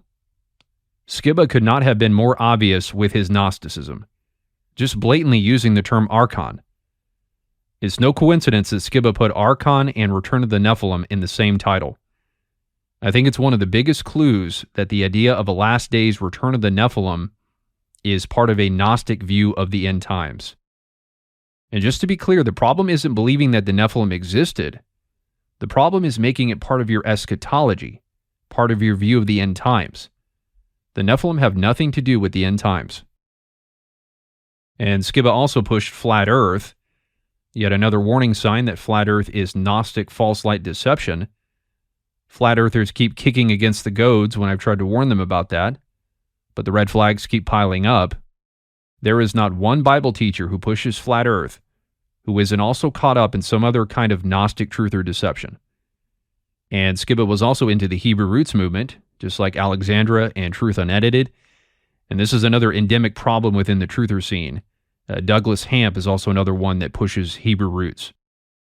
And interestingly, Skiba's profile picture was, and still is, a tipped-over bottle of red pills, as in taking the red pill and waking up to the Babylonian Matrix. The same pattern over and over. And this Return of the Nephilim narrative is now starting to break out into the mainstream crowd. For example, Remnant Radio did a video a couple years ago with Gary Bates, who's a close friend of Joseph Jordan, and he talked about the Nephilim in the context of aliens, the implication being that the Nephilim are making a return through the UFO phenomenon that's on the rise.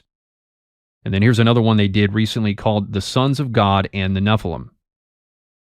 But considering that Remnant Radio leans in the charismatic direction, their embracing of the Nephilim narrative is not entirely surprising. And they've been promoting guys like Michael Brown and Gary Bates and Michael Heiser for quite a while. What is a bit more surprising, though, and a bigger indication about the spread of this Antichrist spirit, is that the more cessationist Calvinist types are now starting to embrace it as well. For example, Joel Webben of Right Response Ministries. He's part of Jeff Durbin and Doug Wilson's Calvinist Reconstructionist Christian Nationalist crew. He's been doing quite a few videos on the Nephilim lately, including a couple with the same guy who was on Remnant Radio. Here's an interesting one called Sizes of Biblical Giants and Where They Could Be Hiding Today, which is the exact kind of stuff that L.A. Marzulli and Skywatch TV and Prophecy Watchers have been producing for decades. Webben's even talking about them from the pulpit, devoting entire sermons to the topic. Here's one, Biblical History of the Watchers, Nephilim, and the Giants. Another one, Watchers, Nephilim, Giants, and Disembodied Spirits. Another one, Nephilim, Giants, and Oath-Taking. And then another one, The Nephilim, Satan's Attempt to Cut Off the Messianic Line, which again is an idea that the late Chuck Missler heavily pushed. So clearly, Joel Webben has become quite enamored with the topic lately.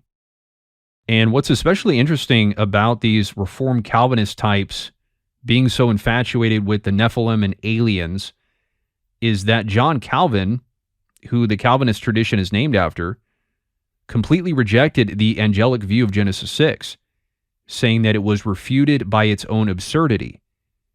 So it's interesting that today's leading Calvinists are not only taking the polar opposite route that Calvin did and embracing the angelic view, but the full-blown Gnostic Enoch narrative that the Nephilim and the Giants are still relevant for today and are possibly making a return, which I think is part of the Calvinist movement's overall shift in a more charismatic direction, starting to embrace the idea of signs, wonders, and miracles. For example, here's Jeff Durbin from last year admitting that he's starting to sound like a charismatic. And one of the things you pointed out, Brian, in one of your episodes, I forget which one it was, I think it was on the Watchers, and it was just in terms of how the Bible gives descriptions about demons essentially covering certain areas, in charge of certain areas, who are influencing the leaders and the government and the people in those areas. They have sort of like This is a great point, a strong domain, and they influence. And stronghold, if you will. It's a stronghold. It's a demonic stronghold. And boy, we sound charismatic right now, but I'm sorry. Jezebel spirit. But you do have also to contend with the fact that, yes, biblically speaking, you can provide a watertight defense that you have wicked, pagan, evil governments influenced by demons, by Satan himself. And so what kind of instruction is given to the government, what to say, what kind of influence is being given, what kind of deception is being propagated is my point. And you brought that out in the Watchers episode, Brian, which I thought was very helpful. So quite a bit of discussion about aliens, demons, and the Nephilim these days. And that's no coincidence.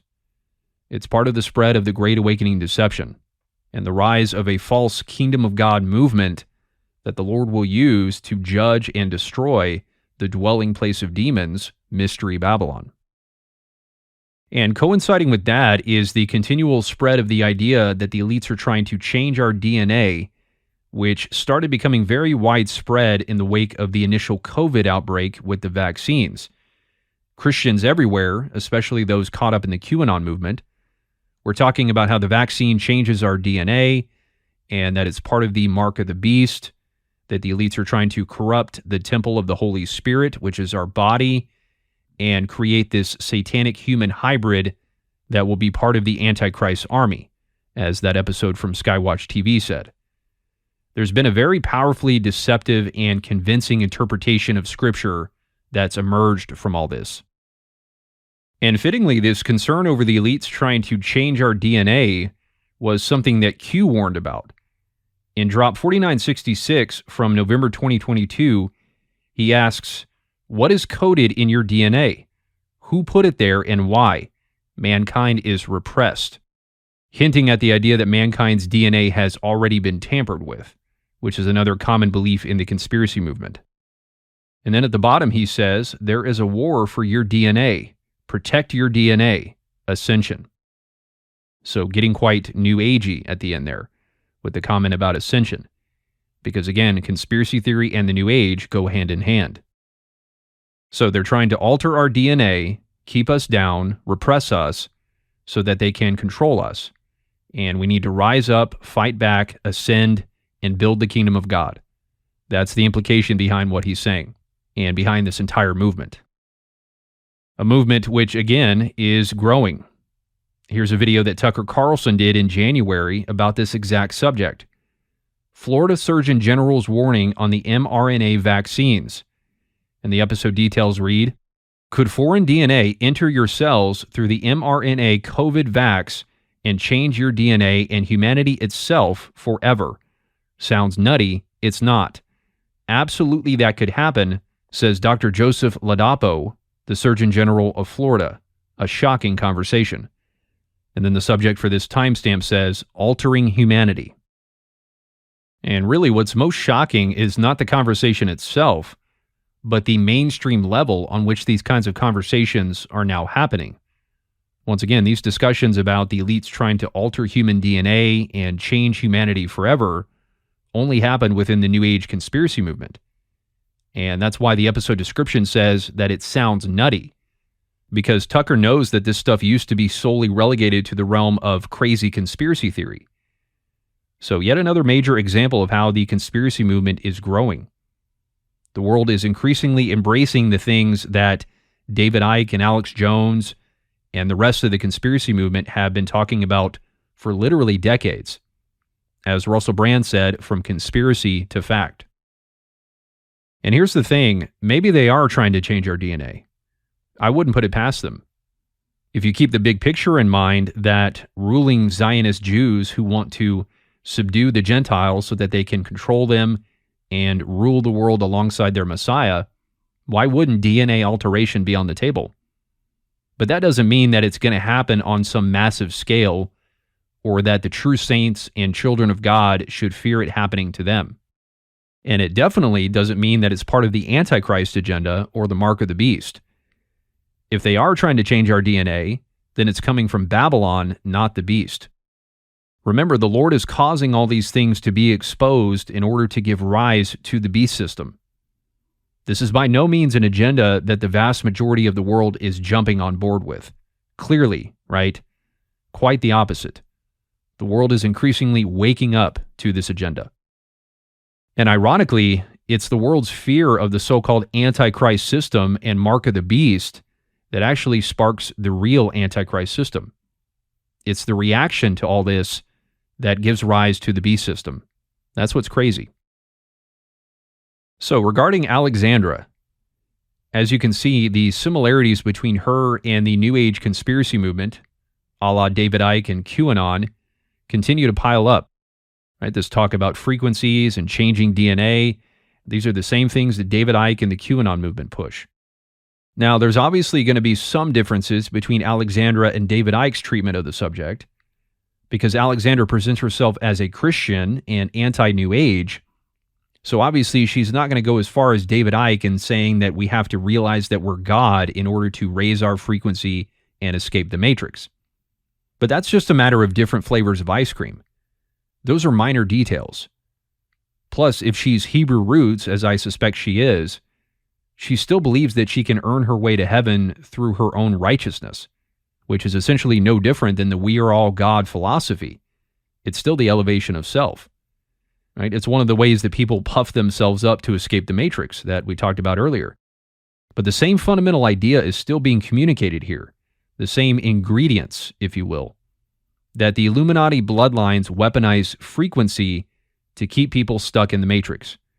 It's the same bottom line message across the board. Listen. We live in an artificial matrix that is transmitted into the lower atmosphere by the royal and noble bloodlines. Consciousness is in danger of being trapped in a sticky web of a low vibrational matrix. The idea is that you keep control of perception, i.e. frequency. This is the esoteric reason for HAARP. It uses wireless frequencies for its main purpose of behavior modification, mind control, and mental harassment. In the end, we're talking about frequency, trying to keep us in a low vibrational state. They try and own the vibrational realm. They radiate vibrations of confusion or deception. It wants people in anxiety and fear. The fear frequency creates a chaos static in the air. But I'm reading in the Baltimore Sun, after I just had him on and thought he was crazy, he's giving me all these patents for mind control using wavelengths and microwaves. It uses wireless frequencies for its main purpose of behavior modification, mind control, and mental harassment. It's been in the newspaper that the cell towers are being used for mind control. Mind control and mental harassment via smartphones or smart devices and even transformers. In the end, we're talking about frequency. What is this article, Jamie? Scientific American. In Scientific American, it's titled Mind Control by Cell Phone. So it really does have an effect. It's a vibrational attack. They radiate vibrations of confusion or deception. And they want emotional response, especially of low vibration. That's what they want. That's what they want, because those responses, those emotional states, are holding you within the simulation. We live in an artificial matrix. This is the esoteric reason for HAARP. It wants people in anxiety and fear and what's going to happen next. They radiate vibrations of confusion or deception, behavior modification, mind control, and mental harassment. Anxiety and fear and what's going to happen next. The fear frequency creates a chaos static in the air. And there's a force on this planet that is intentionally creating chaos. They radiate vibrations of confusion or deception. What that's doing is pulling us into a low frequency state. These are also used to enhance the resonance or shift of frequency. Most individuals are caught up in that frequency. Electromagnetic frequencies. It uses wireless frequencies for its main purpose of behavior modification, mind control, and mental harassment. And distracted, terribly distracted. Stressed. Confusion or deception. The fear frequency. Keeping us in fear by keeping us anxiety. Mind control and mental harassment. And that's the frequency band that these Archons, reptilians operate in. And so what it's had to do is to draw humanity into that frequency band that it operates in. And this simulation operates in, for obvious reasons. The Archontic force created it. This is why we have this tidal wave of manipulation, not least in the world today, to control human perception, thus control the human frequency, thus to hold it in this simulation. We live in an artificial matrix. It is the world that has been pulled over your eyes to keep you from the truth. What truth? Worldwide, there are people whose free will has been taken away by Luciferian programmers. That you are a slave, Neo. It has become increasingly difficult to free ourselves from the order, as it is constantly trying to mold us into the slaves it wants. A prison for your mind. So whatever superficial differences there might be between Alexandra and the more blatant New Agers like David Icke and Nick Good and Elizabeth April, They're still communicating the same bottom line Gnostic narrative of this matrix prison created by the Illuminati, who weaponize frequency to control the human population. All Alexandra has effectively done is take what David Icke has said and added a little bit of Jesus and the Bible into the mix. But adding Jesus to something doesn't remove the devil, any more than adding more water to contaminated water removes the poison. If the devil's already in there, the message is permanently contaminated, no matter what you add. And you might look at Alexandra and say, yeah, there's something off about her, I would never listen to her, etc. But again, this isn't about her or anybody specifically. This is about the narrative that they're pushing.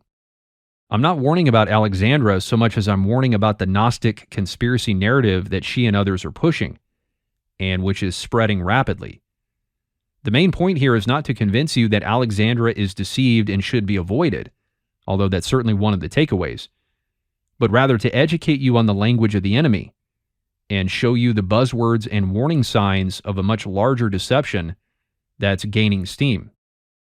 If all you take away from this is that I need to stay away from this person or that person specifically, then you've missed the point, because you'll just be deceived by this narrative through someone else. And if you have been deceived by these things, then you need to examine yourself and go to the Lord immediately with a pure and humble heart. The main point here is to help you be watchful of these things coming from anyone and anywhere. Alexandra is just one example of a much, much larger trend that's on the rise. And looking at Christian truthers like Alexandra is important because they are acting as gateways and bridges between the hardcore Gnostics like David Icke and the mainstream church. Because people like her are very deceptive amalgamations of Gnosticism and Christianity. Same goes for the people at Skywatch TV and Prophecy Watchers, L.A. Marzulli, Tom Horn, Michael Heiser, etc. They're all of the same persuasion. And this stuff is spreading like wildfire.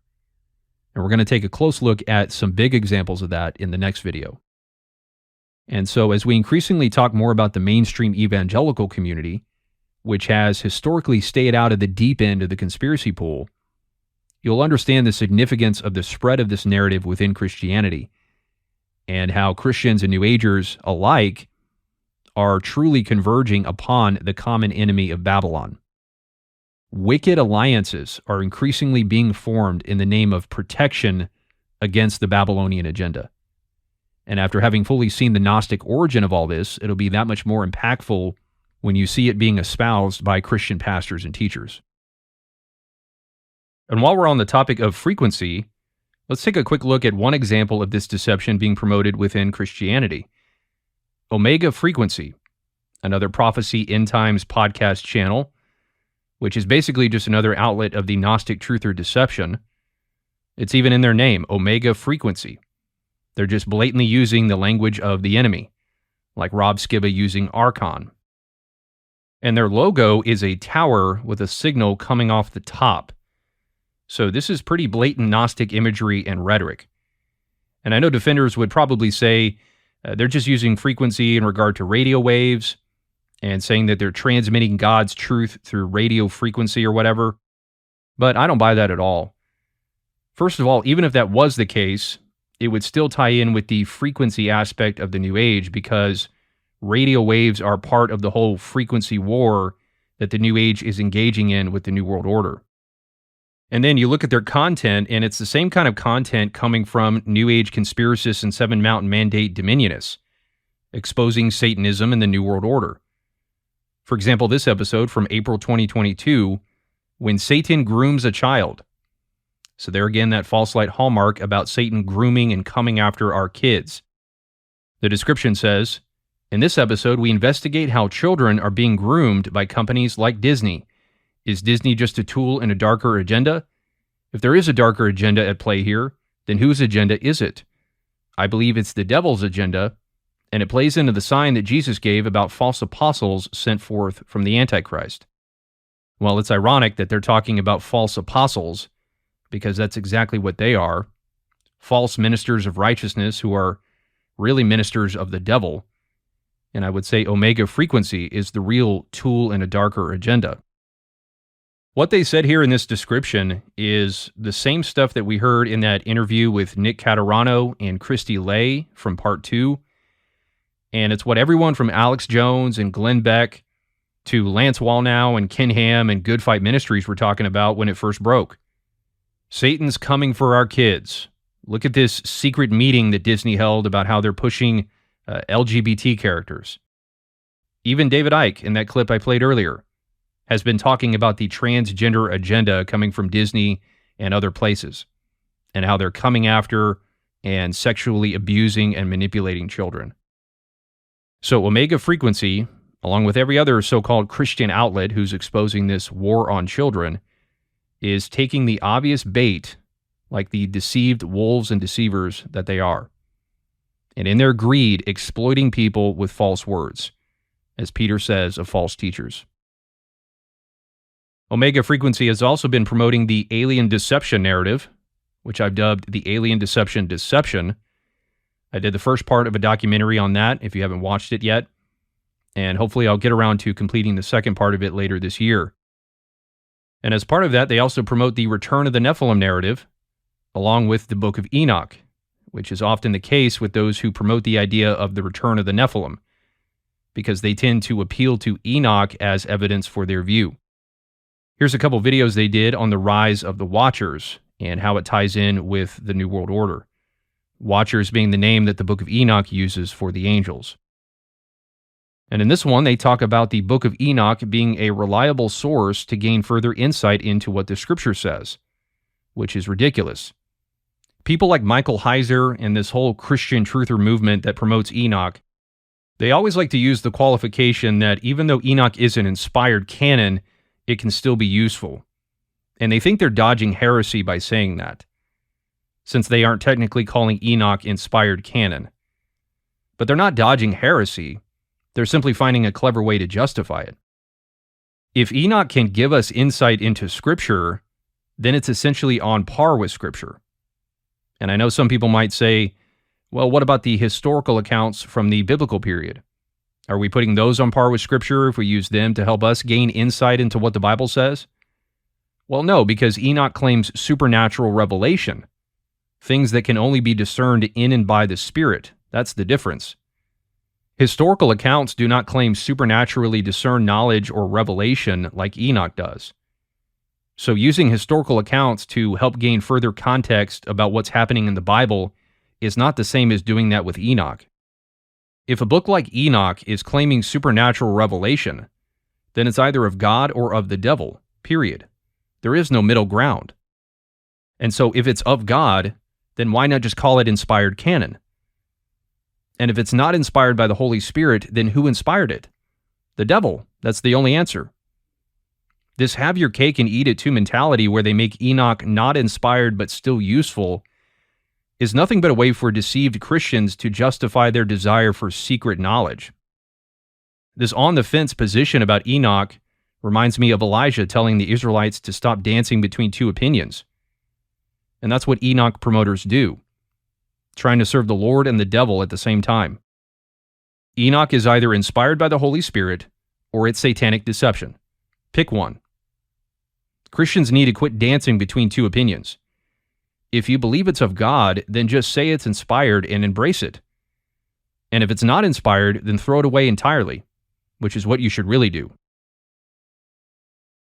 Omega Frequency also promotes the idea of revival, which ties right in with the Great Awakening. Here's an episode from 2018 called Revival Revolution, which just smacks of Antichrist deception. The issue with revolution should be pretty self-explanatory, and the whole concept of revival is at best erroneous and at worst complete and utter deception, a concept I hope to flesh out in more detail in the future. And then perhaps most interestingly, here's an episode from 2019 about Jezebel with a man named Brian Godawa. It says in the description, we discuss his new novel, Jezebel, Harlot Queen of Israel. Along the way, we discuss how this scriptural account of Elijah, Jezebel, Baal, and Yahweh mirrors today's society. So drawing a parallel between Jezebel and Baal and what's going on today with the woke movement, just like the rest of the false light does. I showed the clip before of Michael Brown talking about his book, Jezebel's War with America, and showing clips of the drag queens reading to children and grooming them to be accepting of sexual perversion. And then here's another video from Michael Brown connecting the woke movement with Jezebel, the BLM movement, and the spirit of Jezebel. So Omega Frequency is promoting the Jehu movement that I started exposing at the end of 2021. And as Brian Godawa explains in the interview, he makes Jehu the protagonist of his novel. He says he's the real hero of the story, says he's a man of God, and says that he's a good example of strong masculinity and righteousness. Jehu, the golden calf idolater, an example of strong masculinity and righteousness. So Brian Godawa is as deceived as any of the people that I talked about in my Jehu series, as is Omega Frequency. And it's interesting that he used the term harlot in reference to Jezebel, because that's exactly what they're all exposing, the harlot of Revelation 17 and 18. And he draws parallels between Jezebel and the harlot of Revelation, which I agree with. But who takes down the harlot? The Antichrist and his kings. So it baffles me how he doesn't also see the parallel between Jehu and the Antichrist, and instead praises Jehu for his strong masculinity and godliness. The blindness is really off the charts. And so if Brian Godawa is alive when the Antichrist emerges, I'm sure that he will also praise him for his strong masculinity and righteousness, and cheer him on as he and his kings take down the harlot. And in typical fashion, Omega Frequency also did a video exposing Q and the Great Awakening. Ironic, because Omega Frequency is part of the Great Awakening, just like Alexandra is. We've already seen how someone can call out something and yet still be of the same spirit. For example, David Icke has exposed Q and Alice Bailey, and yet is clearly of the same spirit as well. And it's the same case with Omega Frequency. And I'm sure just like all the other truthers who've exposed Q, all they did was call out the more blatant cult-like stuff within the QAnon movement, and probably called it a government psyop and part of the Freemasonic agenda. And speaking of cult-like, they have something called the Frequency Force, which sounds like something out of Star Wars, or something that Tim Ray of Frequency Wars would put together.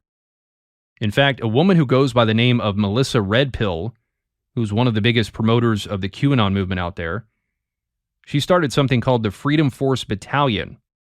So Frequency Force, Freedom Force Battalion, these are all names that just smack of false light delusion and Antichrist deception. But it's apparently their prayer group. They urge you to join the Frequency Force every Friday and pray with us for 5 minutes. And speaking of the Force from Star Wars, I noticed in their list of things to pray for that there was an overemphasis on the Holy Spirit, with the insinuation of even praying to him, which is very characteristic of the NAR charismatic movement, which lines up with their promotion of revival. With NAR leaders like Bill Johnson, for example, you will often hear this overemphasis on the Holy Spirit and talking and praying to the Holy Spirit. Holy Spirit, come, fill the room, etc. And they'll talk about encounters with the Holy Spirit and so forth. For example, in his book Fire and Fragrance, Bethel worship leader Sean Foyt said that the Holy Spirit pouring out at Pentecost was the greatest act of humility of all, just completely dismissing Jesus becoming a man and suffering horribly on the cross. No, he says the Holy Spirit falling on man was the humblest act of all. Not the Son taking on the form of a servant and dying. And the reason they overemphasize the Holy Spirit is because they likewise emphasize signs and wonders and divine encounters. And in the Bible, the Spirit is the power by which signs and wonders are performed. So that's why they're obsessed with the Holy Spirit, or at least their idea of the Spirit. Because the Holy Spirit that they're obsessed with is not the Spirit at all, but the spirit of Antichrist. And then he also says that the Spirit provides the corporate authority and community power that we have historically called revival and reformation. So the Spirit is the power behind revival, which again goes back to Omega Frequency's promotion of a revival revolution, which sounds exactly like something that Sean Foyt would likewise believe in. And what Foyt is really saying here is that the Spirit gives the church the power and authority to conquer the world. And so I see this same overemphasis of the Holy Spirit on this frequency force prayer list. The Holy Spirit appears to not only be the central feature of it, but is also the only member of the Trinity that they explicitly mention by name, which I found interesting. I don't think that's any coincidence. It kind of reminds me of Sean Foyt's blasphemous dismissal of Christ's humility in favor of the Holy Spirit falling at Pentecost. There's a similar marginalization of the Son in this prayer list. So I think Omega Frequency, like Sean Foyt, is under the guidance not of the Holy Spirit, but of the Antichrist Spirit. So that's just one example of the Gnostic conspiracy movement being promoted within Christianity, and I'll be showing you guys several more examples of it in the next video. It's literally everywhere now. So now on to the third and final point of Gnosticism, which concerns the leader of the Archons, known as the Demiurge, which comes from a Latin word meaning creator or craftsman. According to the Gnostics, the Demiurge was considered to be the controller of the material world and antagonist to all that is purely spiritual. So the Demiurge is the creator of our world, and like the rest of the Archons, he's evil and is working against humanity to keep us imprisoned in this physical reality, this matrix. David Icke briefly referenced the Demiurge before when he said that the Gnostics taught that the physical world is a prison created by an evil fake god. And here again is Jay Weidner, who we heard before talking about the Archons being in control of the Illuminati and how they rule Hollywood and the media, etc. This is from another program on Gaia, and here he's talking with another man named Jay Dyer about the Matrix films. And he says that they depict the Gnostic view of a fake reality created by the Demiurge to imprison mankind. Listen. The Matrix is a very esoteric, philosophically heavy trilogy from the Wachowskis. And we chose it because it deals with these perennial themes like Plato's Allegory of the Cave. Yeah, like the lights flickering on the wall, the people that are caught in the Matrix think that they're actually watching reality, but they're really not. And that Morpheus comes in and he shatters Neo's reality and turns him into what he became. So it's a great movie. It's about redemption and the Gnostic ideas that we're being controlled by a demiurge, a false god, and we're embedded in a false reality. The real point of this movie is the liberation of Neo from his sleep, from his Morpheus, the god of sleep, who helps him rise from the dream world and face the world as it really is, and to come to understand that there is a demiurge, there is a false god making a world and telling us that this is the real world. And I think that's what's going on here. The whole movie is about the duality of our fake existence under the demiurge and the pose at the end of the Christ-like pose.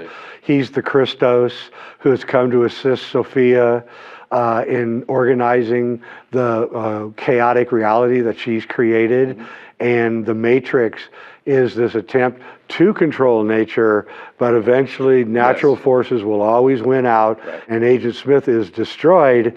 And I would point out again that all of the creations of the Matrix all look the same. It can't come up with anything original, because the demiurge has no originality.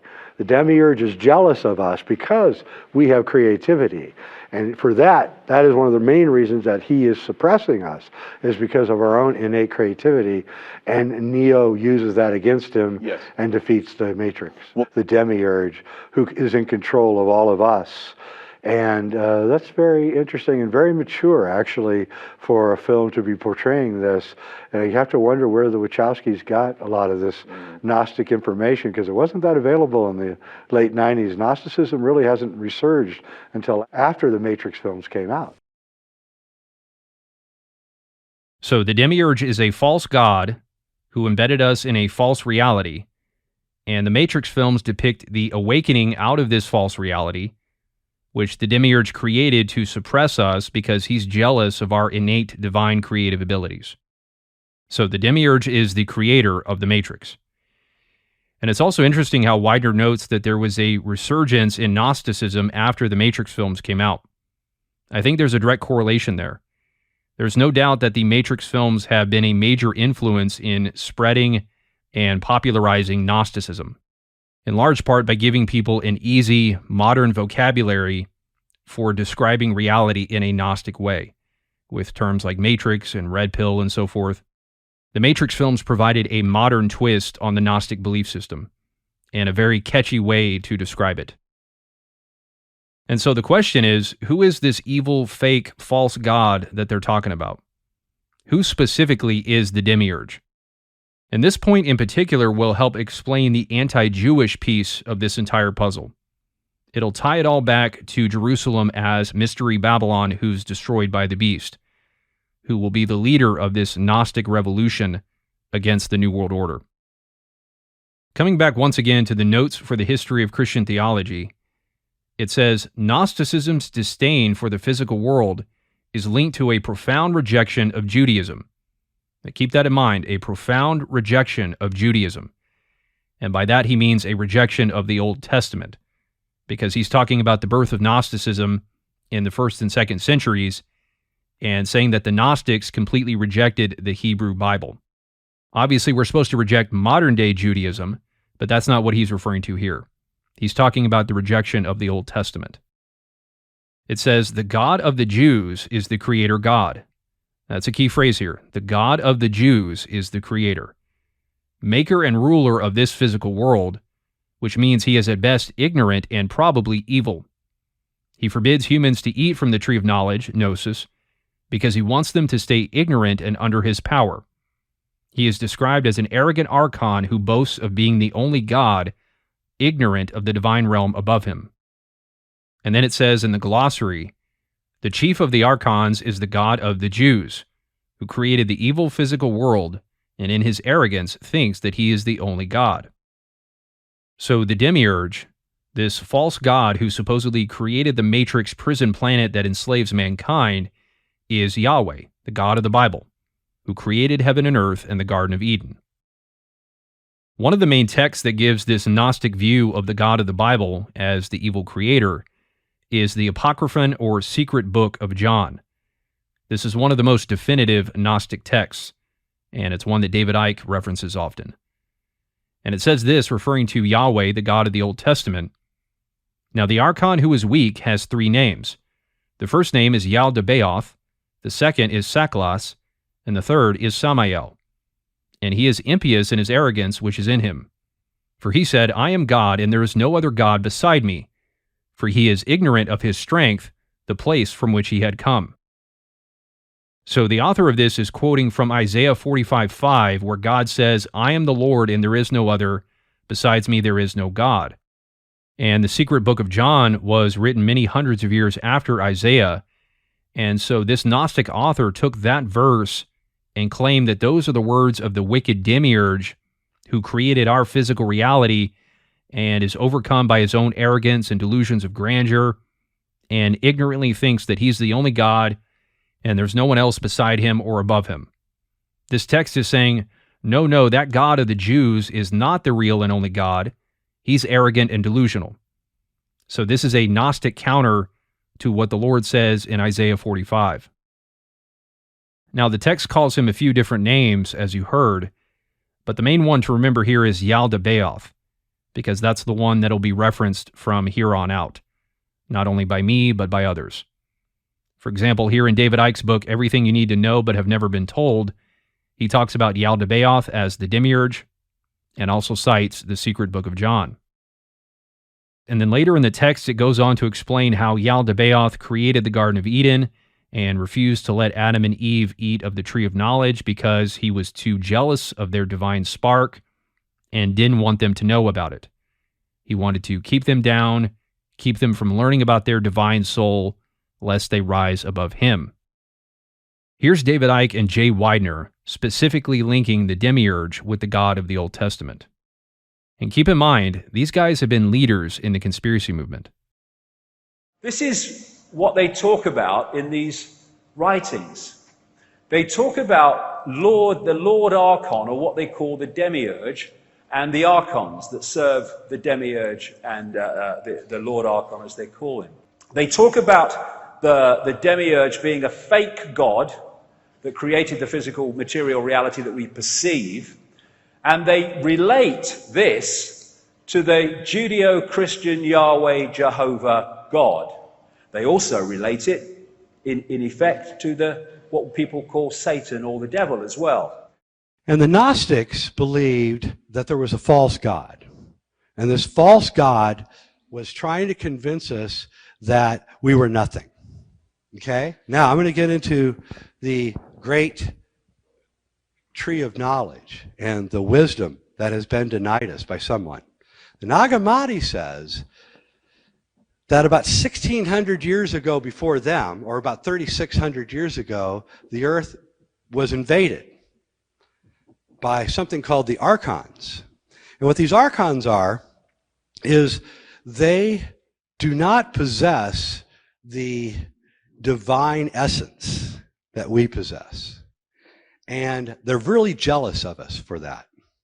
And so they're creating a world, this is what the Nag Hammadi says, a simulated world all around us. It's all simulated. And the point of the Archons, according to Nag Hammadi, is to make you think that their reality is the reality, not the real reality. So I suspect that's who told us we can't have the fruit of the tree of knowledge. Because once you understand what is going on here, you can free yourself of the Archons. Do we believe the Archons' BS story that this is a much better place, this imitative world that they built for us? And I say it isn't. I say we need to get back to the garden. So first note how Weidner said that the earth was invaded by the Archons. This echoes the title of the late Rob Skibba's book, The Archon Invasion. So the same idea about the Archons invading Earth. Also, Weidner's remark at the end about getting back to the Garden of Eden was interesting, and is something that I hope to be able to flesh out in more detail later, because it perfectly encapsulates this entire Great Awakening deception, this push to try and recreate the conditions of the Garden of Eden. And this is not just within the New Age, but within Christianity as well. For example, here's a program on Skywatch TV called Return to Eden.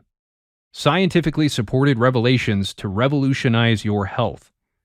All about trying to reverse the aging process with enough vitamins and minerals and supplements. Now, there's nothing wrong with trying to be healthy, of course, but this goes over the deep end into New Age idolatrous territory where there's this obsession and idolatry of natural supplements to where they think that it's going to fix all their health problems. And it's linked with this paranoia about getting old and sick. They're trying to reverse the aging process. And in that way, they're living in such deep rebellion to God that they're actually trying to mitigate the effects of sin that God himself has ordained.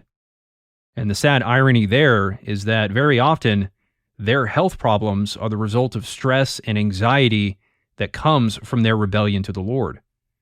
As David says in Psalm 38:3, "There's no health in my bones because of my sin." But that was momentary. With these people, unfortunately, it's years and years of their health wasting away as a result of their rebellious mentalities.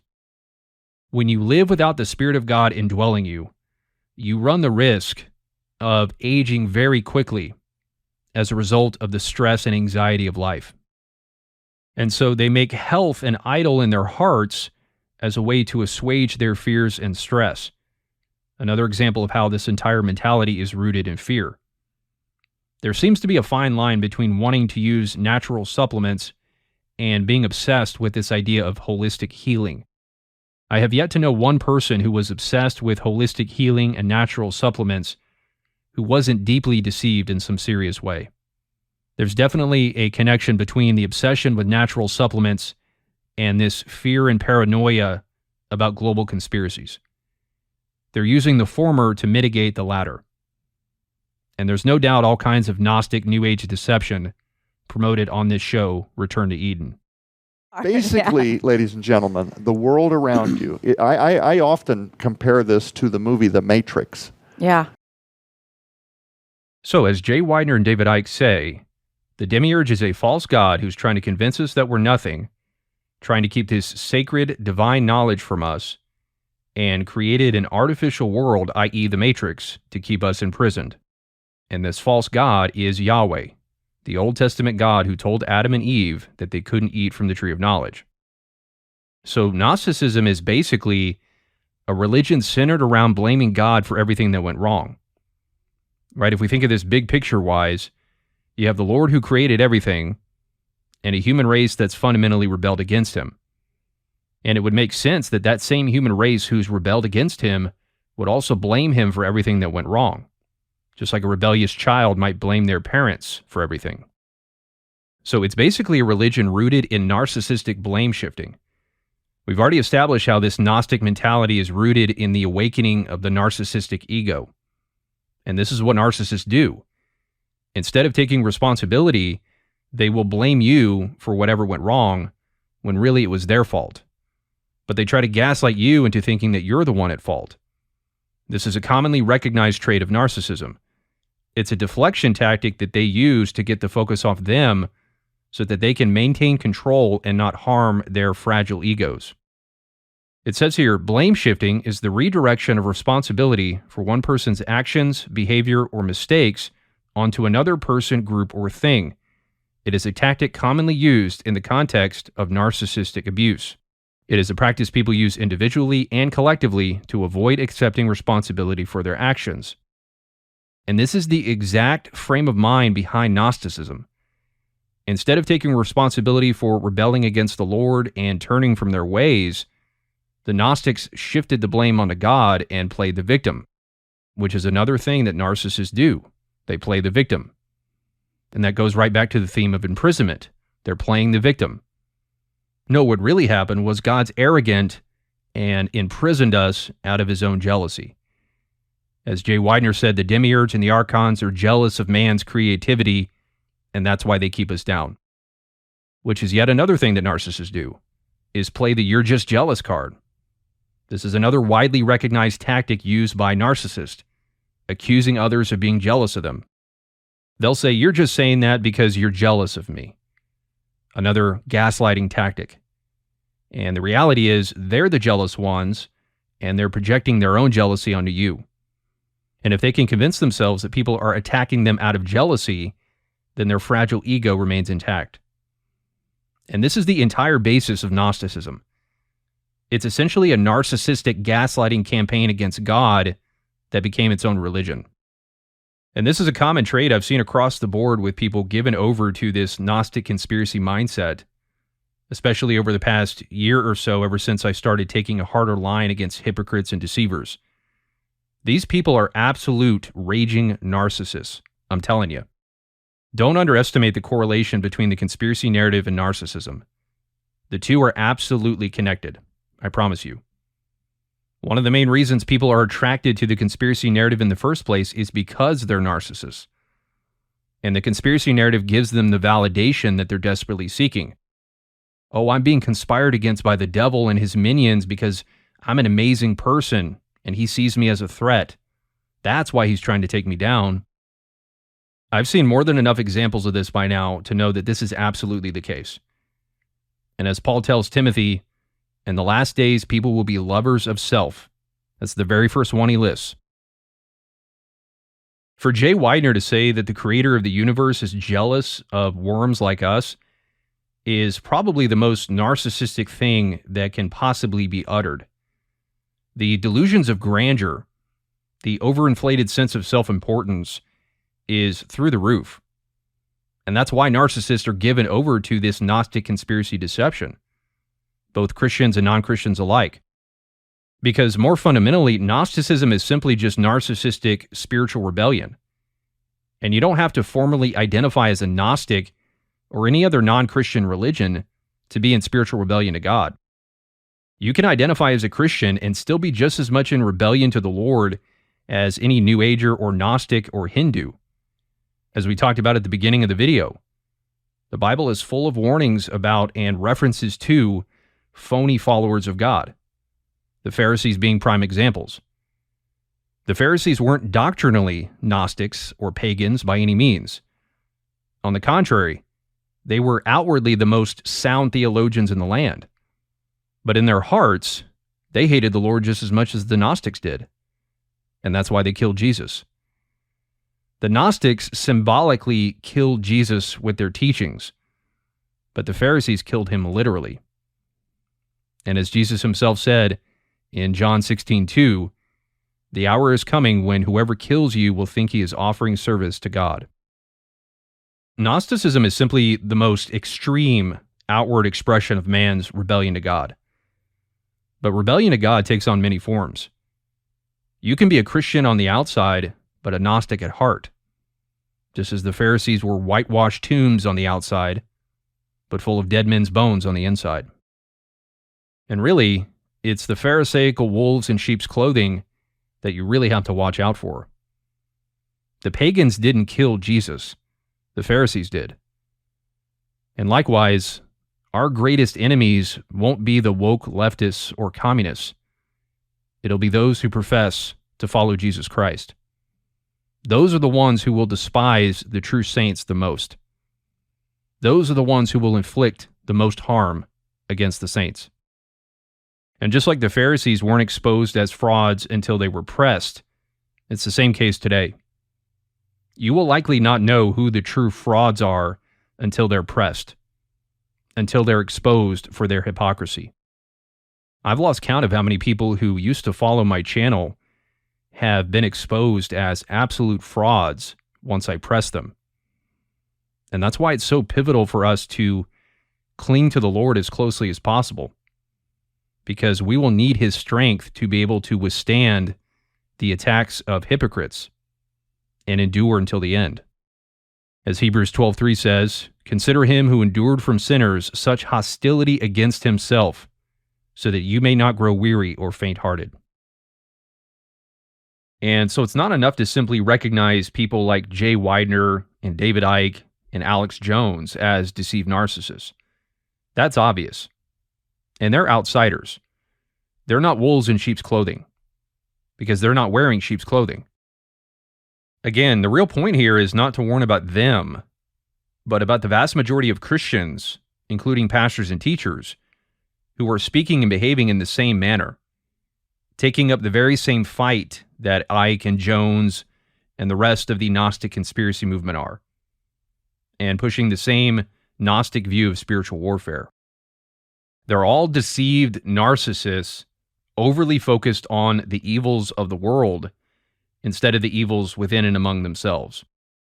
Like the Pharisee in Luke 18, they're pridefully thanking God for not being like those people, those Satanists at the Super Bowl or whatever.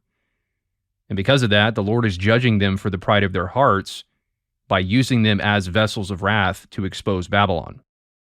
And that's why they're all exposing the same things: Hollywood, the elites, the pedophiles, the Satanists, the globalists, the World Economic Forum, the Freemasons, the Great Reset, the New World Order. That's the point.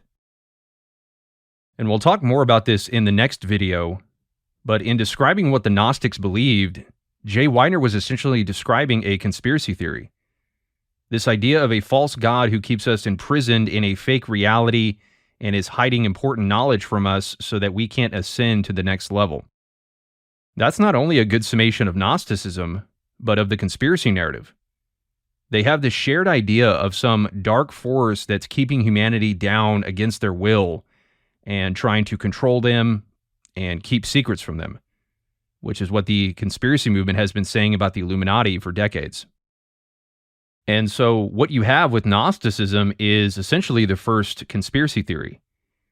And that original conspiracy theory made the God of the Bible, and more specifically for our purposes, the God of the Jews, the grand conspirator, because he's the one behind this conspiracy against the human race. He's the one who created the Matrix. And then that same evil God who created the Matrix went on to make a special covenant with the Jews to give them the earth as their inheritance. So you can see how Gnosticism provides the perfect basis for the conspiracy mentality, with the Jews at the center of it all. And then that would make sense from the Gnostic conspiracy perspective as to why Jews so often seem to be in top positions of influence around the world, whether it's in politics or banking or Hollywood or whatever. The Rothschilds, George Soros, the Zionists, Jeffrey Epstein, Karl Marx. The list goes on, as we'll discuss. Even Anton LaVey, the founder of the Church of Satan, was Jewish, which is another popular target of the culture warrior Christians. The same people, networks that are behind the hysterical explosion of censorship of alternative information in Silicon Valley are all the same people. You look at who controls Facebook. Zionists. Who controls Google? Zionists. Who controls YouTube? Zionist, owned by Google. And these are the people that are shutting down the circulation of information to expose what the same networks are doing. And so based on all that, you can see why the New Age conspiracy movement would have Israel in its crosshairs. And with those ingredients, you have the recipe for a massive war against the Jews in Israel in the name of destroying the New World Order. As the subtitle of Alex Jones' book, The Great Awakening, says, defeating the globalists and launching the next great renaissance. Or this book by Melissa Redpill, the woman behind the Freedom Force Battalion that I mentioned earlier, called QAnon and 1,000 Years of Peace, Destroying the New World Order and Taking the Kingdom of Christ by Force. And in there, she calls the New World Order Babylon. And where historically have Christians gone to take the kingdom of God? Israel, right? That's what the Crusades were all about. And that's also where Christ will set up his millennial kingdom. That's why it all centers around Israel. And so all you need for a global invasion of Jerusalem to happen is for the Zionist-controlled New World Order to be exposed. And that's what's happening today. As Q said, we're saving Israel for last. The destruction of Babylon by the beast system will be the culmination of this counterfeit Armageddon called the Great Awakening. And the Gnostic hatred of the God of the Jews not only makes sense of everything going on today, but it paints an accurate picture of the future direction of things and the ultimate culmination in the destruction of Jerusalem, the harlot, at the hands of the beast system. And this is why overall, for the past 7+ years now, I've been generally correct about this Great Awakening deception and its development. How the New World Order would be exposed, and that there would be this Gnostic Great Awakening in response to its exposure. The Gnostic element is what's so key to understanding this. It's always about the Jews, starting with Gnosticism, which had this implicit anti-Semitism built into it because it blamed the Jews and their religion and their God for all the world's problems. If the God of the Jews is the evil creator of the prison planet, of this illusion that's imprisoning mankind, as the Gnostic said, then he's the main cause of all the problems in the world.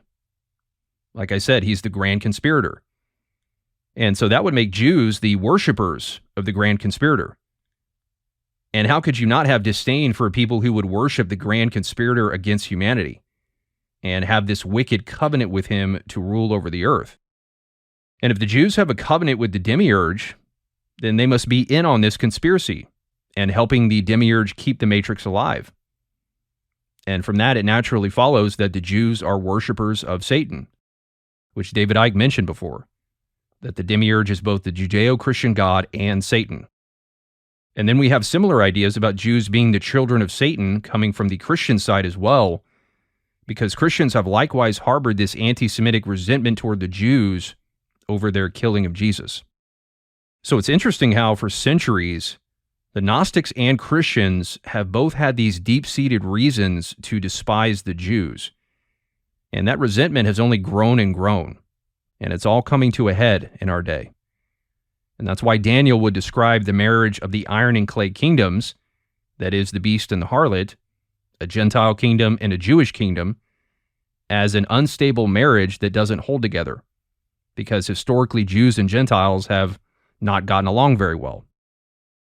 And out of that Gentile resentment toward the Jews has emerged this idea of the Jews as the children of the devil who are trying to rule over the earth.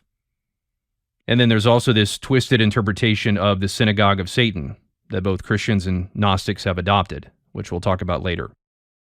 And so with all that, you have the perfect justification for a global alliance to be formed in the name of destroying Jerusalem, the headquarters of the New World Order, or the Jew World Order, as many in the conspiracy movement call it, which again is exactly what Zechariah 14:2 says happens, that all the nations come against Jerusalem to wage war.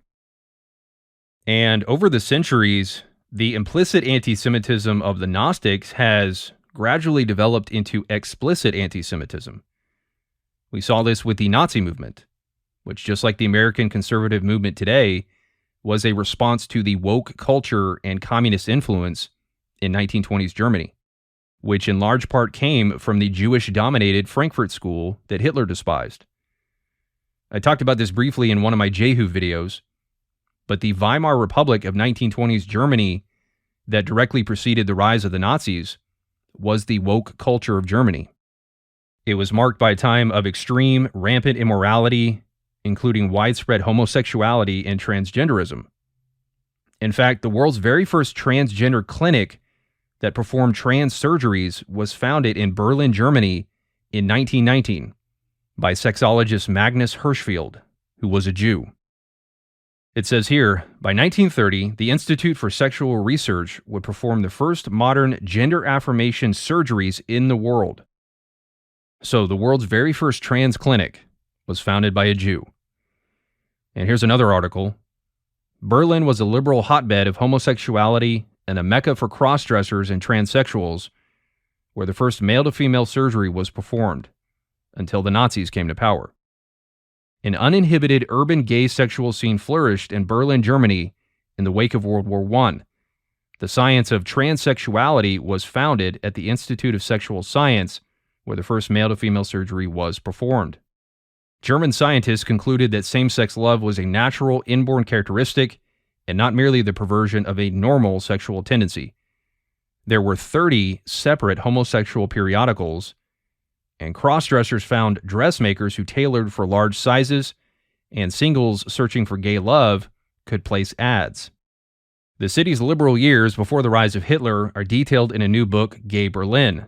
The science of transsexuality was founded in Berlin at the Institute of Sexual Science, where the first male-to-female surgery was performed. The words homosexual and transvestite were German innovations. This is the stuff that angered Hitler so much. This is what gave rise to the Nazi movement. The Nazi movement did not form in a vacuum. It was a response to Jewish-influenced sexual immorality and politics. And we're already starting to see this Nazi-esque denunciation of Jewish influence on American culture coming from the mainstream conservative movement. Candace Owens, for example, recently started exposing Magnus Hirschfeld, the Jewish sexologist who founded the Institute for Sexual Research.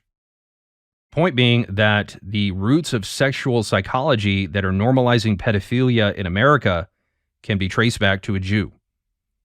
And she even points out in the video how the Nazis were burning books that were either Marxist or overly sexual, which included the library at the Institute for Sexual Research.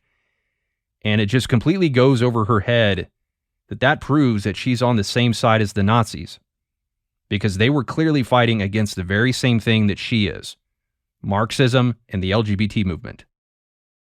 And then in 2022, Kanye West started speaking out against the Zionists and talking about how many Jews control the media. And he went on Alex Jones to talk about how we need to throw off Zionist influence and said some very Nazi-sympathizing statements. And we'll talk more about that later. And then also here's a guy named Sneeko, who's a men's rights red pill movement influencer. And just recently he tweeted this picture of Hitler and said, even Ben Shapiro has to admit that this guy had aura. And then on March 7th, an AI English translated speech of Hitler where he's denouncing the Jews went viral on Twitter. And it got over 9 million views in less than 24 hours. Absolutely crazy. And the timing is definitely not a coincidence. The fact that it was posted shortly after Candace Owens' exposure of Magnus Hirschfeld and then Sneeko's praise of Hitler. This is clearly part of the same wave. And I've been seeing many other anti-Semitic tweets going around on Twitter. I don't think this speech was posted simply for educational or historical purposes. or to raise awareness about anti-Semitism. I think it was posted to raise awareness about the Jews. So it's coming. The new Nazi movement is on the rise. And that same war against the international Jewish conspiracy that Hitler waged is now being waged by the New Age conspiracy movement, as well as much of conservative Christianity. Christian nationalists and dominionists are increasingly getting militant in their opposition to Marxist threats to Western society, and Karl Marx was a Jew. And then there's also an increase in the exposure of Freemasonry, which likewise stems from Jewish influence, as we'll talk about in part 6. And all other so-called Christian ministries and YouTube channels that are exposing Satanism are following suit with this movement, even if they're not making anti-Semitic statements and showing support for Israel. So again, it's always about the Jews. It's this growing tension between Jew and Gentile that has been building and building over the centuries, and it's going to reach a boiling point in the near future, when the beast system emerges and destroys Jerusalem the harlot. There's really no other good reason why the entire world would come against Jerusalem to destroy it, as Zechariah 14:2 says, other than the fact that it's seen as the headquarters of the New World Order, and that the Jews, or at least the ruling Zionist Jews, are the leaders of this international mafia that's caused so many problems around the world, and that Israel has reached such a level of wickedness that the Lord raises up the beast system of all things to bring judgment upon her. And that's why the founder of the Thule Society, which Adolf Hitler was influenced by, declared Judah, i.e. Israel, the Jews, as its main enemy. So Gnostic Antisemitism is the common denominator that connects all of this. And as we'll be looking at in the next video, the Gnostic New Agers and Christians are gradually developing a bond over their shared anti-Semitic resentment of the Jew world order. So this should start to contextualize this growing exposure of the New World Order and of the Zionist Jews as the ones behind it pushing a globalist agenda. The ancient Gnostics exposed the Jews and their God, and so the modern Gnostic conspiracy movement today is exposing the Jews and their God. And whether it's Gnostics like David Icke, who believe that Yahweh is Satan, or the Christians who are caught up in this culture war and gung-ho about exposing Satanism, either way they're exposing Satanism, because David Icke says that Yahweh is Satan. And they're gradually uniting against this satanic threat, which ultimately points to Jerusalem, Mystery Babylon. So if the Demiurge is the creator of the Matrix, and the Demiurge is the God of the Bible, then what is this whole revolution against the Matrix about? It's a rebellion against the Lord. This entire movement can simply be summed up as rebellion to God.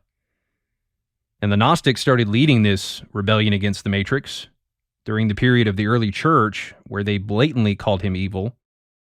And if you're a Christian who's bought into this conspiracy narrative that focuses so much on humanity's enslavement and imprisonment by the elites or whatever, you're implicitly calling God evil in your heart, because you're subconsciously expressing resentment over the prison planet that God's put you in. So please, if you have any traces of this Gnostic conspiracy influence in your life, purge yourself of it immediately, and make sure that you're in good standing with the Lord. So with that, we'll go ahead and conclude this part. In the next part, we'll continue exploring the connection between Gnosticism and conspiracy theory, and really flesh out this idea of Gnosticism as the original conspiracy theory.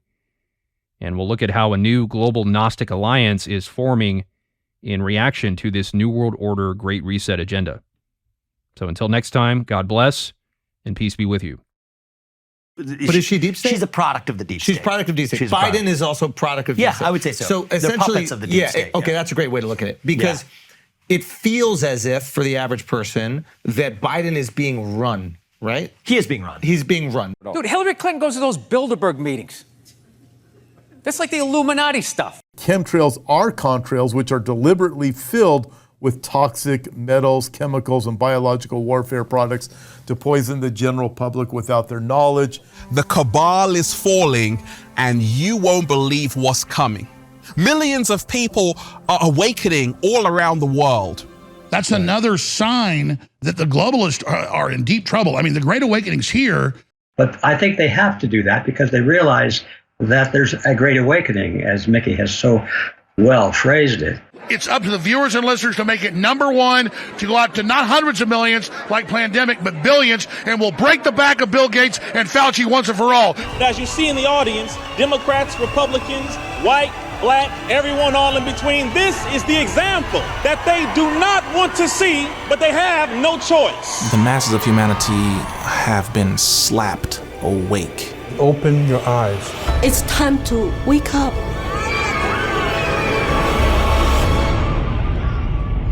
This is the Great Awakening. People cannot go back into the Matrix now. A lot of people are trying to. They can't.